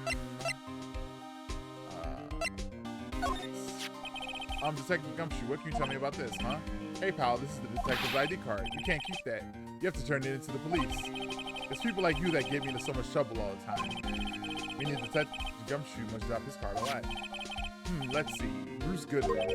Goodman? Sounds familiar. Nah, my mistake. But didn't you work together with him in the criminal affairs? Whoa. Now I remember. Bruce Goodman. He's the victim. That's what I thought. Can you tell us more, Detective Gumshoe? Let me present this to him as well. Hey, that's it. That's the King of Prosecutors Award that Mr. Edgeworth got yesterday. Were you at the award ceremony, Detective Gumshoe? Of course, pal. It only first donation of the stream, so since I do small amounts, it only tells me about the first one. Y'all been donating secretly? Y'all been donating secretly? I can't even keep track. That shit could go to if you put in 1 point, if everybody puts in 1 point and then do 1,999 points, it won't tell me. It'll just say completed.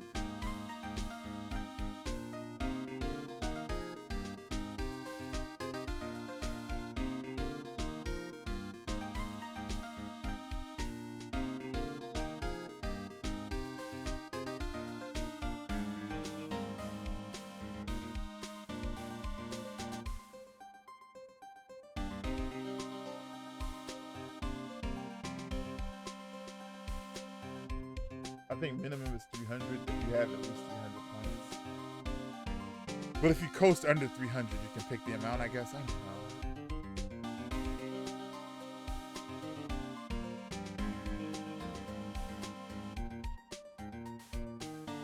don't know. Why do the redeems want to work now? Before they used to bug and not play.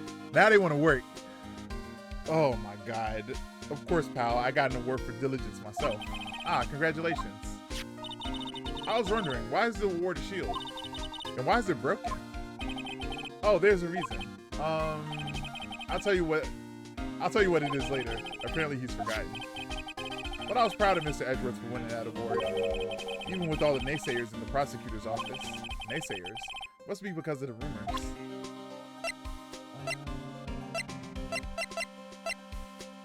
Let's talk to him. So this ID card belonged to the victim? He was a detective like myself. Detective Bruce Goodman. Don't you think it's strange? I mean, why would the victim's ID card be lying on the ground where we found it? Well, Detective Goodman should have been at the police department yesterday. There was an evidence transferal for a case he handled 2 years ago. Evidence transferal, evidence transferal. Mr. Edgeworth mentioned that too. But Detective Goodman was killed at the prosecutor's office. Well, that's the thing. It's hard to say this, but word is that Chief Prosecutor Sky called him out there to the parking lot. Ilana's confessing as much. Budge. I'm gonna present the murder weapon to him. Found in Mr. Edgeworth's car, stabbed with Mr. Edgeworth's knife, huh? What would drive Chief Prosecutor Sky to do such a thing? Wait, I didn't mean. I mean, sure, of course, someone else really did it. Someone who must have a grudge against Mr. Edgeworth. The car and the knife do seem a little too well organized to be coincidence. Poor Mr. Edgeworth, what could have happened? We have to find out a little more about what's going on with Edgeworth.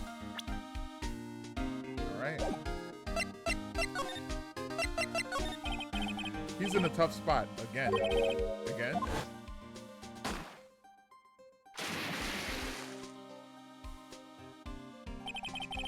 Well, it all started with the murder of that defense attorney, Hammond. But Mr. Edgeworth was found innocent. Listen, pal, there have always been rumors about Mr. Edgeworth. Forging evidence, making deals with witnesses. Nothing outright, but there were always whispered rumors. Ever since he was accused of murder, no one's whispering, they're practically shouting. But there's no evidence against him. Well, Mr. Edgeworth has always had unusually strong ties to the department higher-ups. It's only natural that people would be suspicious. I had no idea he was under the gun. Anyway, this latest case has started a new rumor. People say the only reason he took this case is because he's aiming for chief prosecutor position himself. What? But I know the truth, pal. Nobody wants to be the one who has to prosecute the chief prosecutor. Mr. Edgeworth is biting the bullet on this one. He's doing this for all of us. And that's all I know about that. I'm not officially on the case, you know. Thank you. Why aren't you handling the case, Detective Gumshoe? We met the guy who is. What was his name? The guy in the parking lot? That'd be Officer Marshall. He was appointed directly by the chief of police. Uh-huh. Officer Marshall. Is he some kind of Wild West sheriff or something? No, Jake Marshall's just a regular officer. From West LA. For a moment there, I wasn't sure. Look, pal. Let me try to make things a little easier for you. This is what all people from LA are like, Bree. Y'all cowboying? Y'all yeehawing? Show them this and I'll let you examine the crime scene. Maybe. Received from Detective Gumshoe. Allows bearer to investigate the crime scene. I'll be surprised if this gets us anywhere. Just act like you're supposed to be there and nobody will look at you twice, pal. Alright, cool. Back to the underground parking area. February 22nd, prosecutor's office. Underground parking lots. So what I think happened is that Bruce Goodman was trying to kill Edgeworth, right? He hid in Edgeworth's trunk or something. Something happened. But I think Bruce Goodman was a potential murderer. And the reason there was such a scuffle is that Lana confronted him and killed him. So she did kill him, but it must have been in self-defense. Or something happened. Something happened. Something's weird about this case. Something is very weird. February 22nd, prosecutor. Because also, she has offensive wounds on her hand. Those could be defensive wounds. He could have popped out, tried to stab her. She went like, hiya, flipped the knife over, stabbed him. Something. A lot could be going on right now. Looks like the investigation is still going. I have to be getting back to the shop. Sorry, looks like I'll be stuck in this pit till the sun sleeps. I'll see you in my dreams tonight then, baby. Oh, still here? Hello. Wow, the surprise looks. Didn't I mention? I've got a boyfriend in criminal affairs too. Oh, she got 2 boyfriends. What happened to the security guard? Hey, what's wrong, Bambina? You're looking like a doggy that lost his herd. Bro is constantly drinking. Jake Marshall. Strange guy to put in charge of a crime scene. I wonder if they put this guy in charge of the crime scene because he's an idiot. They were like, this dude's a dummy. He's gonna fumble.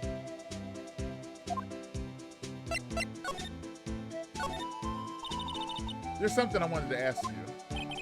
The scene of the crime, a cold grave for men who's lost their dreams. And me, I watched over them as they sleep, dreaming of the desert's harsh judgment. He's asleep. Well, should we show him this hopeless case something to catch his interest? There's something I wanted to ask you. The scene of the crime. Okay, alright, whatever. He's sleeping. Bro is drunk. Bro is drunk. We gotta... Here you go.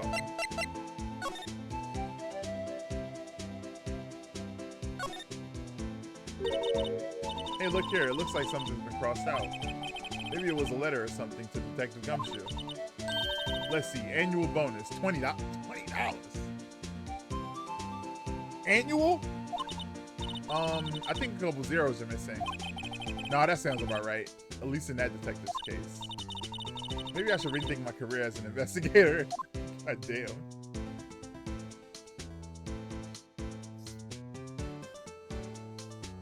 Whew. Here you go, cowboy. Would you mind reading this for me? What's this? I warn you, fan letters go... What's this? I warn you, fan letters to me go right to the spittoon. Patwing! He spit it. This is a letter of indoctrination from Detective Gumshoe. May we investigate? Gumshoe? Ah, that old cow dog. He holding a birthday party or something? Huh? Look. Where it should say letter of introduction, it says invitation. Ah, I think he just miswrote it. Wait, am I getting all defensive? Wait, why am I getting all defensive here? No worries. This proves it's from Detective Gumshoe better than a blood test. Guess I'd better let you in then. Thank you, Officer Marshall. Oh, that's right. He's a patrolman, not a detective. Which reminds me. Hey, wait a sec. Isn't a crime scene supposed to be handled by a detective or higher? Well, folks, the clues are calling. Welcome to our gold strike. Be like the settler. Strike out for lands unknown. Manifest destiny. No! No! Let's have a hootenanny. Note to self. Police investigations are like settling land. No! No, we're not settling. We're not, no.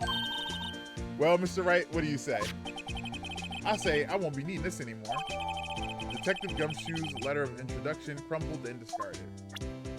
All right, let's examine. Now we can slide to the left. This looks like a cell phone. Scientific analysis would suggest this belonged to the victim. I can't think of anyone else it could belong to. What's so scientific about that? Should we check it out? Yeah, check it out. Right, let's check it out. Oh, it was doing it for me. I was like, why is the cursor moving so slow? Well, it has a lanyard. It has a little chargey port. This phone's still on. This phone is still on the redial screen. Redial. Mr. Wright, most phones keep a record of all the calls you made and received. You just press the blue button, display the last number you called. Convenient, isn't it? I'm surprised you didn't know about it. Sorry to disappoint you, but even I know about things like redial. Huh? Oh, I'm sorry. It's just, you never know with people from your generation. Whatever, let's check the phone out.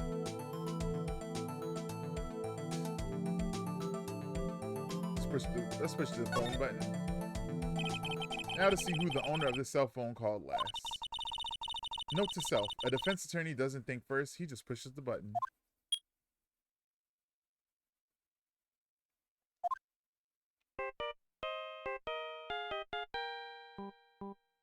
That's the Steel Samurai theme. Is this Edgeworth's phone? Hey, that song. I know that. Hey, what's going on over there? Ah, oh, sorry. I see your partner. You pressed redial on that there phone, didn't you? Oh, well, yeah. Whose phone is this anyway? It was on the ground over there. Whose is it? That belongs to Chief Prospector Sky. She's a Steel Samurai fan? And also, if you notice, on the phone, it also has a red scarf. So it matches her thematically. That's stupid. That's stupid. What? It's my sister's? She apparently dropped it when she was taken into custody right after the crime. Look, the last call was made right when the murder occurred. Looks like she was fixing to call someone. Except she only spoke for a few seconds according to this. Who did she call? No idea. Sorry, partner. Now I got a question for you, partner. I heard a phone ring just now.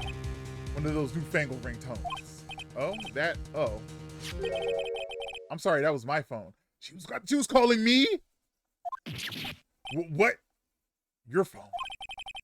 Yeah, it's kind of a bit strange, but someone called me right as we picked up the other phone. A wrong number. I hope you're not lying. They shoot you for that, Texas partner. I thought you were from LA. Uh-oh. I'm inside the wrath of the Lone Star Patrolman. Cell phone added to the court record.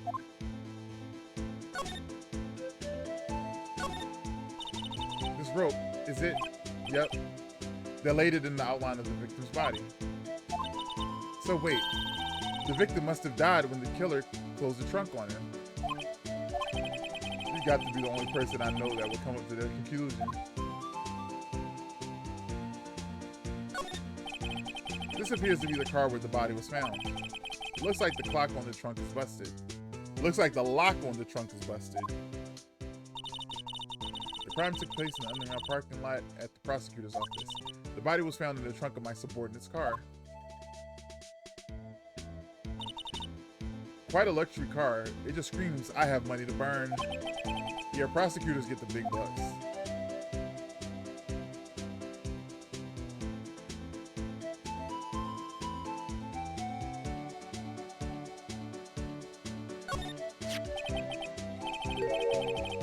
What's this? Looks like a note of some sort. Look, something's written on it. Goodman. He had his own letterhead. Right, I see. It's the letters 67S122. There's a name printed on the paper above that. Goodman. Maybe it fell out of his pocket when he was killed. Well, so, what does it mean, Mr. Wright? How am I supposed to know? Note to self. For deductive reasoning, go to Edgeworth. Not right. I'm sure Edgeworth wouldn't know what this means either. We're getting a hell of a lot of evidence. We're getting a hell of a lot of evidence. B block is through there B block is through there. That's where visitors park. I can see the Lunchland car over there, far in the distance. Hey, you're right. The cute design on the door. I can see a cartoon cow munching down on a juicy looking steak. Doesn't that strike you as a little creepy?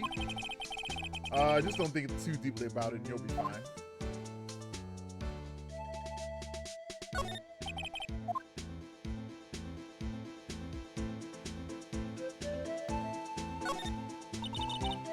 A block. This area is reserved for prosecutors. Defense attorneys are regulated to B block. I dream of the day when I'll be able to park my car here. I'll go over to B block to buy my hamburgers from you, Mr. Wright. That's fucked up. I'm not planning on giving up my job that soon. Alright, I think I got all the evidence I can get from here. Let's slide to the left. Look, a door. This must mean something. I'm not sure that doors mean anything. No, it won't open. A mysterious lock? I'll be able to see what's mysterious about it. Mr. Wright, you need to learn to enjoy life more. Alright.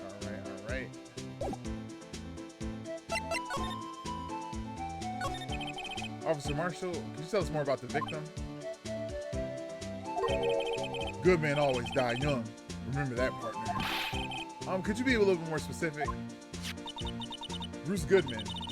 He was a detective, right? Well, aren't you the feisty dog? Well, aren't you a feisty doggy there now? Detective Goodman was stabbed here at 5:15. The smiling Madonna told me the tale. I think he means the witness, Miss Angel Starr. One stab to the chest, a fine piece of work. Court record. Hold on. Where is it?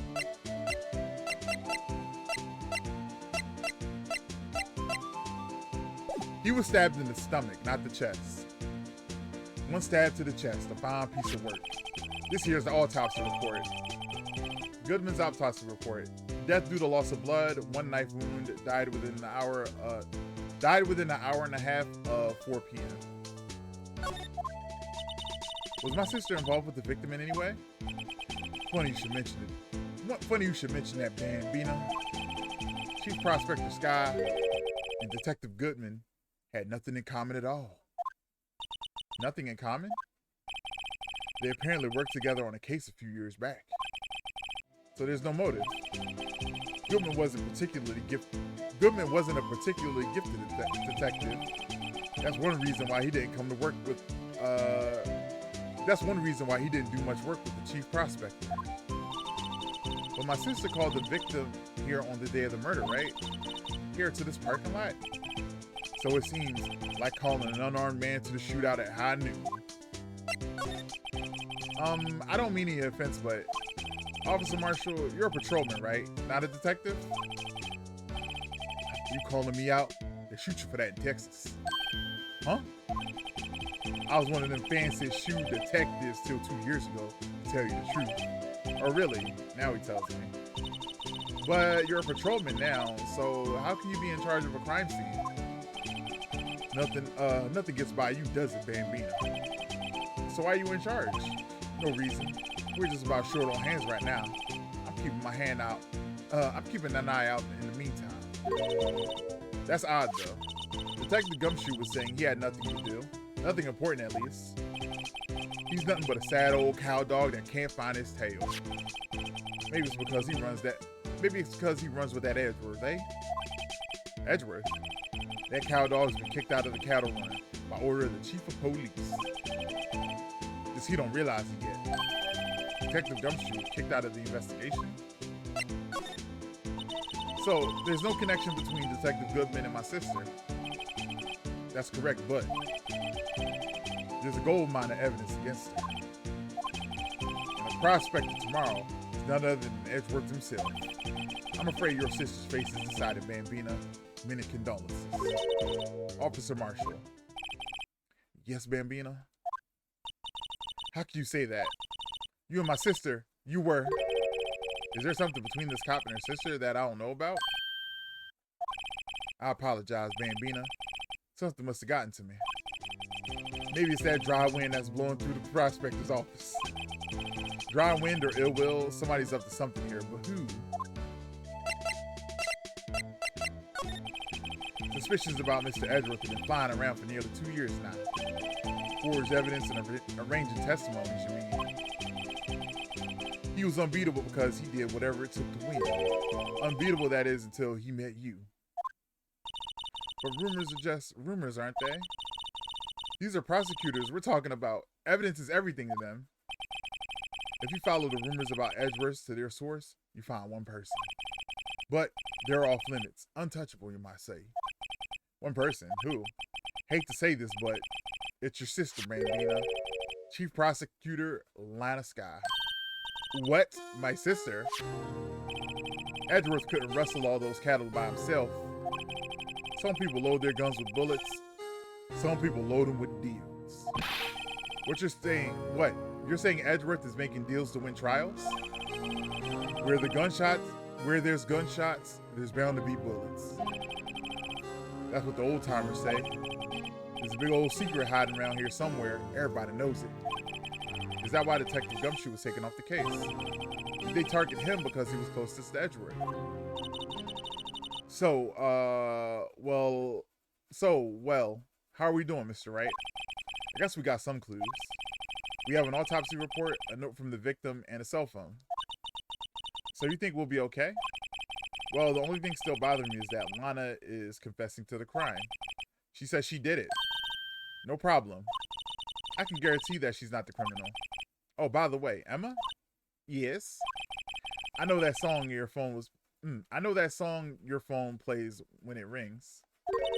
What?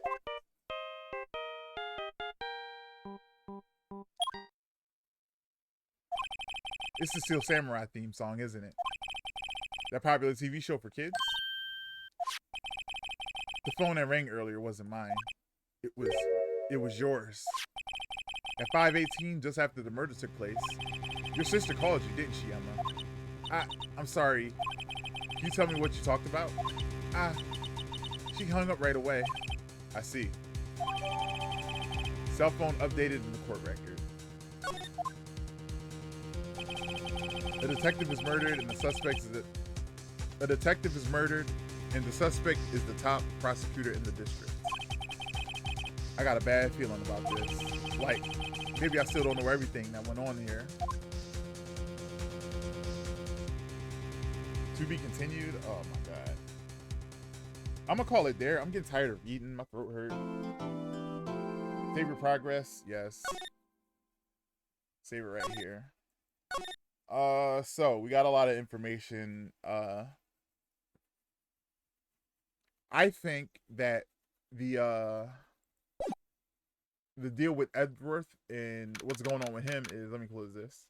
I think the deal with Edgeworth, what's going on with him is because of all the rumors, because of all the scrutiny, somebody might have trying to get back or like retribution. Oh my god, the words on stream is over my face. Somebody's trying to get back or retribution or something. I don't know. I look crazy. Oh my god. Yeah, I'm gonna end. I'm gonna braid my hair. We probably going raid somebody. I don't know who won. But yeah, I think somebody was trying to get retribution for Edgeworth or something. I don't know. And popped out of Edgeworth's trunk because his trunk latch was broken. That means somebody broke into his trunk. Maybe somebody broke into his trunk and was hiding in there, waiting for him to pop out. We don't know. We don't know. But we're gonna figure it out. It's 4:57. Who's live?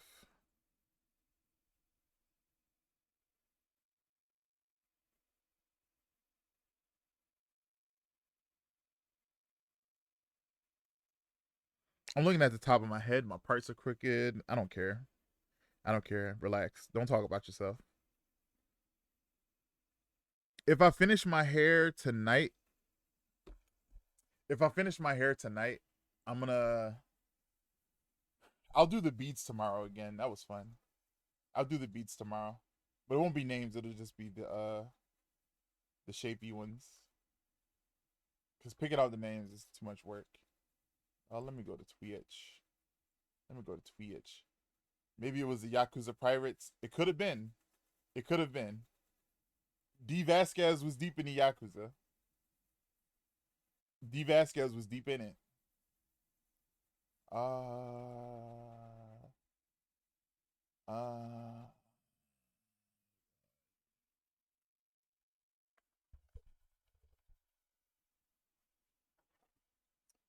Um.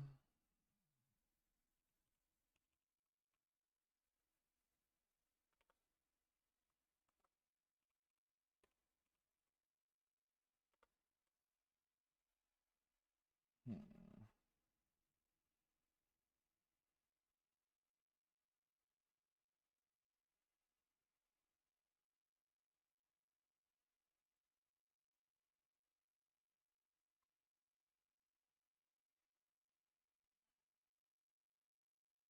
Ain't really nobody to rate right now.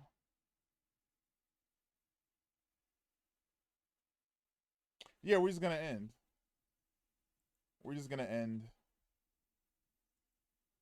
Uh,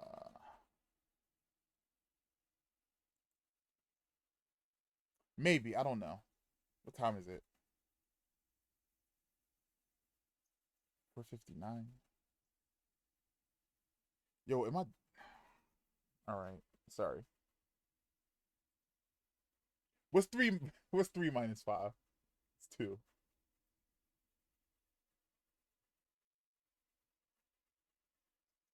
Do Danae usually go live around this time? Are we gonna have to sit here and wait for like a couple minutes?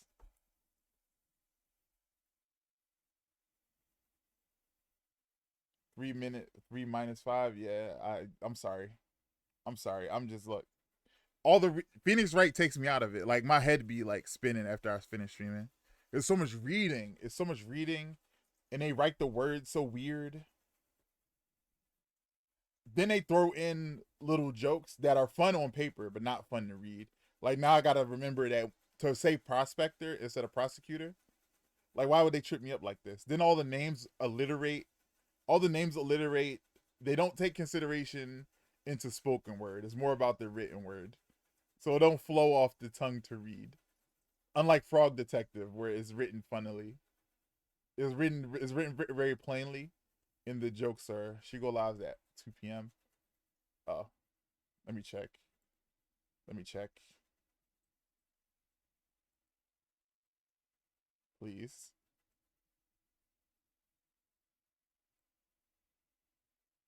She goes live at negative 2 p.m. Oh, I do get the joke. I get it. I told you I'm out of it. I did 3 minus 5. That's negative 2. Negative 2 p.m. I get it. I get it, Momo. I'm sorry.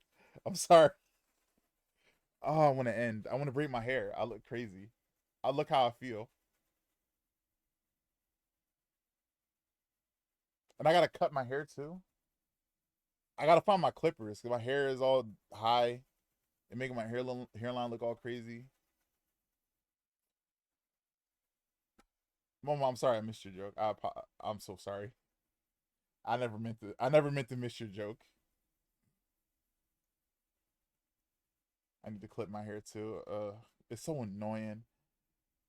Part of the reason I haven't the part of the reason I haven't cut my hair since I started streaming because I use my camera to cut my hair because hold on. I have a channel, not a channel, but I have a scene. Do I have the microphone on this scene? Do I have the mic? Okay, I do. I have this scene. It's called braids. I use this as my mirror, so I don't have to go to the bathroom to braid my hair. I can just braid my hair from here. So I use the camera. And it's on a tripod, so I'll angle it, but then I'll have to reset it. I'll have to reset it for when I stream, and I'm just leave it there because I need to be able to see the sides of my head in the back of my head because I don't have a mirror back here. And also I don't want to trim my braids by accident because there's no defined line really because it's too short to comb apart into it and then shave it down. And I don't have any hair gel, so yeah, I'm gonna finish my hair tonight. Yeah, I'm gonna finish it. That's a good idea. I thought about using a webcam for that too. Yeah, I just don't because I don't want to be sitting in the bathroom all day because that then it take forever. It only took me like a couple hours to braid this, but I started super late because I was on the phone last night. And then once I got off the phone, I was like, let me braid it. And then I was like, oh, I'm almost halfway done because I'm not bored. I'll be in the bathroom. All I can think about how much my hands hurt. And then, so yeah. And also try to use it to get my, part straight because it's hard parting your hair without being able to see it. These not super straight. They're kind of curved, but I don't care. I don't care. I take full advantage of the of boy privilege because nobody talk about my hair bad because they're like, oh, who did your hair? I'm like, I did. They're like, well, good for you. Yay, good for you. And I'm like, I know it's bad, but y'all not gonna say nothing. Lower standard. I'm down here. The bar down here. Bar is down here. So I don't gotta. Yeah, I'll take that. I'll take that little bit of boy privilege. Everybody assume I stink. Oh, the stinky boy with his fucked up hair. Oh man. Uh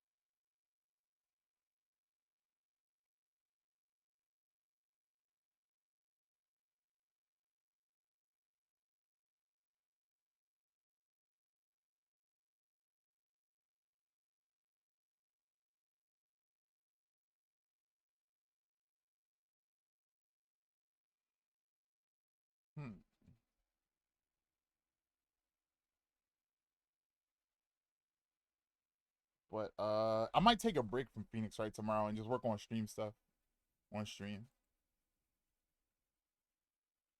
I got myself kind of silly cut for a while. I fully blame COVID. You got a COVID cut. My hair, oh my god, my COVID hair, I fully ruined my hair because I dyed it too. I was like bleach blonde, like it was like fully white hair that I had because I left the bleach in for like an hour, and then the hair in my profile picture, I was experimenting. I don't care. Yeah, you experiment. Hold on, where is it? Image two, browse, D, pictures, sentiment.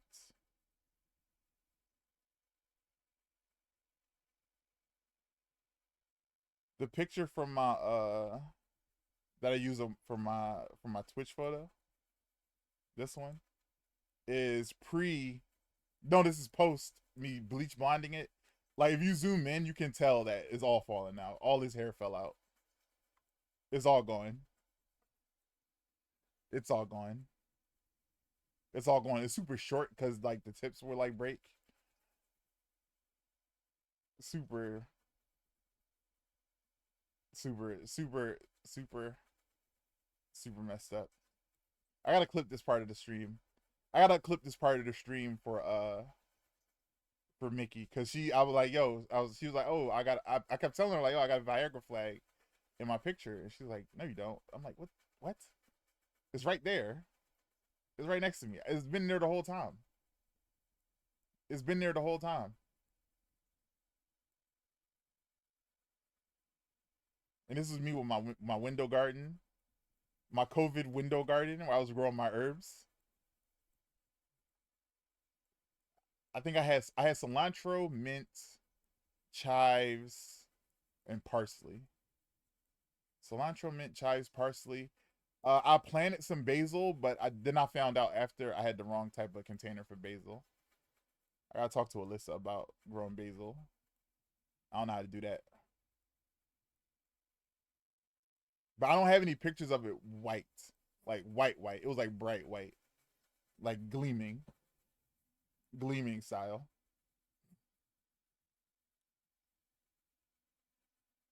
Can I do this face? Hold on. Can I double it up?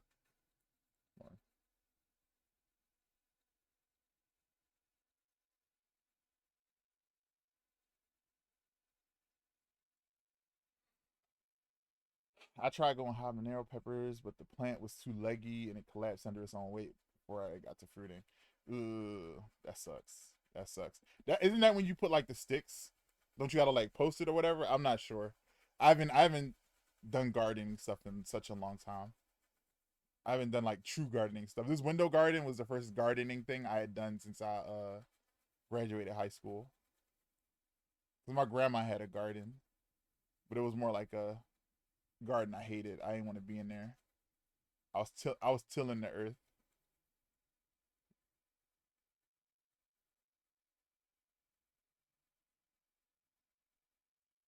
I wonder if do I still have this shirt. Everybody liked this shirt. I gotta go through my closet later. Oh, there go my 3D printer. This is the TV that that I'm using right now. Yeah, that helps, but I noticed too late and it broke the main stem. That sucks. That sucks. It's whack.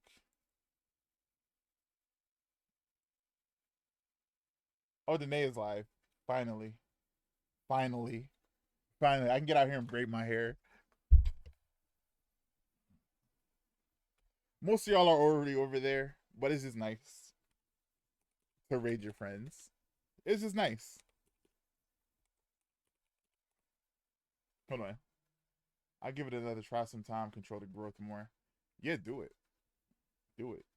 Do it. I don't have the neighborhood I live in, nobody has gardens because there's no backyards. Well, my block or whatever. But if you don't feel like growing your own food, uh, and you're in a rush, you can reach for Factor. Factor makes ready to eat meals at your earliest convenience. Save 50% off with my discount code. I grew it indoors with an LDD. Ah, nice, nice, nice. I had a grow lamp. I still have it somewhere. I do have the LED UV lights, but I never set them up. I never set them up. I got a bunch on discount though. Like they were like super crazy. Great, really, really good discount. But I just never set them up. Mm. But I do want to build a little greenhouse. If I can get the supplies, I'm moving all these shoe boxes. I'm gonna put a little greenhouse here because I do want to grow my own cilantro because getting cilantro from the store is annoying because you don't know when it got to the store. You could bring it home and then the next day that it be brown. I hate it. And you gotta put it in like a water thing. You gotta hope nobody knock it over and spill the water out. It's too much. But we're gonna go over to Danae. Most of us are already over there anyway, but whatever. Whatever. Peace out. Thank you for stopping by. Thank you, Bat Mike, for resubscribing. We got some new emotes. We got some new emotes. We got a new emote. We got that one. So yeah. I'm tired. I'm gonna braid my hair. Peace out.